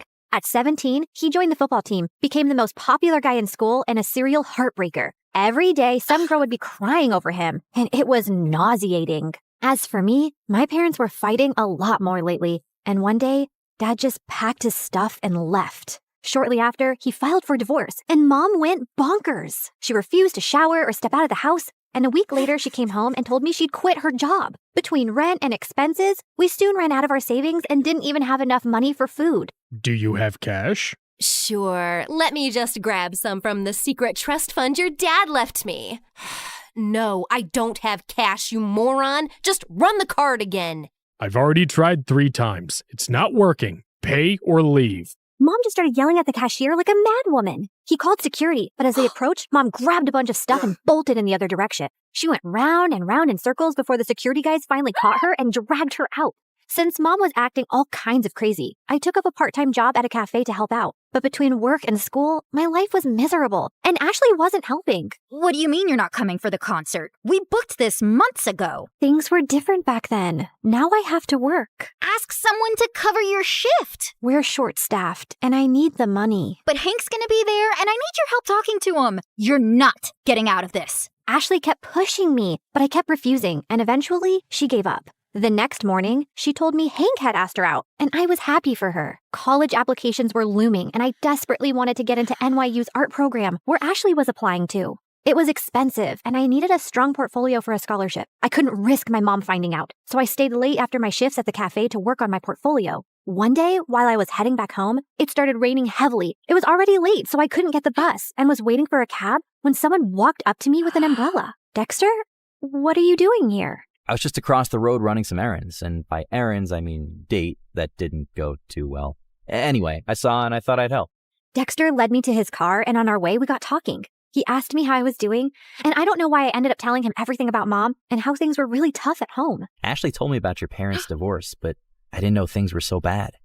If you need anyone to talk to, I'm here. Something about the way he said it made my heart melt. And after that day, Dexter and I got closer. He would wait for me at the cafe and then walk me home. We'd debate over classic movies, argue over music, and bond over our favorite MSA videos. The more time we spent together, the more I saw a different side of Dexter. One that was kind, funny, and surprisingly thoughtful. And before long, I started having feelings for him. You know, I've always had a bit of a crush on you. Really?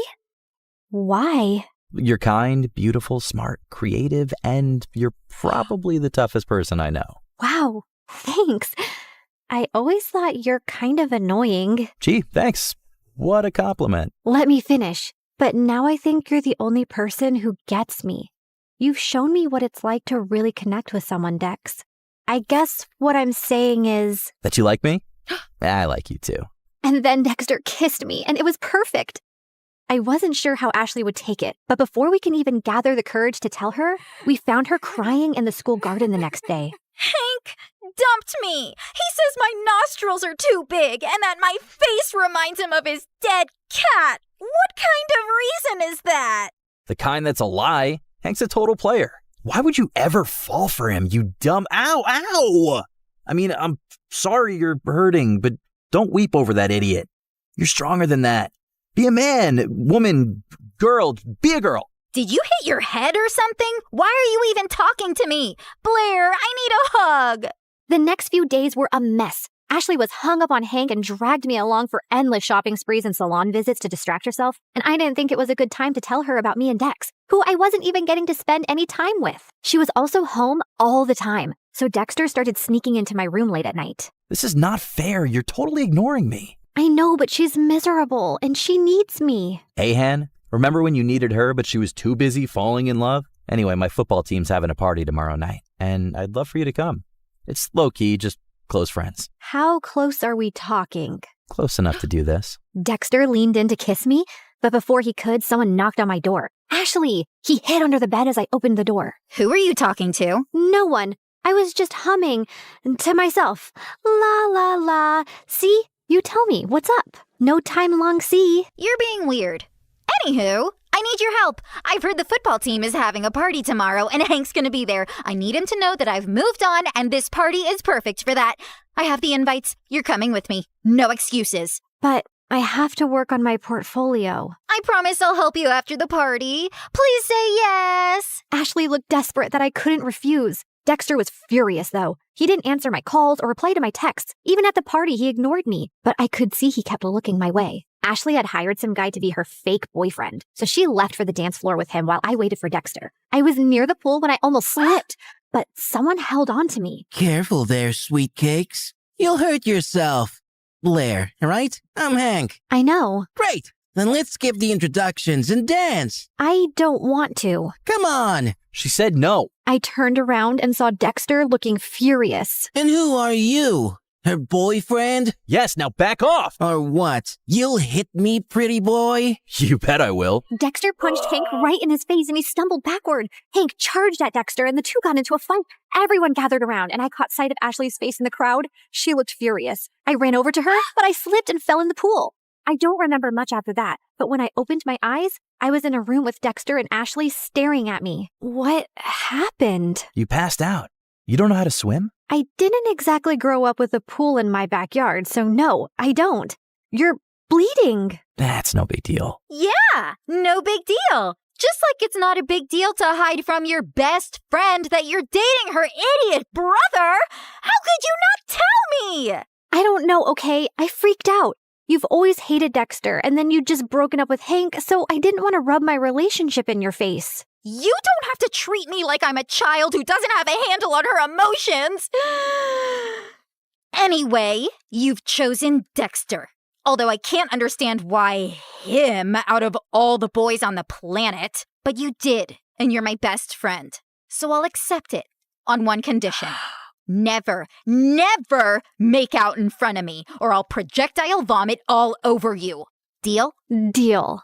After that, things went smoothly. Dexter and I could now date openly, which made me really popular. One of his friends asked me to create a portrait for her dad. He loved it so much that he gave me a lot of commissioned work. Soon, I was making enough to quit my job at the cafe, and life became a lot easier. I even finished my art portfolio and was working on some last-minute changes one night when Mom barged in. You're applying to an art college? Why didn't you tell me? Who told you? Doesn't matter. Have you forgotten how much we've struggled because of Dad? And who will even pay for this college? I don't have that kind of money. I'll get a scholarship, Mom. I made a portfolio. Look. No, art school is too expensive and not worth it. You'll join a community college and stay close to me. Now give me that. Mom snatched the portfolio from me and left. I followed her, but she locked herself in her room. No matter how much I begged, she wouldn't open the door. Mom didn't get out of her room the whole day, and since submission was only 2 days away, I had no choice but to give up on my dream. I was talking to Ashley and Dexter about it when he came up with a brilliant idea. Dad knows the dean personally. How about I talk to him and get you a personal interview? And we can ask my friend whose dad bought paintings from you to let us borrow those. It could be your portfolio. That'll work. It should. I'm not letting you give up on your dreams, Blair. What about Mom? She just has to make peace with it. I know you love her, but what she's asking of you is not fair. She's acting like the kid in this relationship.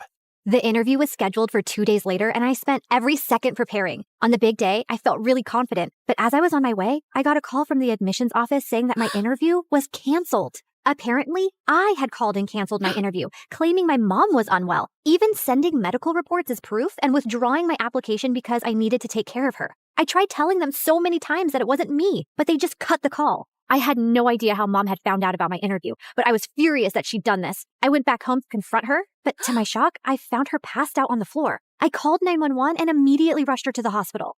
On my way, I messaged Dad, and by the time we reached, he was already there. And what he told me next shocked me. A month ago, your mom fainted at work and was diagnosed with a rare heart disease.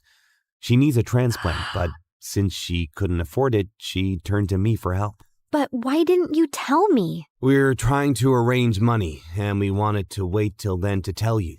She didn't want to worry you. And here I thought she was lying when she submitted those documents. What documents? I explained about NYU and my interview with the dean. I don't think your mom's behind this. She was skeptical, but after seeing your portfolio, she was impressed. She told me she was changing her mind about you pursuing an art degree. I thought she threw my portfolio away. No, sweetie. She was proud of you. But Dad, if Mom didn't call them, then who did? Does anyone else know that she's sick? Yeah, Ashley's dad knows. We needed money for tests, so I asked him for a loan and sent pictures of your mom's report to prove it. I told him to keep it a secret so you wouldn't find out. I immediately understood who might have done this. But just to be sure, I called the admissions office and asked them for the number they received the call and reports from. And when I saw who it was, my mind exploded with anger. I took a cab, reached Ashley's place, and barged into her house. You called the admission office and told them that my mom was sick and I won't be attending the interview? Don't even try to lie to me. I have proof. My mom was sick, Ashley. You could have told me that at least. Instead, you used that against me. Hold on, I think there's some confusion. Why would Ashley do that? Ask her. And suddenly, Ashley's face twisted into rage. Yes, ask me. Ask me why I'd go out of my way to make your life miserable, Blair. It's 'cause I hate you. There, I said it. I hate you. First, you were my best friend, and you chose to date the person I hate most, my doofus brother. It was bad enough my parents always chose him over me, but even you? Also, I couldn't stand how perfect your life was. You have a football jock boyfriend. Everybody loves your art. Everybody loves everything about you. Heck, even the boy I liked likes you more. I didn't want to go to college and be second to you again. So I told your mom about your art school plans, hoping she'd stop you. And when she failed, I used the pictures and did what I had to. I can't believe I trusted you. I thought you were my best friend. How can you do this to me? You've shattered everything we had. I never want to see you again. We're done. Don't think I'll cry over it. I'm going to NYU, Blair. I'll make new friends. You disgust me. Whatever. I never saw Ashley's face again, and Dexter told me that his parents heard her entire confession and ended up grounding her big time. She didn't even get through NYU, but I did, thanks to Dexter's dad who got me a second interview. Mom stayed in the hospital for a few more weeks before coming home. A month later, we found a donor. It was tough to get the money for the surgery, but we managed, and Mom made a full recovery. Today is my first day in college, and I couldn't be happier.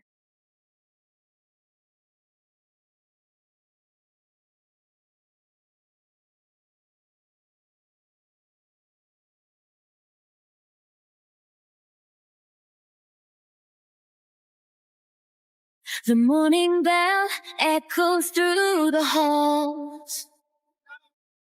1,000 voices bouncing off the wall. From the quiet corners of the library floor to the laughter leaking through the classroom door, we're walking hallways where the legends grew. But today the ink is fresh and the story's new. A student stares at a blank white screen while an artist paints the things unseen. The scholar's lamp burns through the night. The athlete runs toward the morning light. A teacher sighs, hoping the spark they lit survives. Finding the light when the halls get dark. Oh, welcome to the light that endless you, where the story's changing and the lead is you. So carve your name in the wind, let the legacy breathe. There's a world in the pages that we're starting to weave. Not just a school, but the soul of a story. Turning our scars into stars and our grit into glory.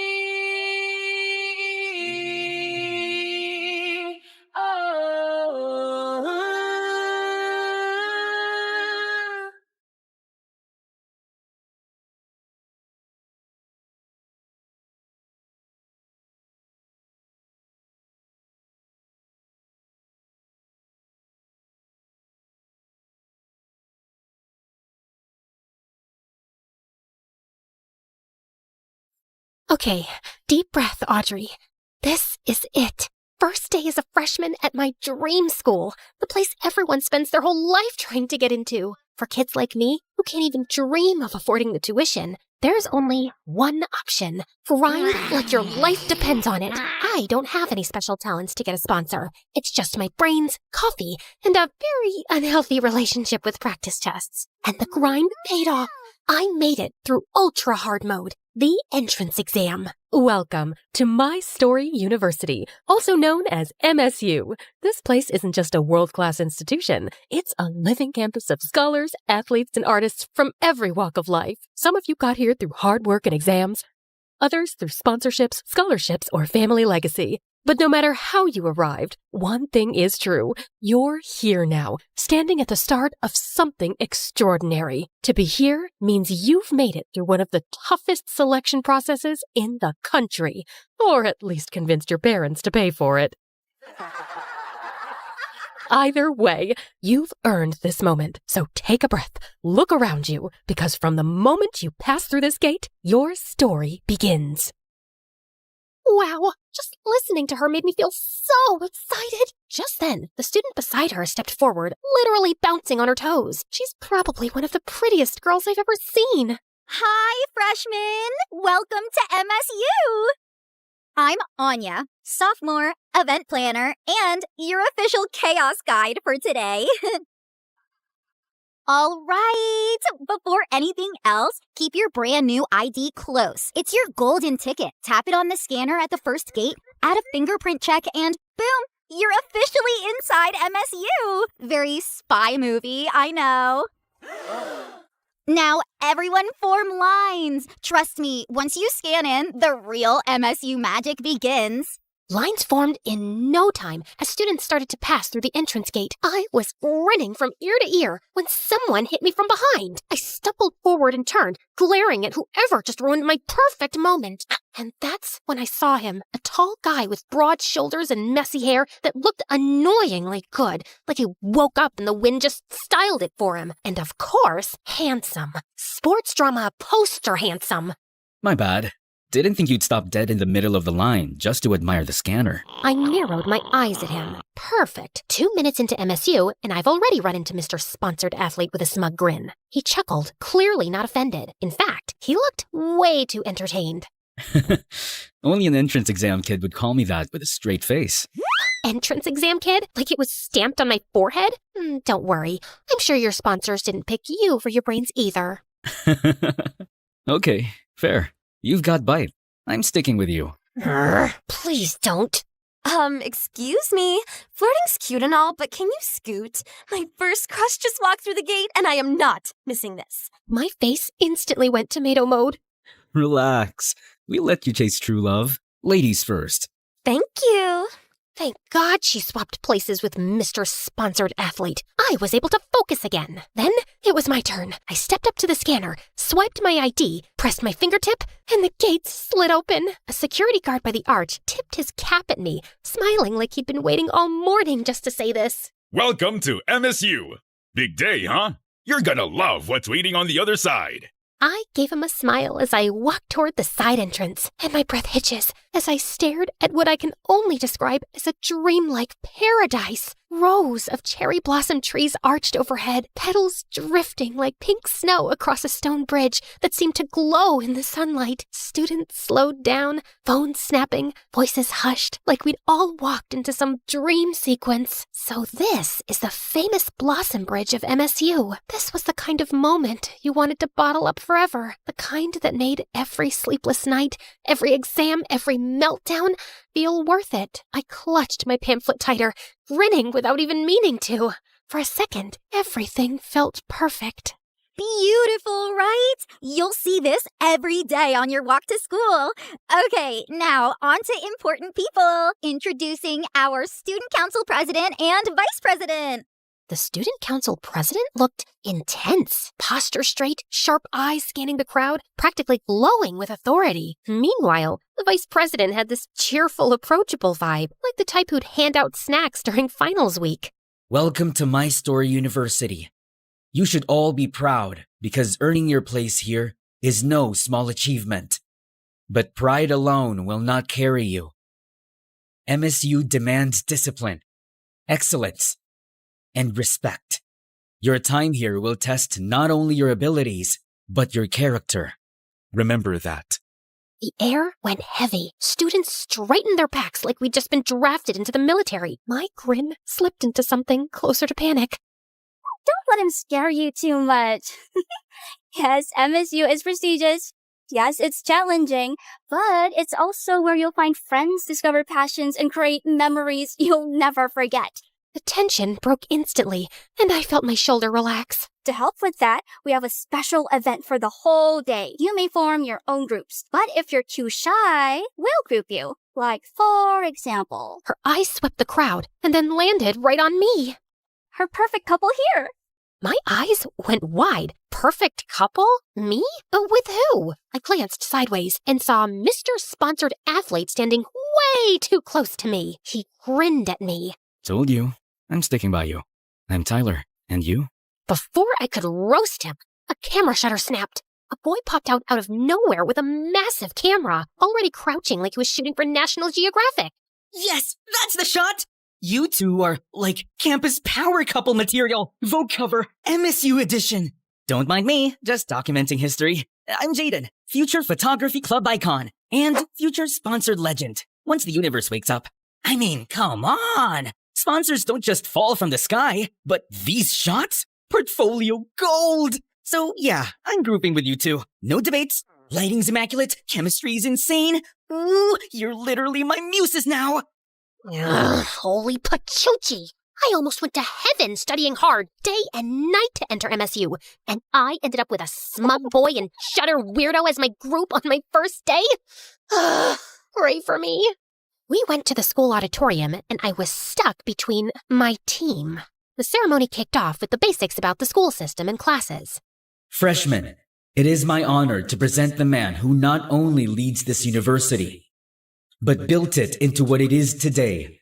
The owner and president of My Story University, Mr. Lucian Valcorin. The hall erupted into applause. A spotlight cut through the room as Mr. Lucian stepped onto the stage. Tall, broad-shouldered, every detail immaculate, a dark, tailored suit, and an aura so strong it silenced the room the moment he looked at us. Handsome, almost too handsome, in that untouchable, dangerous way. Okay, yeah, that's definitely a vampire businessman. He wasn't wrong. A deep, velvety voice filled the room, sending a chill down my spine. Welcome, my dear freshmen, to My Story University. Here at MSU, we aim to shape you into the best versions of yourselves. Our university is more than just a campus. It's a community, one you may never want to leave. His lips curled into a smile, teeth just a little too sharp.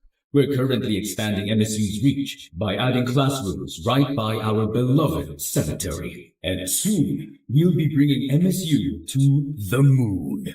Wait, what? Did I hear that right? Heads whipped around. Murmurs rippled through the hall. Just kidding. I was only trying to wake you up. Some of you looked like you were about to fall asleep. The tension broke into nervous laughter. A few students even clapped in relief. Then his gaze sharpened again, sweeping across the crowd. Now, before your studies begin, there is a tradition every freshman must take part in, the Freshman Quest. For the whole day, you will explore this campus, facing challenges of the mind, body, and spirit. It's not about victory, it's about growth. That is what My Story University stands for. Each choice you make, each lesson you carry, forges a new page in your story. Do not forget, today marks the beginning of your journey toward success.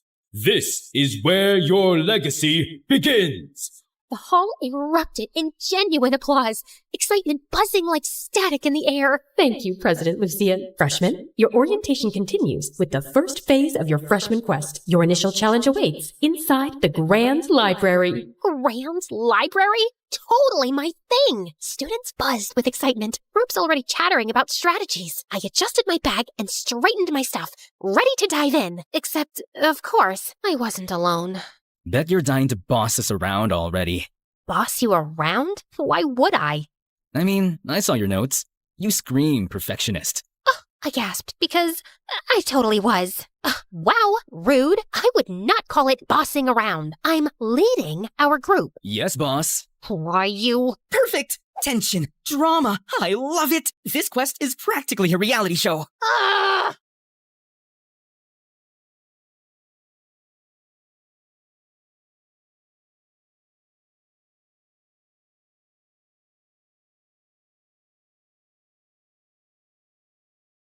Welcome to MSU's Grand Library. Now, for your challenge, decode the riddle, find the hidden phrase within the library, and present it to the librarian's desk. You only have an hour.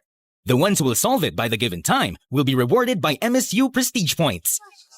The room erupted into murmurs as groups crowded around the pedestal. I leaned in, scanning the parchment, my brain already piecing it together. Guardians of the word, keepers of time. Knowledge is locked in order and rhyme. Seek the author whose name holds 3 on the second floor, row 63. Next, take the tome of silver spine, 5th from the top where the lamps still shine. Last, find the scholar who never wrote. His number alone keeps wisdom afloat. Bring them together, letters align. Reveal the message hidden by design. Yeah, that wasn't a riddle. That was a boss fight in poem form. Other groups started discussing right there. Some already arguing over what the poem even meant, and some I knew from one look, our competition. If I wanted to win, I needed to focus. I dragged Smut Boy and Shutter Weirdo to a quiet corner. No way I was letting the entire freshman class eavesdrop on my strategy meeting. Okay, listen, we're not solving this in the middle of the stampede. Everyone's confused, which means we can get ahead if you two actually listen for once. Love the confidence. Totally giving team captain energy. Yes! Secret strategy meeting! Love it! Focus! The first clue points to authors with 3-letter last names. Second floor, row 63. Tyler, that's your job. You can climb faster. The second clue is a silver-spined book, 5th from the top, near the lampposts. Jaden, you can handle that. And the last clue, the scholar who never wrote, that's a call number with no listed author. Reference section. That one's mine. Yes, boss. I rolled my eyes. Come on, chop chop. Tyler sprints up the second floor like a man on a mission. Jaden hops onto the ladder and zooms across the shelves dramatically. Ow. Guess. I nearly choked. Why is he like this? He came back with the books and lined them up. As soon as I arranged them correctly, the secret phrase appears. Welcome, story makers. See? Genius. First place was practically ours. Whoa. Okay, that was genius. Brainy main character energy. Love it. Pose with the books? Yes, perfect.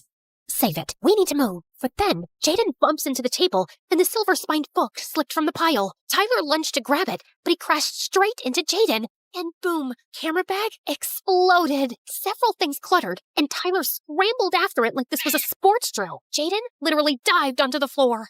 Not the lens! And 2 nearby groups tripped over the mess. It's absolute chaos in just 3 seconds. Okay. Not my smoothest save. Oh, come on! We scrambled through the mess of Jaden's stuff, books, and people. My heart raced as I dug for our pile, panic setting in. By the time I dragged both the guys in the books to the librarian's desk, another group was already standing there with the answer. Group 12, first place. Group 14, close behind. The crowd applauded while Tyler and Jaden looked so proud. And me? I am not even the slightest happy. Close behind? Second place? We should have won, thanks to Dumber and Dumber here. Relax, boss. It's not losing. It's character development. Character development? I don't need character development. I need first place.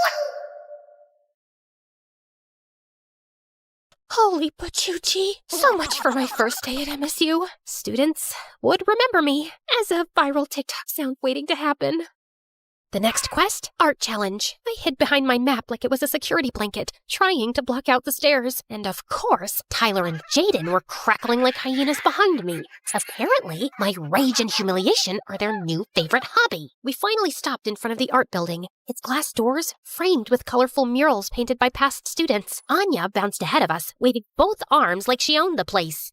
Welcome, freshmen! This is MSU's art building, one of my absolute favorites. We've got cozy rooms for solo artists who like to brood, and big studios for collabs or group lessons. You can make anything here. Painting, sculpture, digital art, photography, even the weird experimental stuff. And right in the center of MSU, our pride and joy, the Art Museum. Only truly extraordinary work gets displayed there. If your piece makes it in, trust me, people remember you forever. Check it out later if you're curious. Jaden practically vibrated beside me. He's looking like he'd found religion. Oh, this is it. This is fate. My portfolio is gonna hang in that museum. Center stage, spotlight, destiny. The doors swung open, and someone came out, a woman in a paint-splattered apron and the most colorful outfit I'd ever seen, like a walking rainbow with glitter on top. Her hair was bright orange and curly, the pencil tucked behind her ear, and she had the kind of energy that made you want to burst into one of those children's songs about how the world is colorful and so am I, while spinning in a field of flowers. Hello, my little masterpieces! I am Orla, and today you're going to discover that art is not just what you make, it's who you are. Prepare to laugh, prepare to cry, and most importantly, prepare to get paint absolutely everywhere. Your challenge is simple, yet profound. Each group gets one canvas. Together, you must create your very own team mascot. It can be anything. Bold, wild, ridiculous, iconic. Don't play it safe. Safe is boring. And in art, boring is the only true failure. Boring is totally not my thing. Holy Pachuchi, just looking at my teammates made me nervous. The canvases were passed out, brushes clattered onto the tables, and the room instantly filled with chatter and the smell of wet paint. The three of us stared at the big blank canvas in front of us. All right, here's the plan. One canvas, one mascot. I'll sketch something smart and symbolic, then we'll discuss colors later. Yes, boss. It took me a while to create a pencil drawing of our mascot, and I was actually satisfied with it. Okay, for the colors. Tyler just dunked a brush into the paint like it was a soup spoon. This mascot needs fire. Boom! He slapped a massive red streak across my careful outline, and I nearly had a conniption. If there's fire, it needs protection and something cool. He added giant sunglasses, random accessories, and a ridiculous grin. Tyler started laughing, and Jaden doubled over with him. They continued drawing silly things, and I just can't. I'm drawing! Our symbolic creature looked like Memezilla on spring break. Look at his arms. He's jacked. Wait, he needs a Gucci belt. I snorted a tiny giggle, then clamped my hands over my mouth. No, Audrey, don't encourage them. Stay strong. My eyes caught the team near us, and holy pachuchi, they looked so artsy and serene, like they'd been born holding paintbrushes, and their mascot was a masterpiece. Relax, boss. Ours has flavor. Jaden added glitter to the sunglasses and posed proudly. And style. Don't forget style. They just kept laughing while I was practically combusting on the spot. I stared blankly at my pamphlet, now all wrinkled, like how I feel on the inside. Years of grinding. I ended like this. Day 1 of my dream school, and instead of rising to the top, I was sinking. Fast. Tyler approaches, hands still in pockets, still grinning. Jaden lingers a few steps behind, camera lowered for once. So, this is where you host your dramatic breakdowns? I'm not breaking down. I'm just frustrated. Yeah, no kidding. You nearly bit my head off in front of the entire art building. Because you won't take anything seriously! Tyler's grin faltered, his voice cutting sharper than usual. And you take everything too seriously. Newsflash, boss. It's supposed to be fun. My chest tightened. I shot to my feet, clutching the pamphlet like it might keep me steady. Fun doesn't win. I worked my whole life to get here, and now I'm stuck with 2 clowns dragging me down. Tyler's eyes narrowed, his arms crossing. Maybe the problem isn't us. Maybe it's you who are so obsessed with being perfect. You forget this isn't just your quest. The words hit harder than I expected, and heat rushed to my face. I didn't have a comeback, not one that wouldn't make it worse. So I spun on my heel and stormed off, leaving both of them in silence behind me. I went behind the school crying, for a variety of reasons, but mostly I feel bad about lashing out at Tyler. He's right. This is supposed to be a fun event. I should let go of the tension and exhaustion from all that studying for years to get here. I need to apologize later, sincerely. Then maybe we can actually enjoy today's event together.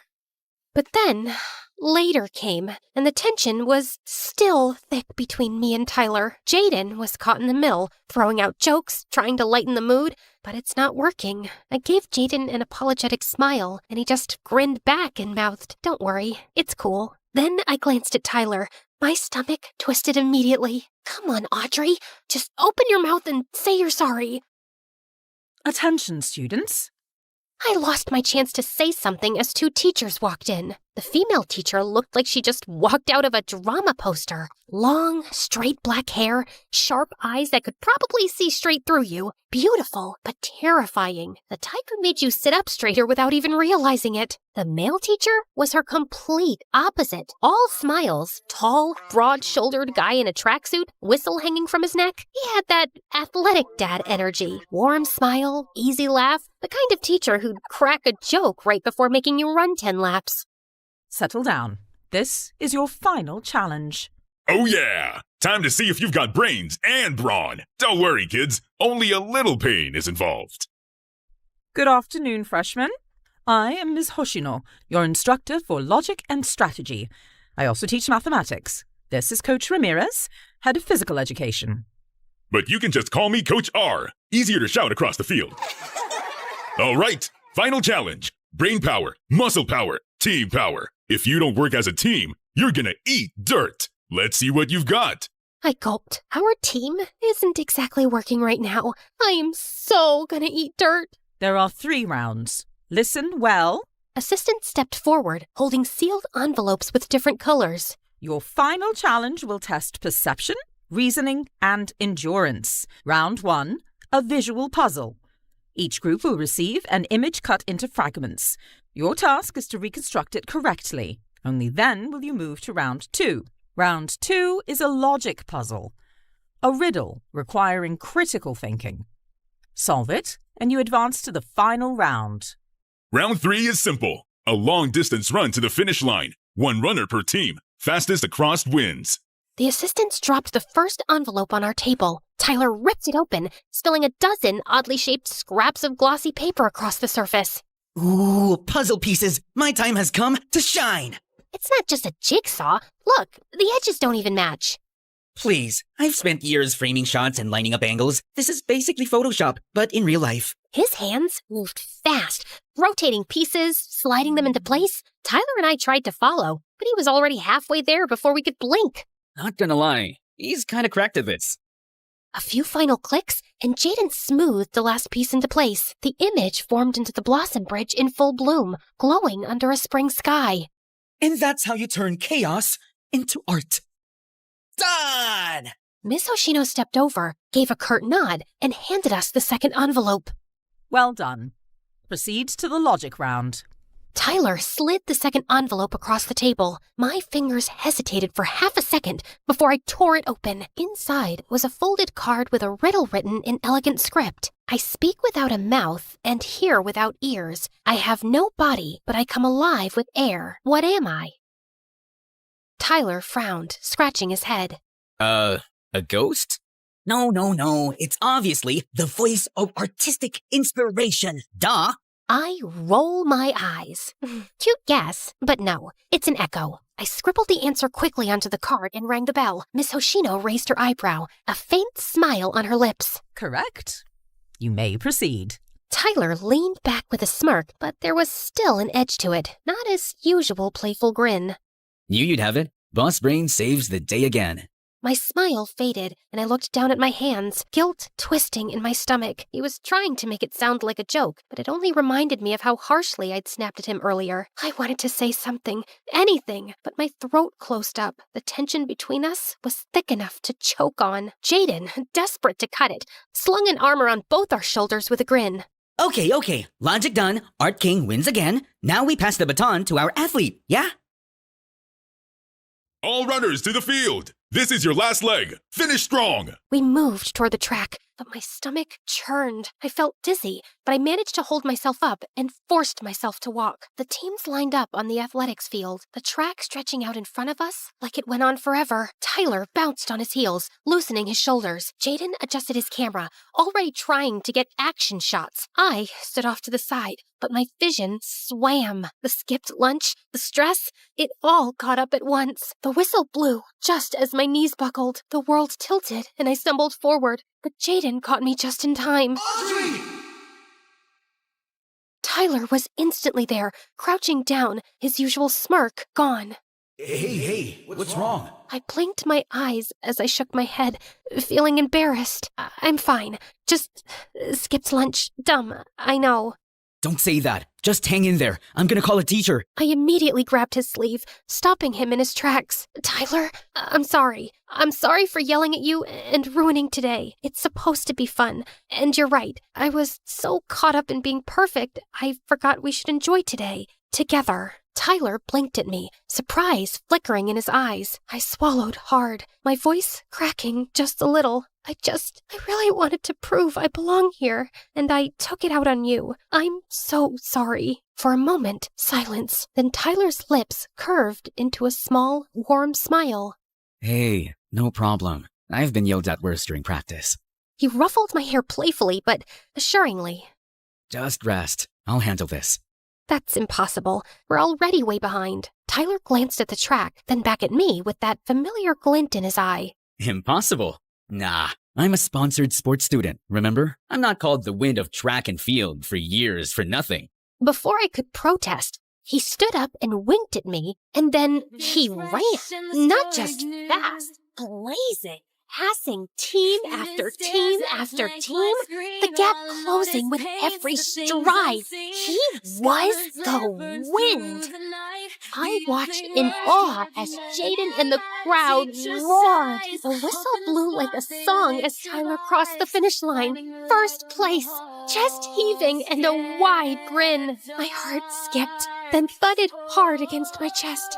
Faster than his sprint. I didn't even notice Jaden raise his camera, capturing me in that moment with a quiet, knowing smile. The field erupted with cheers. Everything happened so fast, but also it felt like the world slowed down. Tyler jogged back to us with his wide grin. How about that, boss? Did I make you proud? I laughed. Are you kidding? That was freaking A! Jaden snapped away like we just made history.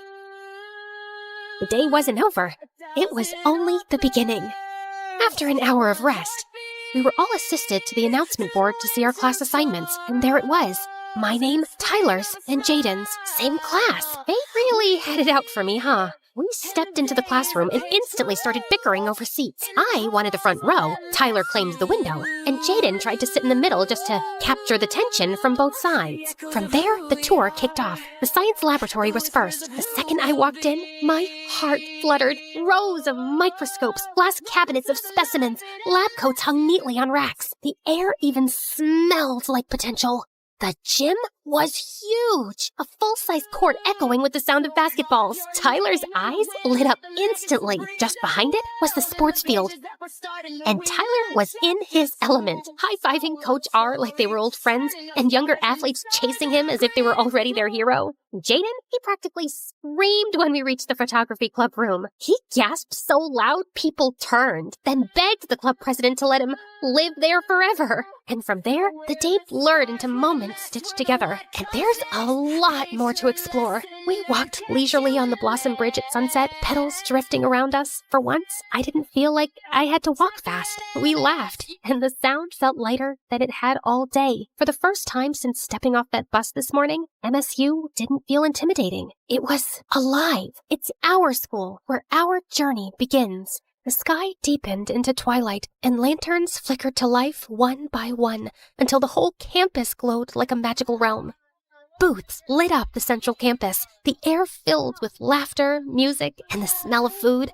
This is just pure happiness. Freshman night has officially begun. Each of us was given an envelope with our very first MSU points. To use them, we just tapped our ID and fingerprint at every stall, like magic money. We bounced from food stalls to game booths, Tyler somehow winning me a giant plush with one throw. He plopped it in my arms before I could argue. Congrats, boss. You're a winner too. Thanks. Soon, the lantern walk began. A glowing river of students weaving through campus and ended at the campfire. Flames leaping high into the night. Cheers echoed. Sparks danced skyward. For once, I wasn't stressing about perfection or plans, just living, and it felt good. The bonfire roared higher. Music drifted through the crowds as students paired off, some laughing, some swaying in clumsy circles. Tyler turned to me, his usual smirk, softer now. Come on, boss. Dance with me. My heart stuttered. 1,000 excuses buzzed on my tongue, but his hand was already out, waiting. Before I knew it, I was stepping into the circle, firelight flickering across his face as he pulled me close. The world felt smaller, warmer.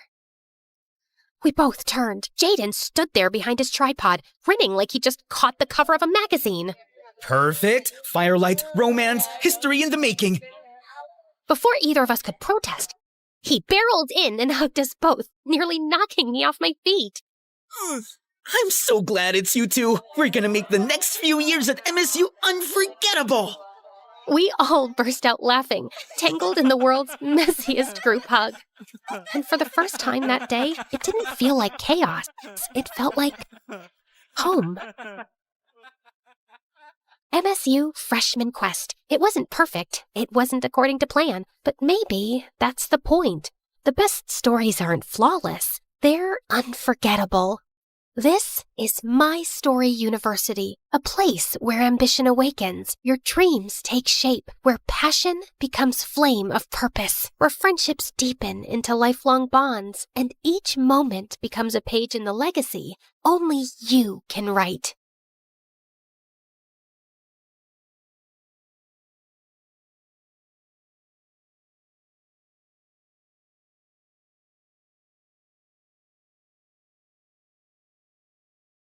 Flying to the other side of the world just to try this steak was totally worth it. Medium rare, juicy and tender. Wasn't just a steak.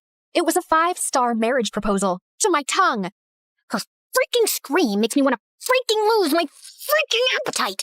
Freaking This tastes like my childhood and my 22nd divorce healing at the same time. My life was basically all about food. Eating and tasting dishes, restaurant hopping, food festivals, cooking show marathon. But here's the thing. I have golden taste buds, and they never lie. So the question is, are you joining the club just to roll your eyes at me every 5 minutes? Or do you actually cook? The world doesn't revolve around you and your stupid food cravings, you annoying brat.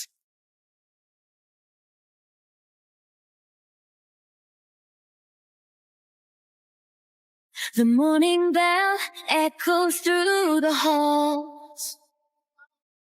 1,000 voices bouncing off the wall. From the quiet corners of the library floor to the laughter leaking through the classroom door, we're walking hallways where the legends grew. But today the ink is fresh and the story's new.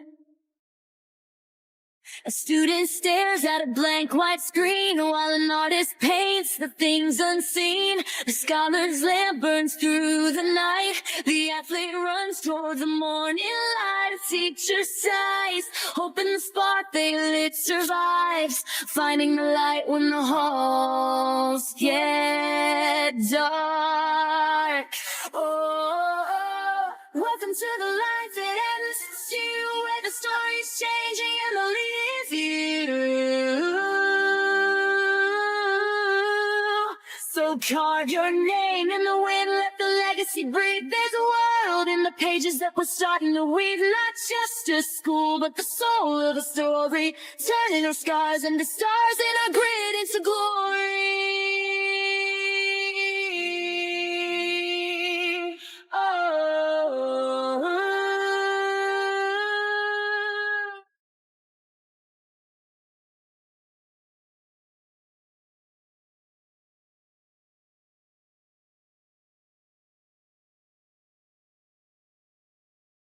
Nutmeg makes soup creamier. Rosemary is steak's best friend. Basil goes with almost everything. Cinnamon brings comfort to sweet and savory alike. And chili? Chili sets the soul alight. But nothing could have prepared my tongue for what came next. Flying to the other side of the world just to try this steak was totally worth it. Medium rare. Juicy and tender. Garlic butter glaze, flame-kissed edges. The scent alone levitates my soul to heaven, like it was invited to have lunch with the beautiful angels up above. Okay, here comes the love of my tongue's life. Oh my Gordon freaking Ramsay! My taste buds were twerking like it was a Friday night. It's savory, juicy, yummy, steak-tacular. It wasn't just a steak. It was a 5-star marriage proposal to my tongue. Goodness gracious, lady, get a room. Oh God, she is either possessed or just really, really starving. I was still mid-foodgasm, letting every bite baptize the very depths of my taste buds when the haters around started mumbling. Did I care? Not one juicy crumb. I had my priorities, and it was to finish this masterpiece. It seems like you've been thoroughly enjoying our food, milady. Oregano. I finally opened my eyes and came face to face with the handsome chef. Oh, I practically proposed to the steak. Weren't you watching me, Mr. Chef? I was, and now I'm wondering, should I be jealous of the steak? Wow. Oregano. Okay, that was my cue to leave before I started flirting back and accidentally dated this man over medium rare beef. I came here for the food. Just the food. not the flirty chefs with dangerous dimples. Oregano. My life was basically all about food. Eating and tasting dishes, restaurant hopping, food festivals, cooking show marathons, experimenting in my family's restaurant kitchen. Just name it. But here's the thing. I have golden taste buds, and they never lie. So the question is, will your dish make me scream and lose my voice, or spit it out in disgust and hate you for the rest of my life? Some boys at school have made it their life's mission to get option A. And I wasn't complaining. It was literally free food and a little ego boost. Try mine first, Taffy. My mom helped cut the onions and boil the eggs. Forget that, peasant. This is from a 5,000-star Michelin restaurant. It cost me 10 kidneys. Mine's completely and personally handmade. Took me a month to make this, but don't worry, it's not rotten yet. My mouth and soul were ready, but my brain was totally overwhelmed. Just then, my bestie Jules swooped in with his imaginary cape fluttering. Excuse me, take it easy, gentlemen. Form an orderly line if you wish for Queen Taffy to bless your humble dishes with her divine taste buds. If your food makes her moan louder than a K-drama kiss scene, congrats! You win a date after class, but only for 60 minutes. No extensions, no exceptions. The boys went feral. What are you doing? I don't have time for boys. I just want to eat and that's it. Oh, babe, it's time you started eating with them, not just their food. Whatever. But let's see if one of these can make me scream. Unfortunately, every dish was a disaster. This one tastes like a zombie rat crawled out of the sewer, licked a quadruple A battery dipped in rotten mayonnaise, and fell into my mouth. What were you even thinking, dude? Next, fish and chocolate? It's bold and daring, but a total abomination. Next, please. Are you sure you ordered this from a Michelin star restaurant? Or did you accidentally grab it from a dumpster behind one? Suddenly, I felt it again. That weird, stabby vibe that hits me every time I chew. I turned my head, already knowing the source. And there he was. Gavin. The silent, brooding window guy. I always caught him glaring at me as if I just ate his pet goldfish. Maybe the bowl, too. And whenever I confronted him about it, he'd just roll his eyes at me. Like, seriously, did I eat his precious lunch in a past life or what? He was insanely annoying. It was even worse because he's stupidly attractive. Ugh! Why do hot guys always have to have the worst attitudes? I was so ready to snap at him when Nicholas, the handsome French student, stepped forward holding a steaming ornate box. Mademoiselle Taffy, is the taster still open? Depends. What's in the box, Frenchie? Something très spécial, made especially for you. I took a bite, and fireworks started exploding around me instantly. Sweet gravy heavens! This is criminally delicious! Oh, I knew it. His dish looks as perfect as he is. So, do we have a winner now? Did you hear me scream? No, right? Because it's missing something. Are you implying my dish isn't perfect? It's really good, but it needs a little more kick. Maybe some spice, some crunch, some little twist, something to surprise me. Right now, it's just giving something, but not everything. You'll regret this, woman. I'm sorry, what? Nothing. I said I'll do better next time, just to hear that sweet scream of yours, mademoiselle. We'll see about that then, buddy. There was only one place that had ever made me scream so loud I lost my voice. The MSU cafeteria. I didn't come to this school for academics. I came for the food. The cozy, stylish ambience was just a bonus. And you know what was more interesting? Behind those lunch ladies hides a secret cooking legend. A masked mystery chef, whipping up dishes so good they'll make you cry in 1,000 different languages.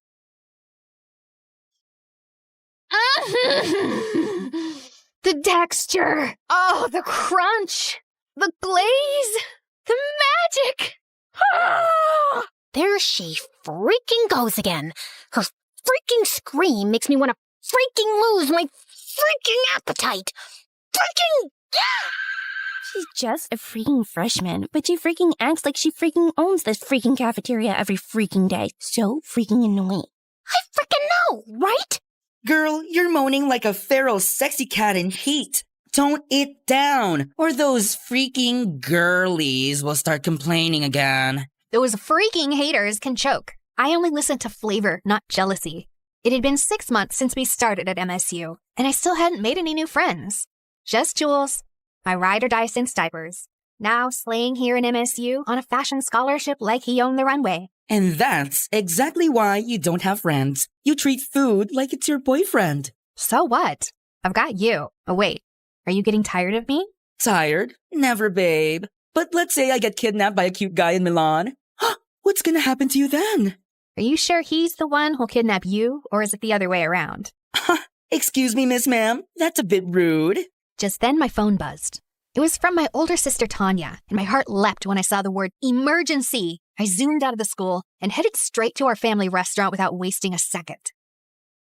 What's going on? Taffy! Oh, the mayor's here with the whole table of business tycoons, and they asked for a special twist on our signature steak. I tried tweaking the sauce, but the flavor's flat. Oh, something's off. I've added, adjusted, prayed. Nothing's working. If we mess this up, we'll be trending for all the wrong reasons, and Dad's gonna kill me. Breathe, okay? Let me see. Too much soy, not enough soul. All right, everyone, I got this. I swung the spice rack open and started working my magic. 2 pinches of smoked paprika, 1 drizzle of honey, a splash of aged balsamic vinegar for depth, a whisper of garlic, not chopped, grated, 2 drops of lemon juice for a little spark, and a dash of espresso powder. Now, try it. Tanya took a bite. Her eyes went as wide as the earth itself. Oh, quickly clapped a hand over her mouth before she could scream and alarm the entire restaurant. Now go serve that magic to your VVIPs. Oh, you're a lifesaver, sissy, as always. I assisted her as she served it herself to the VIP table. The mayor took 1 bite and started crying. This tastes like my childhood and my 22nd divorce healing at the same time.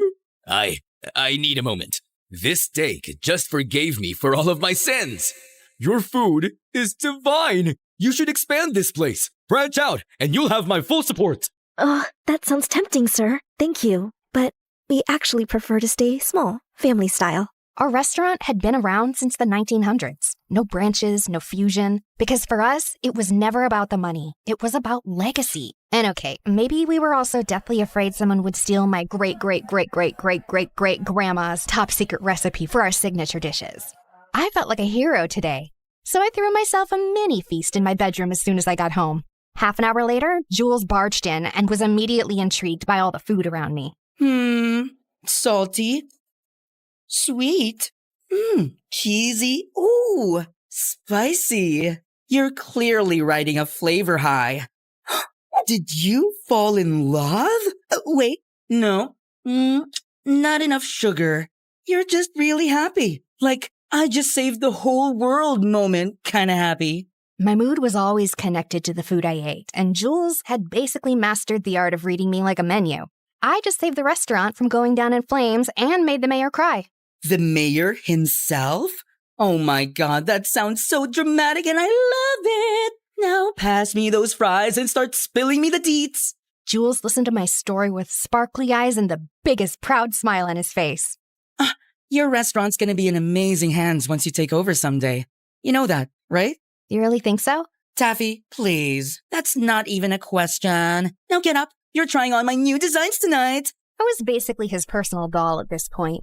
We spent the rest of the night turning my room into a mini runway, me twirling around in his freshly sewn outfits, and I was loving it. While I was walking down the hallway, a girl suddenly bumped into me, and a pile of books crashed to the floor. Oh my god, I'm so sorry. No, it's totally on me. I wasn't looking. I remembered her during the freshman orientation because she had this pretty, innocent face. I crouched down to help her and noticed every single book was a cookbook or a recipe guide. You're into food too? Kinda. I mean, yeah, I guess. Just prepping for something. Prepping for what? Oh, the cooking club. They're reopening the culinary society for freshmen, and they're choosing 10 new members. The announcement's tomorrow at the auditorium. Finally! A club that was made for me! No way! Girl, you just made my day! I'm Taffy, by the way. You are? Jillian. Well, see you around then. Future club mate? Oh, I don't know. I'm not sure I'll make it in. The hesitation in her eyes caught my attention. I wanted to ask more, but before I could, someone called out her name and she hurried off. And just like that, my curiosity was hooked. So I immediately told Jules about it. Congrats on finally making a new friend. Please, I think she's way too shy for my energy. But guess what? I'm joining that club. You in a cooking club? Babe, it's about cooking food, not just inhaling and eating it. You're way too lazy for that. But I have a golden tongue. Of course I can cook too. Last time you actually tried to do it yourself, I almost died. I just accidentally grabbed the salt instead of the sugar. It was baking powder. Okay, whatever. This time I'm serious. The Culinary Society could help me hone my skills. Plus, it's great prep for restaurant management. Or you just want to try everyone else's dishes. That too. The auditorium buzzed with freshman students the next day, all cramming in for the big announcement. I scanned the room and spotted Jillian in the corner, nervously biting her nails like they were snacks. I slid into the seat beside her. She looked so relieved it was kind of cute. Hey, you're here. Of course. Was that Gavin? What was he doing here? Don't tell me. He also cooks? Broody boy has kitchen skills? My curious thoughts were cut off as the president of the Culinary Society finally stepped up to the mic and started the announcement. Welcome, aspiring chefs. The Culinary Society is now officially open. This program aims to discover hidden culinary talent. Those who pass the initiation will receive a sponsorship. It's all about the guidance, support, and even funding to grow your skills. The club's goal is simple. It's to discover you. With the right sponsor, your talent can be developed and taken further. I then felt Jillian trembling beside me. I really need to get in, no matter what. Hey, we're gonna make it, both of us. No plan B, no backing out, got it? I smiled as she gave me a tiny nod. The initiation will last 3 days, and the judges will be the senior members of the club. Just then the student council president stepped forward. This guy looked like he had walked straight out of a rule book. Dead serious and probably hasn't smiled once since birth. Tomorrow's challenge is a written exam, so study hard. The second and third challenges will be surprise practical tests. Exam venue and time will be posted shortly. You may now return to your classes. Holy spicy sauce explosion. This is gonna be amazing. My foodie heart was on fire. I glanced back at Gavin, only to find him already looking at me. Of course he was glaring again. Seriously, what was his deal? The glaring, the eye-rolling, the mysterious brooding energy. It was driving me nuts. So on the way back to class, I finally snapped and cornered him. Hey, got a second? He didn't even respond, just rolled his eyes at me as always. Are you joining the club just to roll your eyes at me every 5 minutes? Or do you actually cook? The world doesn't revolve around you and your stupid food cravings, you annoying brat. Seriously, why are you so mad at me? What did I ever do to you? You exist. That's enough. Now, get out of my face. Unbelievable! This guy clearly didn't know who he was dealing with. That night, I studied like my life depended on it. Notes in one hand, spicy instant ramen in the other. Then came the written exam day, and everyone looked so tense. But for me, it was easy peasy mac and cheesy. I was the first one to finish the test, so I stood up with a proud smile. Till I saw Gavin, already done and standing. Before me? After submitting his papers, he turned to me and scoffed before walking off like he owned the place. The audacity! The next morning, I dragged Jules with me to check the results. Out of 100 applicants, only half made it, and I nearly choked on my gummy bears when I didn't see my name at the top. Second place? Wait, who's first? I leaned in and gasped when I saw the name. Gavin? Like Gavin, the cute and brooding window guy? He cooks? No, there's no way. That's probably a different Gavin. But then the crowd parted, and speaking of the devil... Excuse me. Oh, look. It's me on top. The one and only Gavin. When he turned to me and smirked. Oh my god, he's so hot. Like hotter than a steak on a grill. Jules was right, to be honest. But I shouldn't be distracted right now. Can we focus on his evil smirk, please? He's literally challenging me. I think that's officially a war declaration, babe. This is gonna be extra interesting. That jerk better be ready, because I'm gonna crush him big time. Second challenge finally came. We had to cook a chicken-based dish, in pairs. My eyes immediately landed on my mortal enemy, who was casually tying his apron like he was the master chef, and the sight was such a sword my eyes. I was about to hunt Jillian down when someone suddenly blocked my way. Nicholas! He was here too? How did I not notice him last time? Ah, mademoiselle, fate brings you back to me. I'm still wounded from you turning down my masterpiece last time, you know? Team up with me, and if we win, you owe me a dinner date. Fair trade, no? I was about to reject him, but then my cinnamon roll savior appeared. Hey, Taffy. I was wondering if maybe we could... Oh, here comes my lovely partner. Sorry, buddy. Maybe next time? Ah, très bien. No hard feelings. At least Nicholas was always classy about rejection. Congratulations on passing the written exams. Thanks. I had been preparing for that way before I got here at MSU. Oh, you're really into this, huh? All right, girl. Let's do this. You cook, I supervise. We're not doing it together? Of course we are. I'll be guiding you. So, what are we making? Let's go with crispy garlic honey chicken with mango salsa. That sounds fancy. Okay. We had exactly 1 hour. Jillian got to work while I hovered nearby, supervising like a resident chef. But my eyes kept drifting to Gavin. He looked calm and focused, like he belonged in a commercial for knives, while his partner looked so lost. The fact that he was also into cooking made him even more annoying. A few minutes later, Jillian finally threw her hands up and beamed. All right, done. Ooh, let me taste. I took a confident bite, only to gag and nearly scream in disgust. I tossed the dish and everything else into the trash, and it landed dangerously close to Gavin's station. He hissed like a cat that had just got misted. Oh, gosh, girl, what happened to the chicken meat? Did you marinate it in mud and ask an old goat with horrible breath to spit on it or what? But I just followed everything you said. Jillian looked like she was on the verge of tears, so I took a breath to calm myself down. It's okay, my love. We've still got 20 minutes. We're gonna fix this. This time, I rolled up my sleeves and took over. Just as the final bell rang, we slammed our dish down and handed it to the judges, who actually liked it. As expected, we passed, and we're now qualified for the final challenge. But when I looked at Jillian, she didn't look happy at all.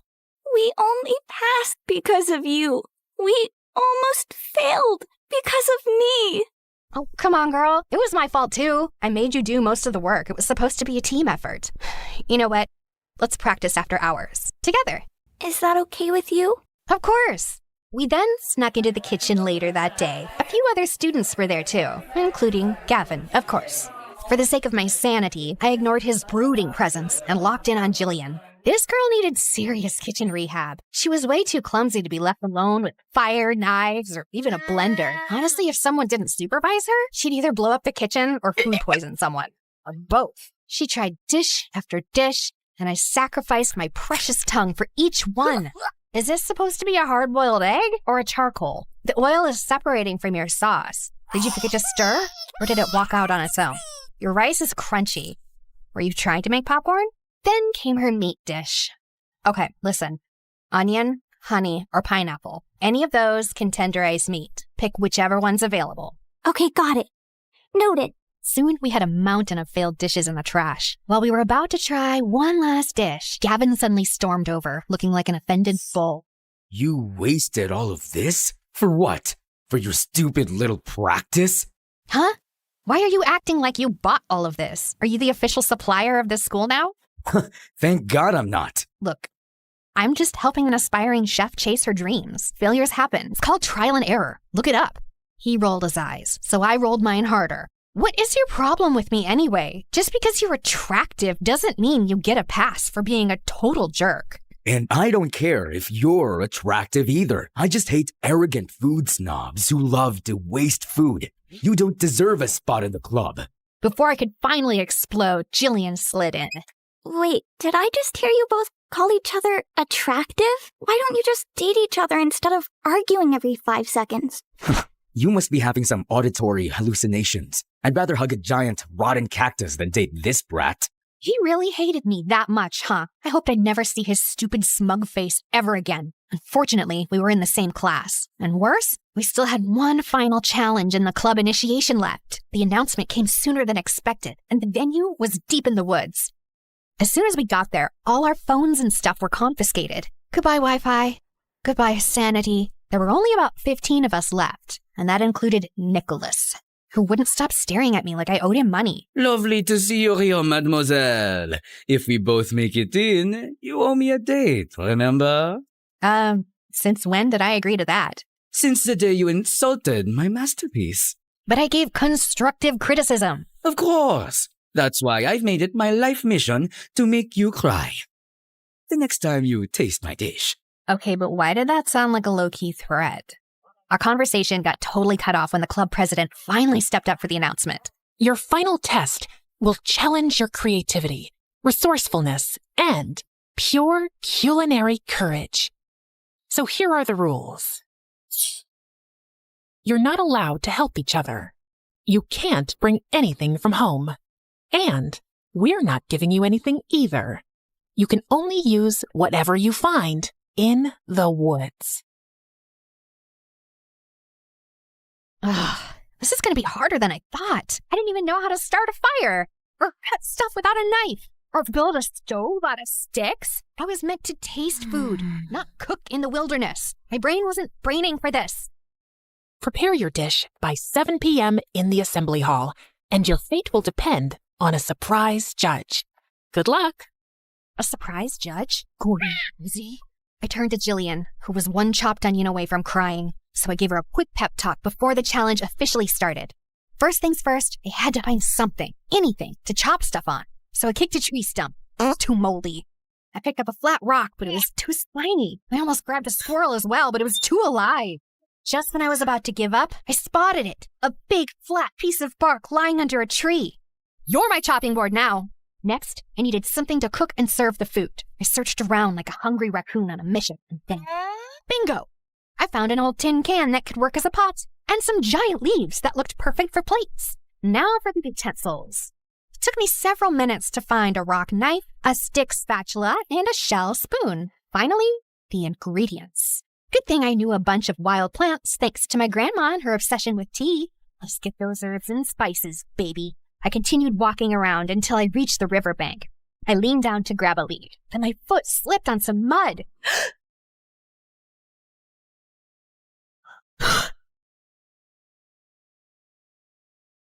So, you're not just a brat and a snob. You're clumsy too. Do you really have to insult me? I didn't ask for your help anyway. Fine. Then I'll take it back. Wait, what? Oh, ew, get off me, tall boy. Huh? You're the one who hugged me like I was a pillow. I ignored him and stomped off like I was totally fine, except I wasn't. Because why the heck did I blush? Oh, no, bad hormones, bad. Focus, Taffy, focus. Half an hour later, I'd gathered enough herbs to open a mini forest restaurant. Now it was time for the protein. But the problem was, I can't fish and hunt. I can't even catch something still. So I did what any desperate girl would do. Target acquired. Eggs. Sorry, Bird Mom.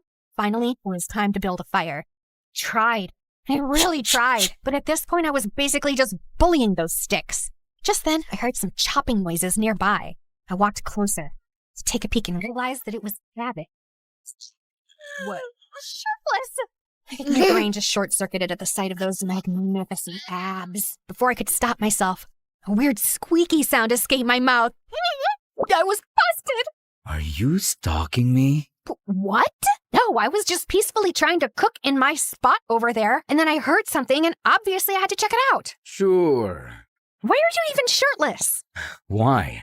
Does it bother you? Yeah, it's too indecent. Then find another spot? I was here first. You're the one who somehow set up your camp near mine. I was so furious. I huffed and stormed back to my sad little fire pit.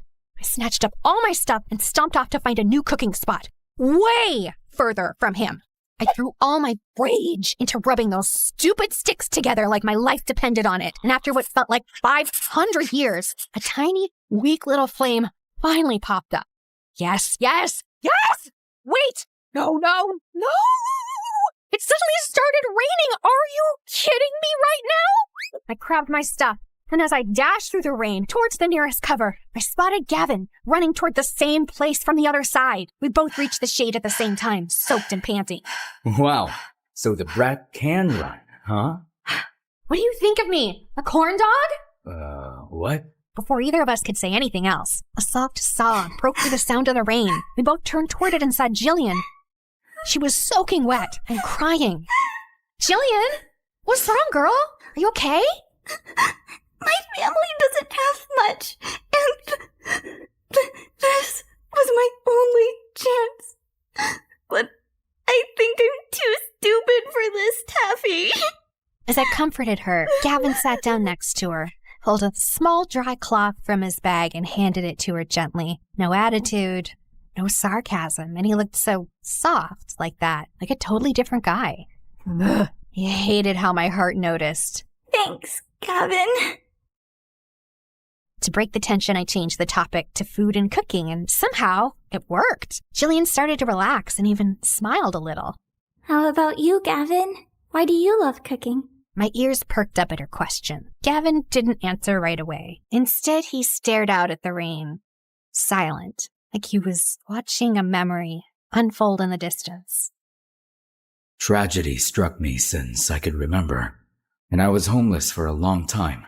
Park benches, cardboard blankets, cold nights when I thought I wouldn't wake up, scavenging for even ketchup packets just to trick my stomach into thinking I'd eaten.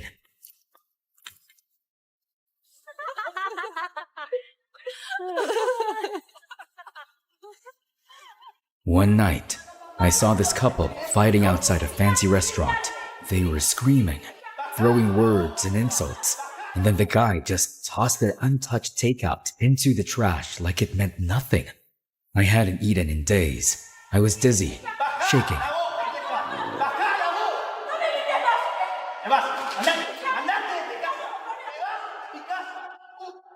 If you're gonna fight, fine, but don't waste good food. The guy looked at me like I was dirt. Then go ahead and eat it if you care that much. I didn't hesitate. Right there on the wet pavement, I sat down and ate every bite like it was a 5-star meal. I remember whispering, "They're fools. They don't even know what heaven tastes like."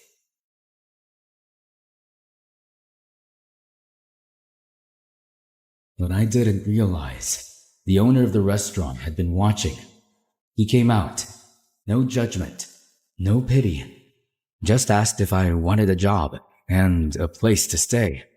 That's how it started. That tiny kitchen saved my life. But also, I found passion. But the rest of the staff, they didn't see me as one of them. Just a stray they took in. A charity case with no pedigree, no past. I worked twice as hard to prove I deserved to be there.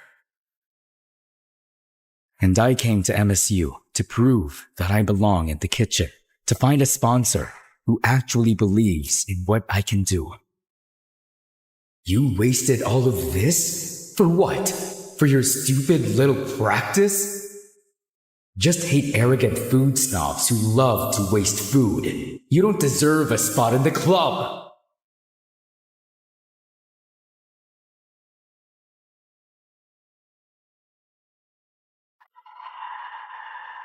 I gasped as my eyes flew open. I almost screamed when I realized that I had actually fallen asleep on Gavin's shoulder. Oh, to make it worse, I drooled on his shirt. Oh my gosh, I'm so sorry. Relax, it's just drool. Unless you care about what I think. Duh, no, absolutely not. Just then I realized it was getting dark already. Oh my gosh, what time is it? I haven't even started cooking. And where's Jillian? Chill. We've still got an hour and a half before 7. And Jillian's over there. She already got started. Apparently, she had already built her own campfire and was cooking over it like a master chef. Gavin and I then rushed back to our spots, and this time it was extra serious. I no longer just wanted to pass the test. I wanted to make something real. After finishing my dish, I rushed back to the assembly hall. Everyone was already there and their dishes looked so yummy. The whole room smelled like a 5-star buffet. Just then I noticed that Jillian wasn't here yet. I glanced at Gavin and he looked worried too. Come on, girl, where are you? Soon there were only 5 minutes left, and panic started creeping in. Just when I was about to bolt out the door to look for her, she finally appeared, holding a steaming plate with the most unique-looking fish dish I'd ever seen. What took you so long? You got me so worried. Sorry.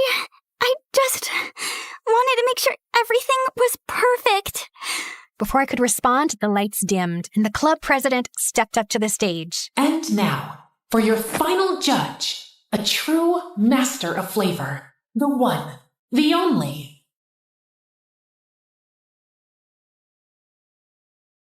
It's the masked cafeteria chef. The legend behind the lunch trays.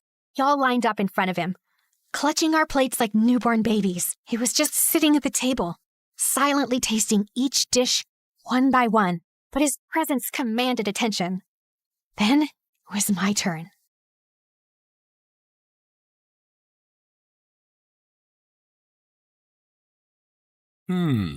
Interesting. Most people played safe with eggs, but you took a risk. The texture's playful, the flavor's daring, and the sauce, it's bold, defiant, and unforgettable. Just like you. I nearly passed out from happiness, or hunger, or his dangerously calm voice.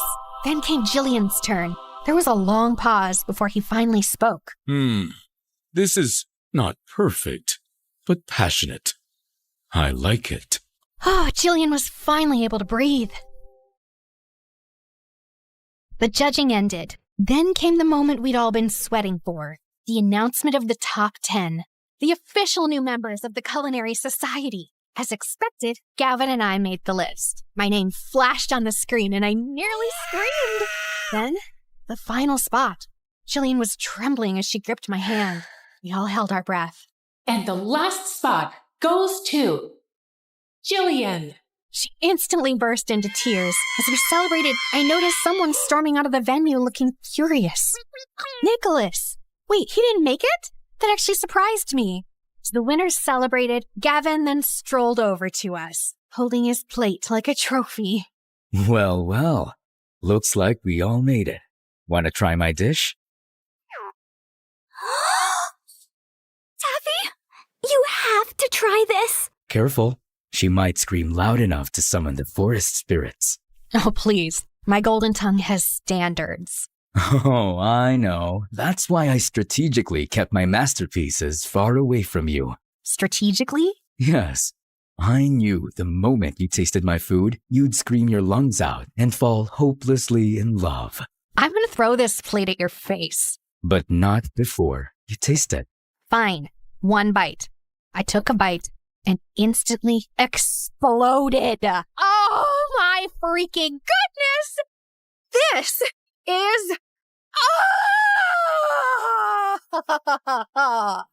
In the middle of my foodgasm, I saw him smirking, so I immediately stopped myself from praising his dish. I knew it. One bite and there goes your dignity. Shut up! He kept teasing me all the way home on the bus. But of course I had to stay strong for my pride. I will never admit it, ever. Unfortunately, I couldn't stop thinking about him and his cooking skills that night, so I stuffed my face with sugar to distract myself. That was when Jules barged into my room.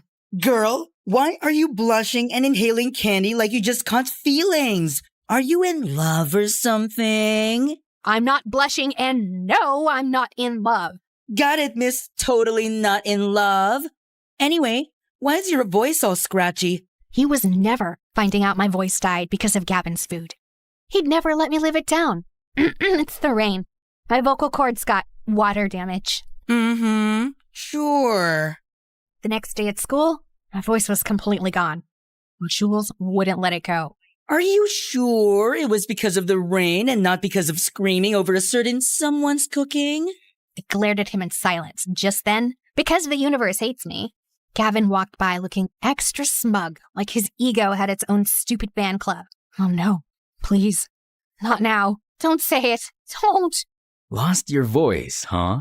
Told you my dish was too good. Jules nearly choked from laughing. Since then, things just got weird. Gavin and I started getting closer. Before, he used to glare at me all the time. But now, that glare was replaced with a stupid little grin that made my brain malfunction every time. Like that time in the hallway when I opened my locker and a sticky note fell out. Try not to scream over my food next time. Gee. I looked around, and of course, there he was, leaning against the wall with that grin. Ugh, so annoying. During lunch, he started joining us at our table, like he was officially part of our squad. Relax. I'm here for the food, not you. And worse, Jules literally saved him a seat every freaking day. Aww, why do you always walk in like it's a K-drama entrance? My heart can't take this. Nowadays, I just find myself finishing all my food. Clean plate and no crumbs, even if the dish wasn't perfect. And of course he had a comment about it. The trash bin must be lonely without all the food you used to waste. Seriously, who kidnapped old you? People change, duh. And I didn't do it because of you. Mm-hmm. Sure you didn't. Can you two stop? I'm getting secondhand butterflies. Shut up. And because of him, the kitchen feels weird now. Am I too conscious of Gavin? He's still him, the broody, annoyingly talented chef in the making. Lately, he's been working way too close to my station, offering help I didn't ask for, smirking whenever I refuse like he's deliberately trying to make me skittish. Ugh. Your knife grip's a little stiff. Don't sneak up on people! Holy broccoli, why is he standing too close? I wasn't sneaking, just helping. I turned back to the cutting board, trying not to imagine how good his voice sounded that close. Tappy, focus, knife, chop, chop, scallions, not his stupid smirk. You really don't have to hover. I'm not gonna murder the soup. I wasn't worried about the soup. My heart skipped. What was that supposed to mean?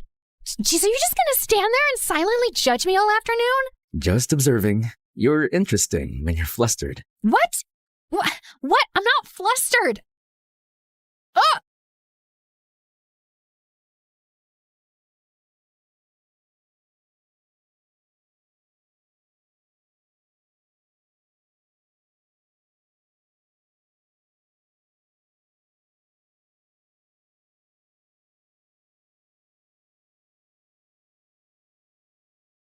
Careful now. I bite. I pushed away too fast and nearly slipped again. What? That was... You were just in the way.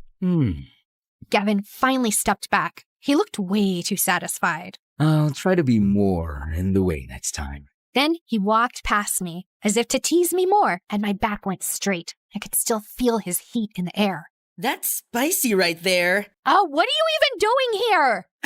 Rude, but I forgive you. I nearly melted watching you two. The tension, Michelin star level. I groaned, trying to will my face not to combust. But girlie, sorry to pour cold water on your sizzling enemies to maybe lover's arc, but your sister called me. Said there's an emergency family meeting at the restaurant. I blinked as my stomach dropped. Emergency family meetings were never casual. Without a word, I grabbed my bag. Didn't even bother untying my apron. Just ran. Apparently, a new diner around the block had been copying our menu and signature dishes. And it had been a week since our sales had gone down to dangerous levels, as in going bankrupt. I went to check on it and got the shock of my life when I saw who one of the chefs was. Nicholas! Ah, pleasure to see you here, mademoiselle. Our family decided to branch out and try a new location. This spot is perfect. Is it not? Everything on your menu is exactly like ours. This is illegal. You copied ours.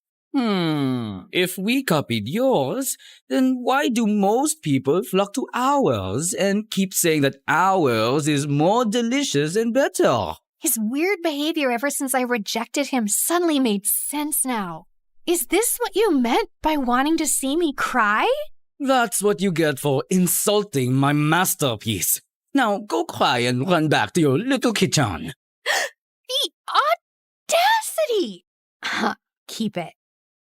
That old recipe is all yours. I can just let my expertise do its magic and make something so good it'll make yours taste like reheated kitchen scraps. And when the tears come, make sure they don't water down your salty little ego. I then marched out of his stupid restaurant without looking back. I went back to our restaurant and saw Tanya and the rest of the staff reviewing the security footage.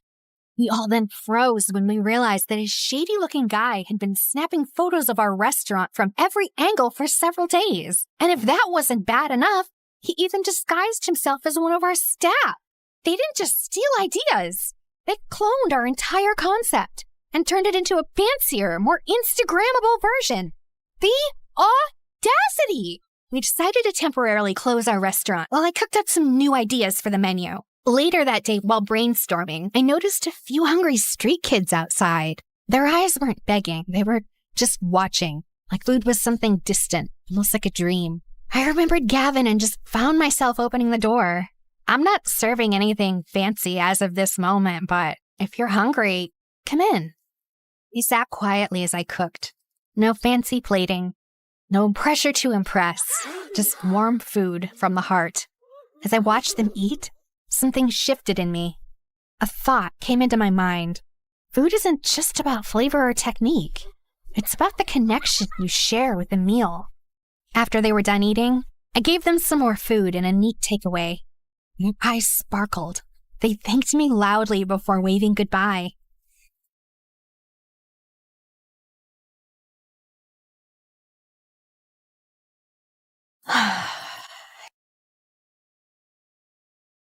Think about some charity project and look for some volunteers to feed those kids again. Oh my God! Gavin! You scared the carrots out of me! What are you doing here? I overheard earlier, and I got worried. I asked your friend, and he told me everything. Well, I'm here to help you out.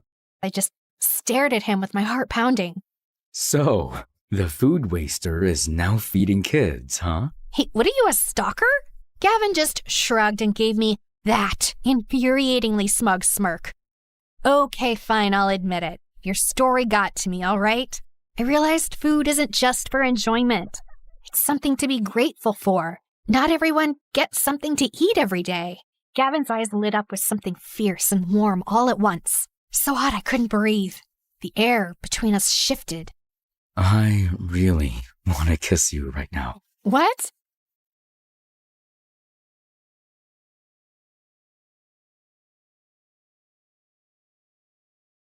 Say no. I clutched his arms, the warmth of his touch sending my heart into a race, and my knees wobbled. He grinned. His intense eyes smiled. I take that as a yes. Then he pulled me in, and before I could blink, his lips crushed into mine. Hot, intense, sweet, and it tasted like cinnamon made from heaven. I melted. I never knew kissing the person you like is the sweetest thing ever. More than the best macaroons in the universe. I wanna stay here with you. All that we have is just I told you, I bite. promise I won't leave your side. Be who you are and you'll be enough. If you're giving me your love, giving me your love. All that we have is each other now. Promise you won't leave my side. I hope who I am is enough for you. If I'm Maybe it's the kiss. Okay, no, it was definitely the kiss that inspired this new recipe. Sweet, warm, with the right amount of spice. It lingered and was very special. Whoa, you made this look like it belongs in a 5 million star restaurant. Thanks for helping out, Jillian. While we worked on our test dishes, we discovered her secret skill. She was amazing at plating, garnishing, and all the aesthetics. Just don't ask me to actually cook it, like, ever. Girl, you're now officially the queen of food catfishing, and I say that with love. Then Jules popped in while holding up a sketch pad. Okay, if we're leveling up the food, then we're leveling up the fashion. He flipped the sketch pad around, revealing a full lineup of brand new uniforms. Chic, comfy, and grease stain resistant. You're welcome. Oh my God, you made slayable uniforms? I am an aspiring fashion icon, babe. Let me slay in peace. We all laughed. And in that moment, I realized that this wasn't just my comeback. It was ours. And for the cherry on top, we added a tagline for our new and special dish. The dish that can make you scream. It was inspired by someone, and as expected, it was a hit. Customers were literally screaming, and their videos went viral. They kept returning to our restaurant, so we finally decided to add it to the official menu. I used to think food was just about taste and fun. Now, I knew better. Nutmeg makes soup creamier. Rosemary is steak's best friend. Basil goes with almost everything. Cinnamon brings comfort to sweet and savory alike. And chili? Chili sets the soul alight. But the most important ingredient of all is love. Love is the secret spice. You won't find it on any shelf, but it lingers in every bite, making each dish as special as it can be. All that we have is each other now. I promise I won't leave your side. Be who you are and you'll be enough. If you're giving me your love, giving me your love. All that we have is each other now. Promise you won't leave my side. Contestant 9, please state your name. Sierra? Looks like a nightmare, right? Hi, I'm Sierra, and ever since I could talk, I've had a stutter. I didn't think much of it until I moved to a new town when I was 6. Welcome to the neighborhood. I'm Dean. This is my daughter, Kelsey. What's your name, sweetheart? Sierra. Why do you talk like that? It was the first time anyone had asked me that. It wouldn't be the last. My stutter happened frequently, but it got worse when I was nervous. My mom barely noticed or cared that I had a stutter, or that I really existed. She was always working. And my dad? Well, he left the picture a while ago. Most days, Mr. Dean would watch me after school, and Kelsey and I became fast friends. We did everything together. Played at the park, put on fashion shows, grabbed ice cream at Scoopy's. When we went out as a trio, I'd secretly pretend that Mr. Dean was my dad, and Kelsey was my older sister. In those moments, it felt like the family I'd always wanted. But things started to change when Kelsey's mom announced she wanted a divorce and moved out of state. After that, Kelsey started to change. She wasn't just upset. She was furious. She yelled at everyone, and once even smashed the living room furniture in a fit of rage. She lashed out in class and got held back a grade. And if her dad hadn't been the superintendent, she probably would have been expelled. By middle school, we ended up in the same class, and Mr. Dean dropped us off on the first day. Wow, your daughters are so beautiful. Aren't they? I'm a lucky dad. Kelsey looked like she was about to explode. I'm Kelsey. I'm his only daughter. My mistake. And what's your name? Sierra. Sierra? Why do you talk like that? Yeah, can you not speak properly? Or are you stupid? The class erupted into laughter, and I could feel my face burn. Since then, Kelsey wasn't my friend anymore. A real friend wouldn't do that. Through the years, Kelsey's hatred only grew. Anytime I had an accomplishment, she had to ruin it. Opening night of the school play, she stuffed worms in my costume. She threw her birthday party on the same day as mine every year and literally paid people to skip mine. At the science fair, she unplugged my volcano as the judges walked by, so it just looked like a sad pile of paper mache. And during my middle school graduation speech, she just had to make a scene. And so, I want to say how proud I am of our class. We did... What the glitch here is trying to say is we did it. Congratulations, grads. Party at my house tonight. Everyone's technically invited, but only cool people should show up. If it weren't for being her neighbor and still being close with Mr. Dean, I would have liked to never see Kelsey again. I'm sorry about my daughter. Ever since her mom left, she's been a different person. I just wish she wasn't so mean. You shouldn't be ashamed of something you can't control. At the end of the day, your stutter is something that makes you unique. I held on to that going into high school. My stutter didn't bother me much anymore. In fact, it was getting better with age. He was right. It did make me different. And I liked that. One Friday in English, we were doing a vocabulary spelling exercise, and I was totally killing it. ESOTERIC. Esoteric. QUERULOUS. Querulous. VACILLATE. Vacillate. Everyone was surprised at how well I was doing. And honestly, so was I. Who knew I was that good at spelling? Sierra, there's a regional spelling bee in a few weeks. You should join. Who knows, you may make it all the way to nationals. That night, as I sat in my room looking over the spelling bee brochure, loud music suddenly rattled my walls. Kelsey was throwing a party in her backyard. A few classmates waved me over. Fine, just for a little. The party was fun, but I couldn't stop thinking about the spelling bee, and I decided I would sign up. I was about to leave when... What's this? She snatched the brochure out of my hand. A spelling bee? Oh, please. Like you could ever win one of these. In case you didn't know, you trip over your words. Give that back.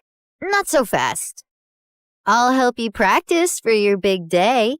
She pulled out her phone and turned the flashlight on as if it were a spotlight. Some other people gathered around and did the same. I felt blinded by all the lights in my face. Why don't you show us what you got? Nothing screams fun like watching you butcher the alphabet live on stage. Your word is quiberate. That's not even a word. Okay then, your word is pathetic. I'm sure you're quite familiar with that. IRRELEVANT. Irrelevant. I'll use it in a sentence. Kelsey is irrelevant. Now give me back my brochure. But she ripped it into pieces and threw it up like confetti. I took a small step in her direction. Kelsey took a step back and fell into the pool. Ugh! You pushed me! Yeah, right. I didn't push you. Your attitude just slipped. She climbed out and stormed over to me, and I bolted. As I ran, I saw her shoving people in her way into the pool. I made it home and locked the door just as she started kicking and clawing at it. My heart was racing. By Monday, the whole school was talking about it. Someone had filmed everything, and she looked completely unhinged. I avoided her all day. After class, I asked my teacher if she would sign off on my spelling bee application, and she wrote a letter of recommendation. That night, I was recording myself practicing when I heard Mom come home early. I rushed downstairs to tell her about the bee, but she really wasn't listening, as usual. Sierra, that's great and all, but I'm working and I don't need any distractions tonight. And the Mother of the Year award goes to... Feeling annoyed, I went back upstairs and found Kelsey sneaking through my bedroom window. What are you doing here? Get out! Relax, Miss Broken Record. I'm just here to apologize. Apologize? Yeah. I saw the video from the party over the weekend. I looked crazy. It wasn't okay how I was treating you, so I'm sorry, okay? Thanks? I'm not really sure what to make of this. Yeah, well, we used to be friends or whatever. I think it's time to put the bad blood between us to bed, right? Trust doesn't just snap back into place, not after everything that's happened between us. I understand. I intend to prove it to you. Do you mind getting me some water? Climbing up the vines was harder than I thought. Uh-huh. Sure. This certainly wasn't on my bingo card for how the night would go. I brought her water, which she downed in one gulp. Thanks. I'll see you tomorrow. Maybe we can sit together at lunch? Maybe. Also, never sneak into my room again. Then she climbed out the window. What a strange interaction. But maybe we really were turning over a new leaf. The next day, I walked into class feeling good about the new era I was in, where I tried new things and made up with old friends. But that confidence vanished when I found my teacher waiting for me, looking pissed. Sierra, you will not be attending class today. I've contacted the spelling bee and pulled my recommendation for your application. What?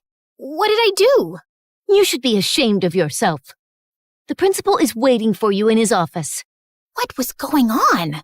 It has come to our attention that the English exam answers were sent to your entire English class yesterday. I'm sorry. I have no idea what you're talking about. That's strange. Given the exam answers were sent from your email address, you'll be suspended for 3 days. Your mom is on her way here to come get you. What? This wasn't possible. I didn't do it. When Mom showed up, the veins in her forehead were practically bursting. I begged her to believe me the whole way home, but she didn't say a thing. When we pulled up to the front of the house, she told me to get out of the car. I can't believe I missed an hour of work for this. You're grounded. Then she just drove off, and I burst into tears. I was wrongly accused, suspended, banned from the spelling bee, and all my mom cared about was missing work. Over the next few days, I stayed home and studied, and I kept practicing spelling words anyway. Failure. Failure. Dismay. Dismay. Okay, maybe I was leaning into the drama a little. When I finally got back to school, everyone basically hated me. A bunch of students had used the answers sent from my email, so the teacher failed the entire class, and now everyone was blaming me. Next few weeks were so lonely. I walked straight out of school one day and went to get an ice cream cone from Scoopy's, and Mr. Dean happened to be passing by. I told him everything that happened.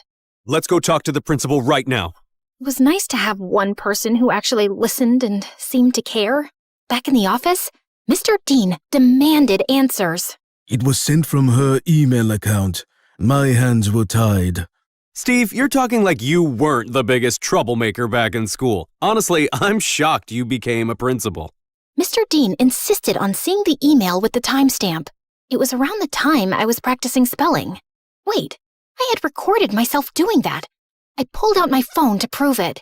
We watched me spelling, then leaving when Mom got home. Then Kelsey climbed through my window and went for the laptop, but I walked in. Once she sent me away for water, she sat down and typed out the email. She did this.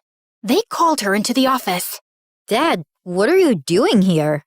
You framed Sierra for stealing exam answers when she's completely innocent.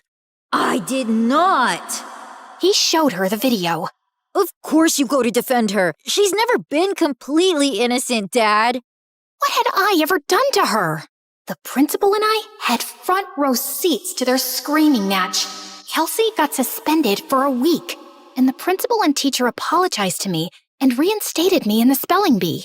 That night, I heard a commotion outside.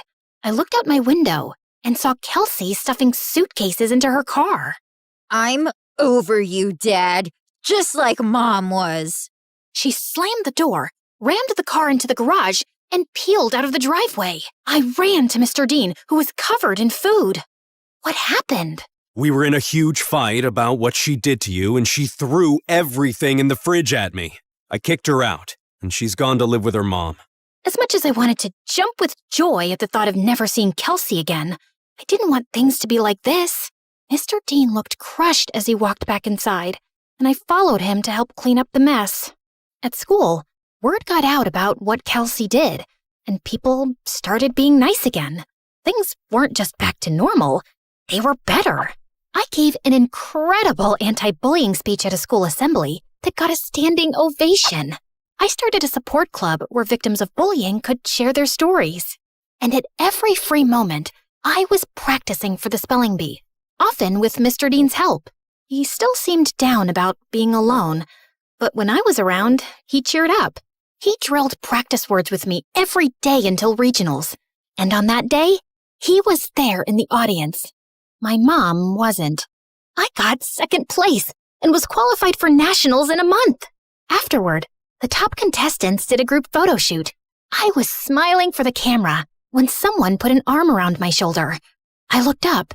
It was the guy who won first. You were a great competitor out there today. Congratulations. His accent, his eyes. Suddenly, I forgot how to breathe.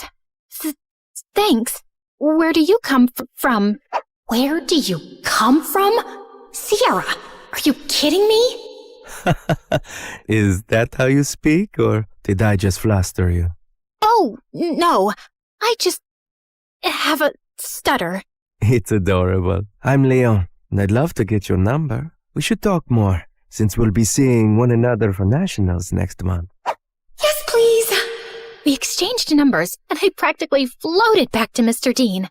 It felt like the best day of my life. When we got home, Mom was on the porch, arms crossed.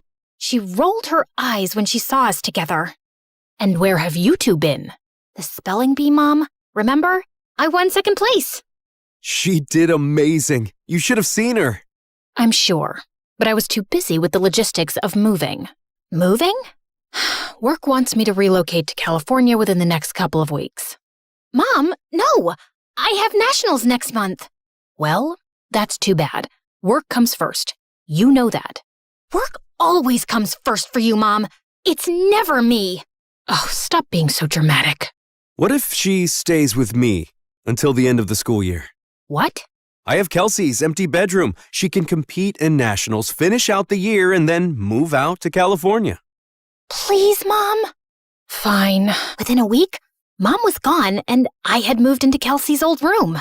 Mr. Dean cared in a way my mom never had, and this new life felt good.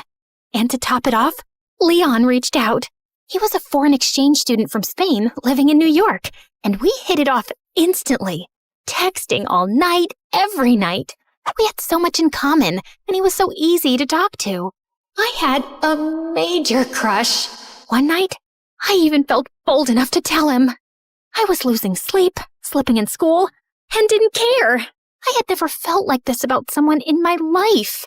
Leon and I even planned our first date the night before nationals. That weekend, I was behind on prep, but I was more excited to see Leon than I was to compete. We planned to meet at a park, and I spent hours getting ready. I waited for him at the park. He was 5 minutes late, then 15, then 30. After 2 hours, unanswered calls, and 20 unread texts, I gave up and walked home. I got in bed and cried. Had something happened? Had I been stood up? I barely slept that night. The next morning, I was exhausted. Mr. Dean and I headed to the Bee.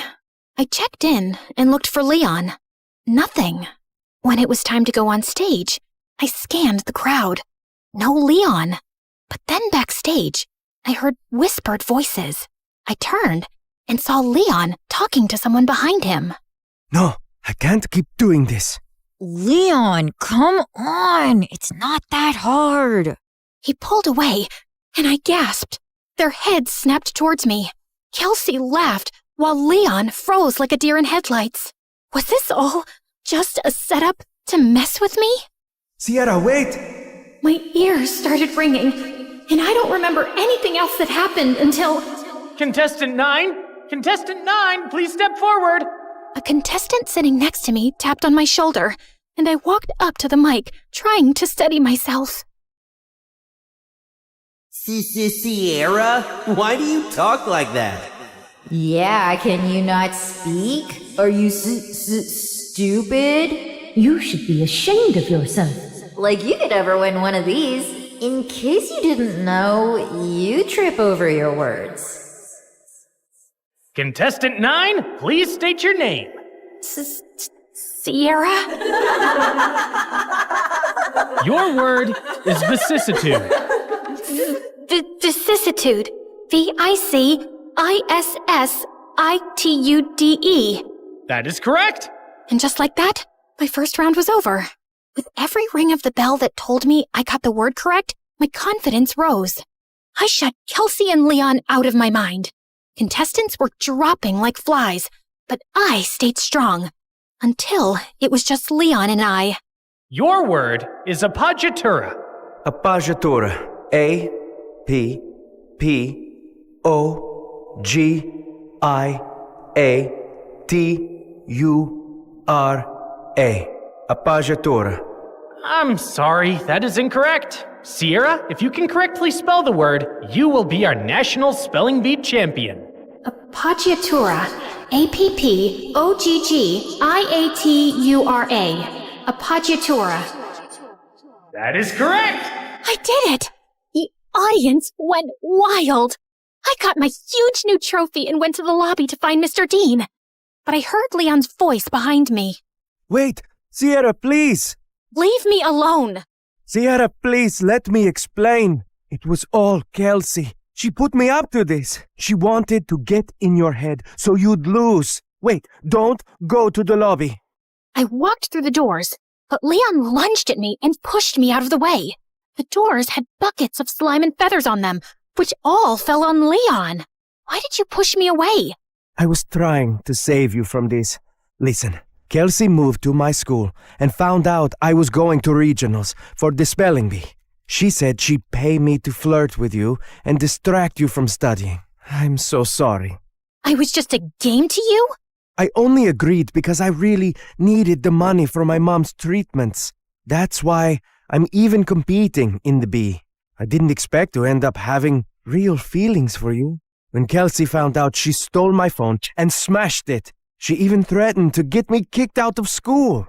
Just then, my mom and Mr. Dean walked up. Mom, what are you doing here? Mr. Dean convinced me to attend, and I had no idea you were so talented at this. We're so proud of you, Sierra. And then Kelsey walked in. Of course my dad is here to support perfect little Sierra. And Leon, I see you've betrayed me too. Guess your mom isn't going to get any better. Why are you so evil? What did I ever do to you, Kelsey? You stole everything from me. Everything! She didn't steal anything from you, Kelsey. Oh, really? Because I remember the night you and Mom screamed at each other when she found out about your little affair, when we both found out Sierra is your daughter. What? Oh, yeah. My neighbor was actually my half-sister, the girl who ruined my family and took my dad away from me. Is this true? Yes, it is. Even though this was the craziest day ever, the news warmed my heart. I'd seen Mr. Dean as my dad since I was a kid. You didn't lose your dad to me, Kelsey. You lost him because of you. You could have told me the truth. You could have been my sister. But you chose to be a liar, a bully, and a sad little lowlife who only feels powerful when someone else is hurting. I may stutter, but I never had to hurt people to be heard. And why didn't you guys tell me sooner? I'm sorry. He didn't know until I told him once we moved in next door.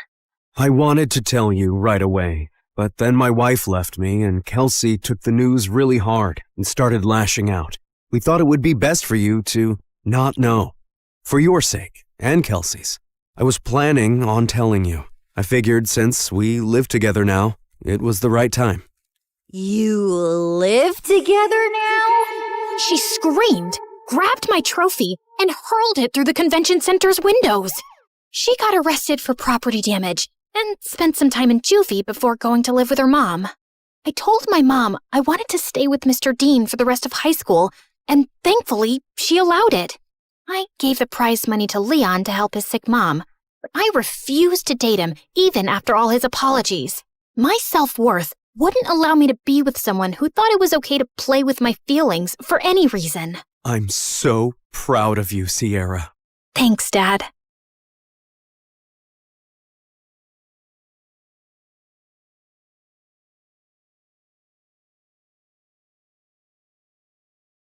In Grimm's version of the fairy tale, apparently my sister and I weren't even worth naming. But at least we were rightly described as beautiful. In Disney's version, our names are mentioned, but can you recall them? No.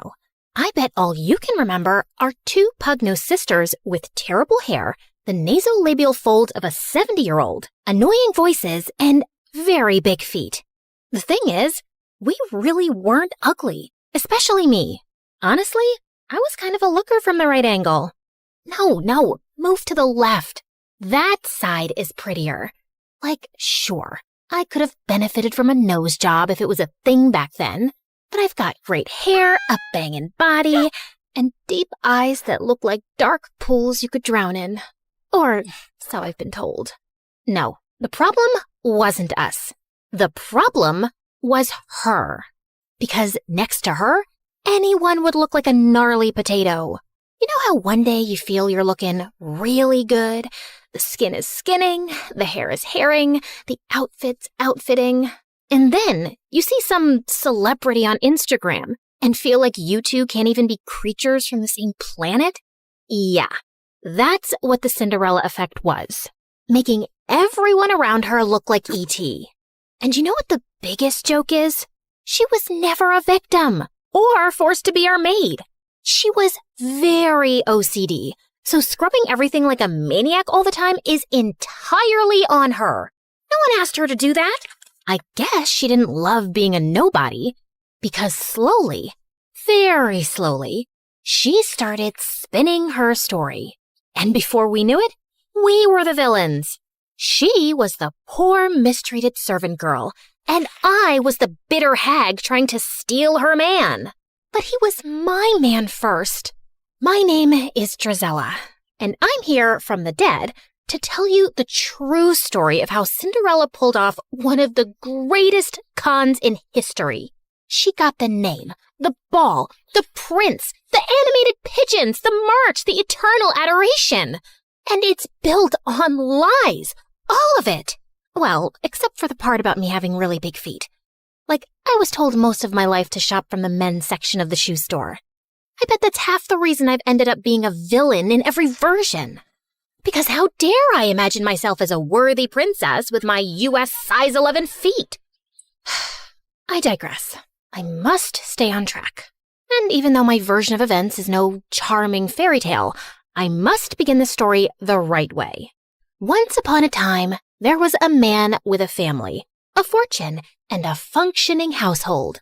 So naturally, he had a midlife crisis and ran for the hills. Gone to figure myself out. Don't wait for me. And tell your mother, it's not me, it's her. I hope you figure out you suck big time. Yeah, I wasn't shocked. Because honestly, we'd be idiots if we hadn't seen this coming. I crave adventure. This provincial family life is suffocating my soul. Someday I'll leave to seek my higher purpose. Marriage and fatherhood can't be it. I have to find myself, and I really don't think I can do it, while married to you specifically. But Mother was still blindsided, shocked, bamboozled. Why had he left? Was it because she wasn't pretty enough, or young enough, or hadn't plucked her eyebrows properly since 1823? Maybe her elbows were too pointy. Maybe her eyes lacked emotional depth. I tried to explain that it was more about him being a spineless lizard running away from adult responsibility, but she just kept sinking in the depths of her despair, and the couch. And without a husband around, she went into full damsel in distress mode. Oh, how I crave pickles. If only I had a man with strong arms to open this jar for me. Never mind that she had servants to open all the jars in the world and 2 perfectly decent daughters. Okay, fine. She had 1 decent daughter, because the other one was Anastasia. Let's just say that we didn't know back then that excessive glue sniffing causes brain damage. And that kid always had her head stuck in a pot of glue. Anastasia, focus! With father gone and mother officially losing her mind, you and I have to run this household. Mother has plenty of money, but we need to start budgeting. Why? Mother is always telling me to stop budgeting when I'm around horses because it makes them nervous. Like, hello, lady. I'm the nervous one here. I'm the one who got kicked by a horse in the head. No, she's telling you to stop fidgeting. Those are 2 completely unrelated things. Are you sure? They sound a little related. They're not! Look, budgeting just means that we need to keep track of our expenses. For instance, how much do we spend on candles per week? Oh, candles? At least 11. 11 what? Candles. I meant money. What about it? How much money do we spend on candles? We spend money on them? No, Anastasia. They just grow on trees and we pluck them like fruit. Yeah, that's what I'm saying. Candles are free. What's the next item on your fidgeting list? Yep. This was my partner in responsibility. Her loyalty was unwavering, as was her misunderstanding of absolutely everything. She had a heart of gold and the usefulness of a fork in a soup bowl. Okay. I'll stop roasting my poor sister now. Despite all her flaws, she was my rock. Heavy, useless, and mostly in the way. Bazinga. But we soon had a much bigger problem at hand. Mother was dying for attention from men, and word of her wealth and desperation spread fast, sending every gold-digging bachelor within 100 miles our way. And I figured out how to get rid of them fast. Of course, my sister slowed me down. Okay, Anastasia, are we ready for afternoon tea? Absolutely. I ordered those fancy pastries Mother loves, fresh lilacs, lemon curd. No, Anastasia, not the actual tea. The plan. Are we ready for the plan? Oh, the plan. Right. Let me just quickly cancel the musicians. You ordered musicians? This isn't an actual date. It's an ambush. Do you remember the strategy or not? Not really, but I'll think of something on the spot. You know I'm very quick on my, Did you just forget the word feet? Quick on my feet? No, that doesn't make sense. You know I run slower than a duck. I have yet to beat a duck in a race. Oh my God. Focus on the tea. Fine. I'll spill tea on his thighs. No, that's not what we... Actually, you know what? You do that. Leave the rest to me. Great. And afterwards, we can eat the pastries? Yes, we can eat the pastries. And the lemon curd? Yes, fine. The lemon curd, too. I had discovered that the fastest method to drive off unwanted suitors was to casually mention Dad, and then watch Mother spiral into all 5 stages of grief. Well, 4. Acceptance was off the table. Mother, you look lovely today. Isn't this the dress you were wearing the day Father left? No, that was the lavender one. Oh, yes. The one Father said made you look washed out. He said what? Madam, you look absolutely radiant today.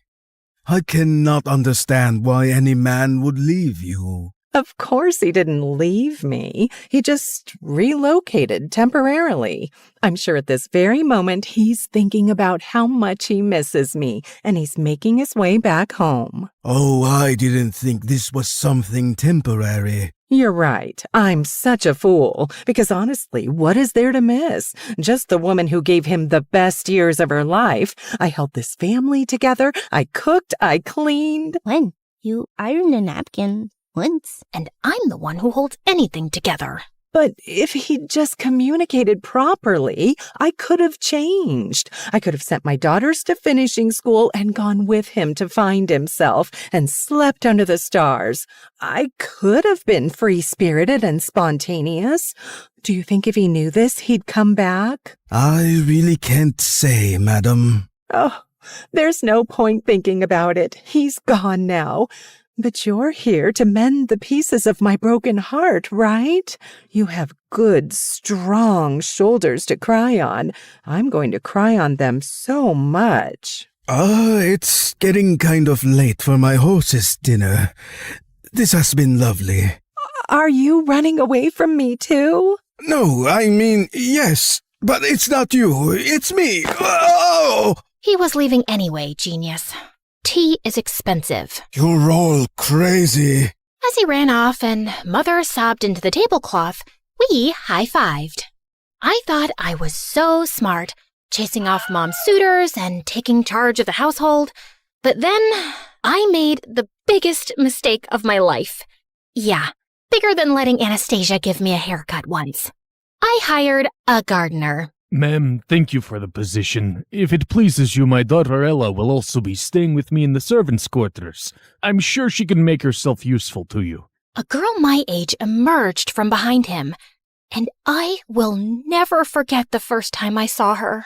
Her hair was like honey catching sunlight, her skin like porcelain, and her patched-up linen dress looked better than any silk I owned. Her eyes were the kind of blue that would make painters cry into their palettes trying to replicate it. Every feature on her face was in perfect harmony. And then she smiled. We didn't know it yet, but the entire trajectory of our lives was rewritten at that moment. Oh my, just look at you, child, like something out of a dream. You're perfect. You're too kind, ma'am. I'm so grateful to you for letting me stay. She's glowing. Should people glow? Do you use some kind of special shampoo made from unicorn tears and fairy dust? You're funny. I like you. Did you hear that, Gisela? She likes me. As Mother led her father away to show him their living quarters, and, I don't know, Anastasia went after a butterfly, Cinderella stayed back and looked directly at me. Drizella, isn't it? Yes. And you're Ella? Yes, but my late mother nicknamed me Cinderella because I'd always sleep by the fireplace and get covered in ashes. You know how nicknames stick. You don't have one? No, but you can call me Miss. You hired my father, Miss. That means you changed my life, and I'll be sure to return the favor. I felt a chill down my spine that had nothing to do with the weather. As she walked away, I just knew I disliked her intensely. Part of me thought it was because I was jealous, and yeah, of course I was. But I just had a feeling that beneath that flawless facade was someone calculating and dangerous. And oh, how I wish I wasn't right for once. At first, she just helped. She polished the silver, dusted the bookshelves, organized the pantry, but then she started having ideas for everything. She rearranged the furniture, suggested new colors for the curtains, and started embroidering tablecloths and crocheting bedspreads. It's like watching angels knit. Even I couldn't deny her taste was impeccable. And soon, Mother wanted her opinion on everything. And then, she was suddenly instructing all the maids, the butlers, and even the cook. The cook! That toad never listened to anything I said. The house sparkled, the cutlery gleamed, the food actually had flavor, and I could see my reflection in the floors now. How could I complain about that? But I couldn't help being bothered by how she had Mother and Anastasia wrapped around her little finger. She would make them face masks and hair oils, play the piano for them like she was Mozart's daughter, and sing like a nightingale. And then there was the dancing. There was a celebration, as always, at the end of the harvest season. And as the servants gathered to dance, Cinderella joined them. She didn't dance like a girl raised in servant quarters. She danced like the air was conspiring to hold her up, like the music was written just for her, like she'd spent her whole life rehearsing her steps to perfection. Everyone was mesmerized. She's so graceful. Not like my girls. That was the first time I heard her say it. Not like my girls. But it wasn't the last. Soon, Mother was drawing comparisons between her and us all the time, telling us how we could try to be more like her. And I swear, I would have given up and accepted her perfection and superiority if it wasn't for the bird incident. Come here, Gisela, look! A robin's nest right outside Ella's window. Isn't it sweet? It's going to have babies soon. Yes, lovely. But I bet it won't be so sweet when they're all screeching at dawn. The two of them continued to look utterly enchanted, and I lost interest soon and left. But the next morning, I ran outside to Anastasia screaming. I found her standing under the tree, and the nest lay on the ground, completely destroyed. The eggs and the robin were gone. Anastasia cried half the day, wondering if it was the work of an evil squirrel, or an evil raccoon, or an evil eagle. Later that evening, Cinderella walked into the living room, holding something behind her back. Mother, I made you a gift. Mother? Since when did she... Then I saw the gift, and my blood ran cold. It was a delicate comb, woven with tiny blue-gray feathers twisted through gold thread. Oh, my dear, it's exquisite. Mother kissed her on the cheek, Anastasia clapped, while I just stared, stunned. This couldn't just be my imagination running away with me, right? Still feeling uneasy, I was going up to my room for the night when I found Cinderella polishing the stairs banister vigorously. Still cleaning?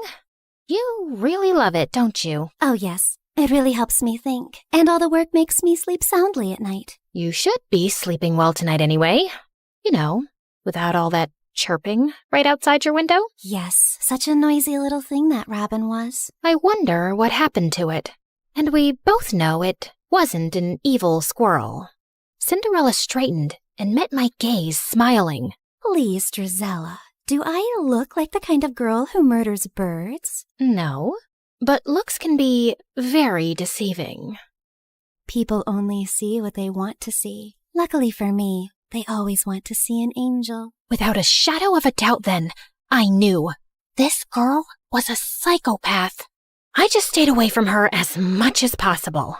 I was also glad that Mother was spending less time with her since she'd recently found gardening and spent hours outside taking interest in dirt and compost. I was happy she had a healthy hobby, until I walked into the living room one afternoon to find her and Cinderella's father sipping tea and holding hands. What's going on here? What does it look like? I'm hoping he's about to flip your palm over and read your future because no other explanation will make much sense. Drizella, I know it's been hard on you since your father left and you miss him. Nope, not even a little, not even at all. Speak for yourself. Honey, a woman needs a man in her life. His companionship, his strong hands, his opinions. What I'm trying to say is, Mr. Rivers and I, we're... No. If your next words are in love, I'm throwing myself out the window. Will you just let me finish? Fine. In love. Great. Fantastic. Open the window with your strong hands, Mr. Rivers, so I can throw myself out.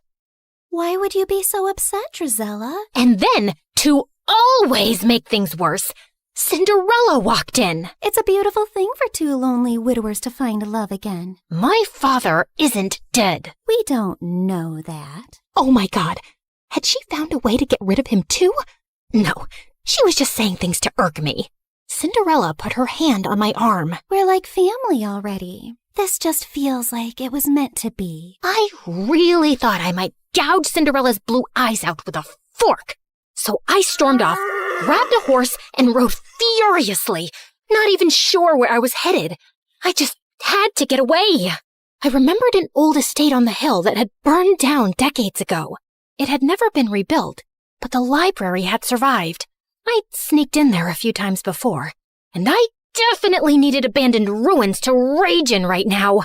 I pushed open the creaky library door, grabbed a book randomly from the shelves, and plopped myself onto the couch next to a pile of dusty blankets. But then, the pile moved. I turned around, terrified, to see a boy emerge from under the blankets. Oh, wow, it's just one girl. I thought an army of banshees had descended upon me. Are you a ghost? No, but that scream should have woken all dead people within a 5-mile radius. Ow! What was that for? If it had passed through you, it would have meant you're a ghost. I was just checking. Did you miss the part where I specifically said no to that question? Why would I expect a ghost to tell the truth? Then why even ask? Okay, fair point. What are you doing here, blending into the furniture? Exactly that. I just wanted to disappear for a while.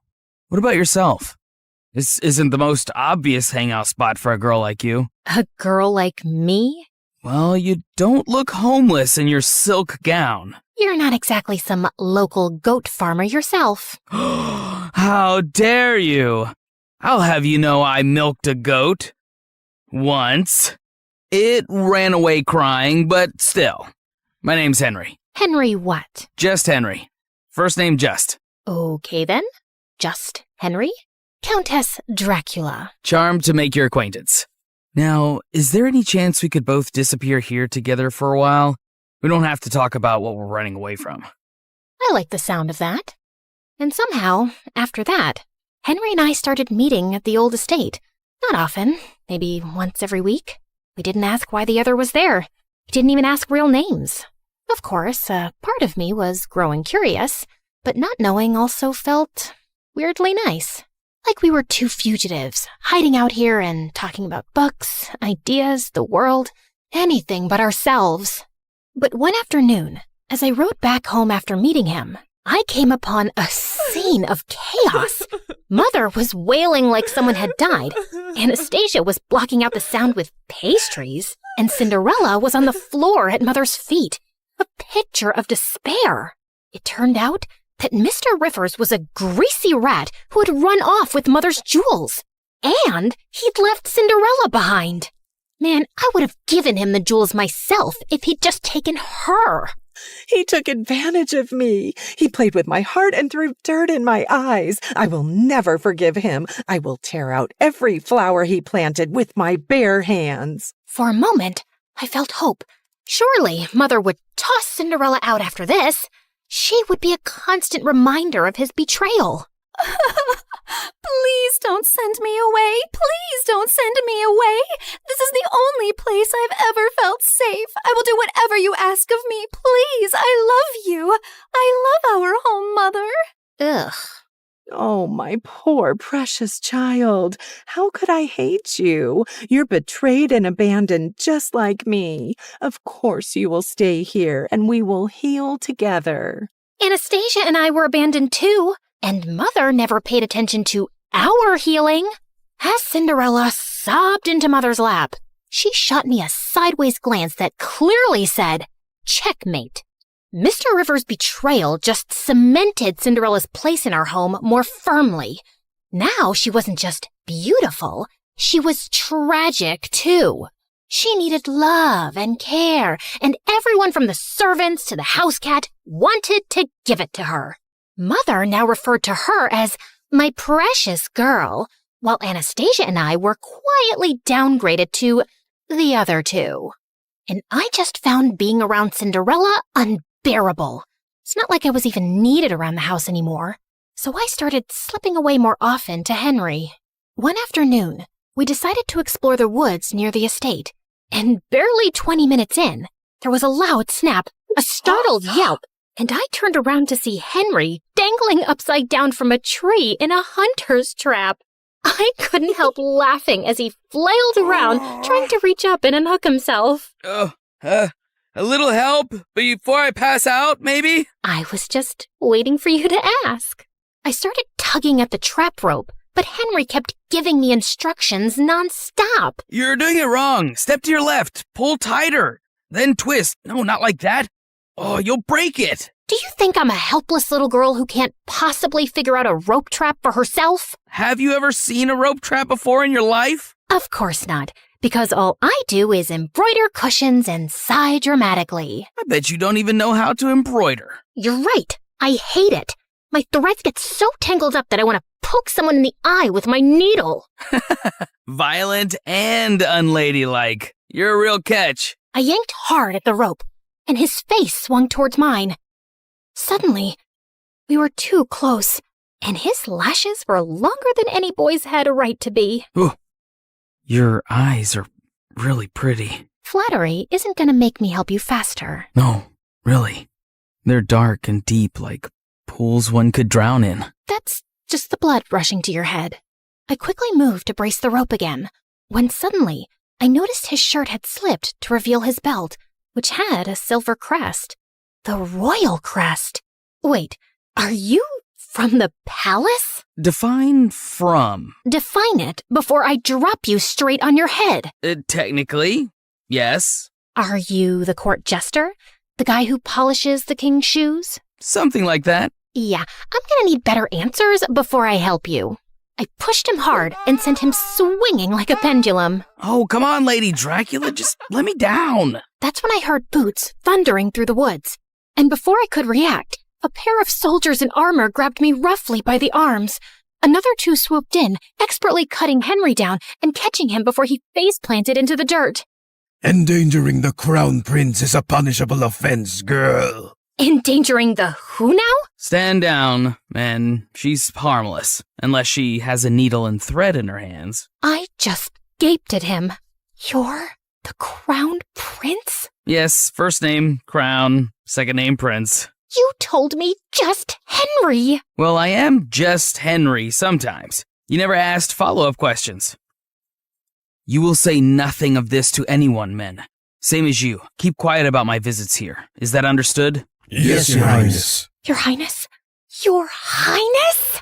You look like you're both spiraling and want to murder me. No, that's just my normal expression. Now, since we're being honest and going for full disclosure... You're a liar who got forced into telling the truth. How about you tell me your real name, too? Drizella. That's pretty. Dracula suits you better. Lots of names are coming to my mind for you, but I shall refrain from using them since I know who you are now. Good day, Your Highness. Hey, don't let this change things between us. But I kept walking without turning to reply. How could it not change things between us?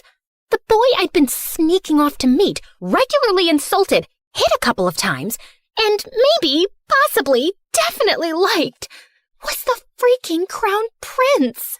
I didn't go back to the estate for days, still finding the truth about him too overwhelming.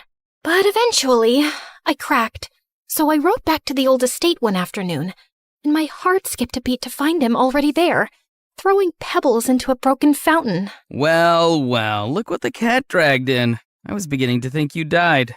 Or got married. Sorry to disappoint you, but still alive and unwed. You know, I was this close to going around town and knocking on random doors to inquire after a girl with violent tendencies and great hair. I just rolled my eyes, but inside, I was smiling stupidly.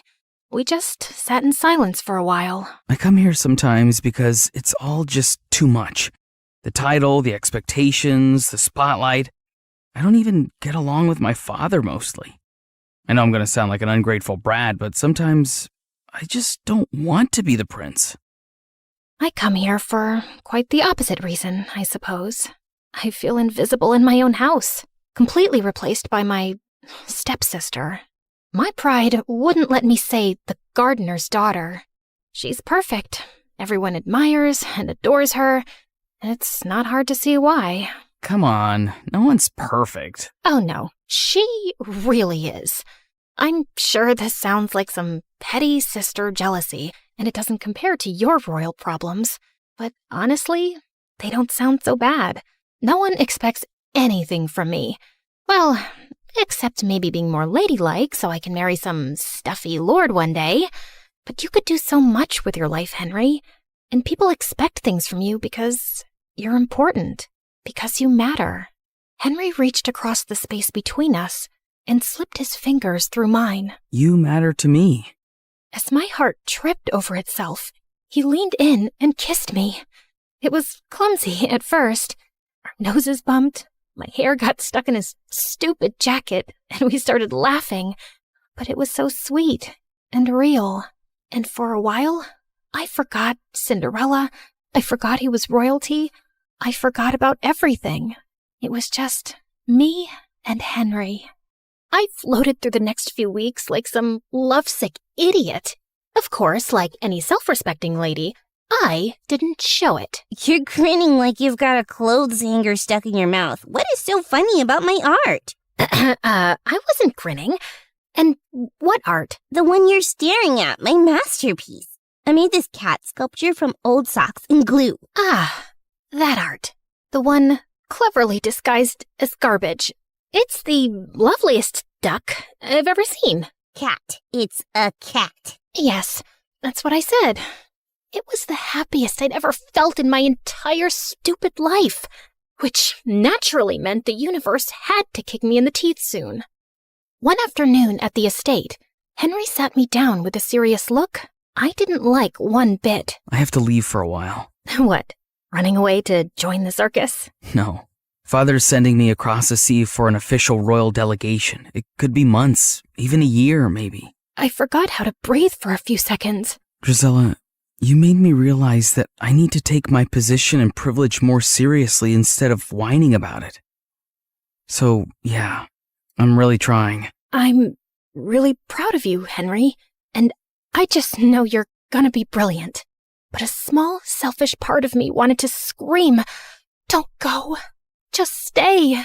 We promised to write regularly, no matter what. And for a while, his letters were the only thing keeping me sane. Of course, I always picked them up from the post office. I didn't want to draw anyone's attention to our correspondence. Dearest Countess Dracula, You will be thrilled to know that the local delicacy here is fermented fish eyeballs. Guess who had to eat 3, smiling all the while? I cannot sleep at night because I keep imagining those eyeballs swimming around my gut, winking at each other. Send help. Dearest one-time goat milker, I regret to inform you that my life is way more exciting than yours. Just today, Cinderella invented chamomile soap and taught our cat to fetch her ribbons. Anastasia lost an intense staring match to a goat. Mother tried flirting with the milkman, and he fled on the aforementioned goat. I am so close to faking my own death. P.S. I miss your face and your insults. Mostly your insults. Fine, also your face. P.S. I miss insulting you too. I'm forced to practice my skills on vendors at the market, but it's not the same. They cry too easily. Of course, it wasn't ideal, but every letter kept him close, and for now, it was enough. But then, the letters stopped coming. At first, I told myself it was all fine. There could be a million reasons for delays. But when 2 months passed by with no word, I started to feel a bit crazy. Still nothing for you, same as earlier this afternoon. You want me to save you a trip and scream no at you from across the street every morning? You might consider picking up a hobby. How about embroidery? I wasn't getting any letters, but I didn't stop sending them. Pages filled with jokes, questions, news, bad drawings. But weeks and weeks went by, and still there was no reply. By now, my heart was filled with dread. What if something had happened to him? But if that was the case, the news would be everywhere. And then finally, a letter arrived one morning. My hands were trembling so much, I almost ripped the letter trying to open the envelope. Dear Drizella,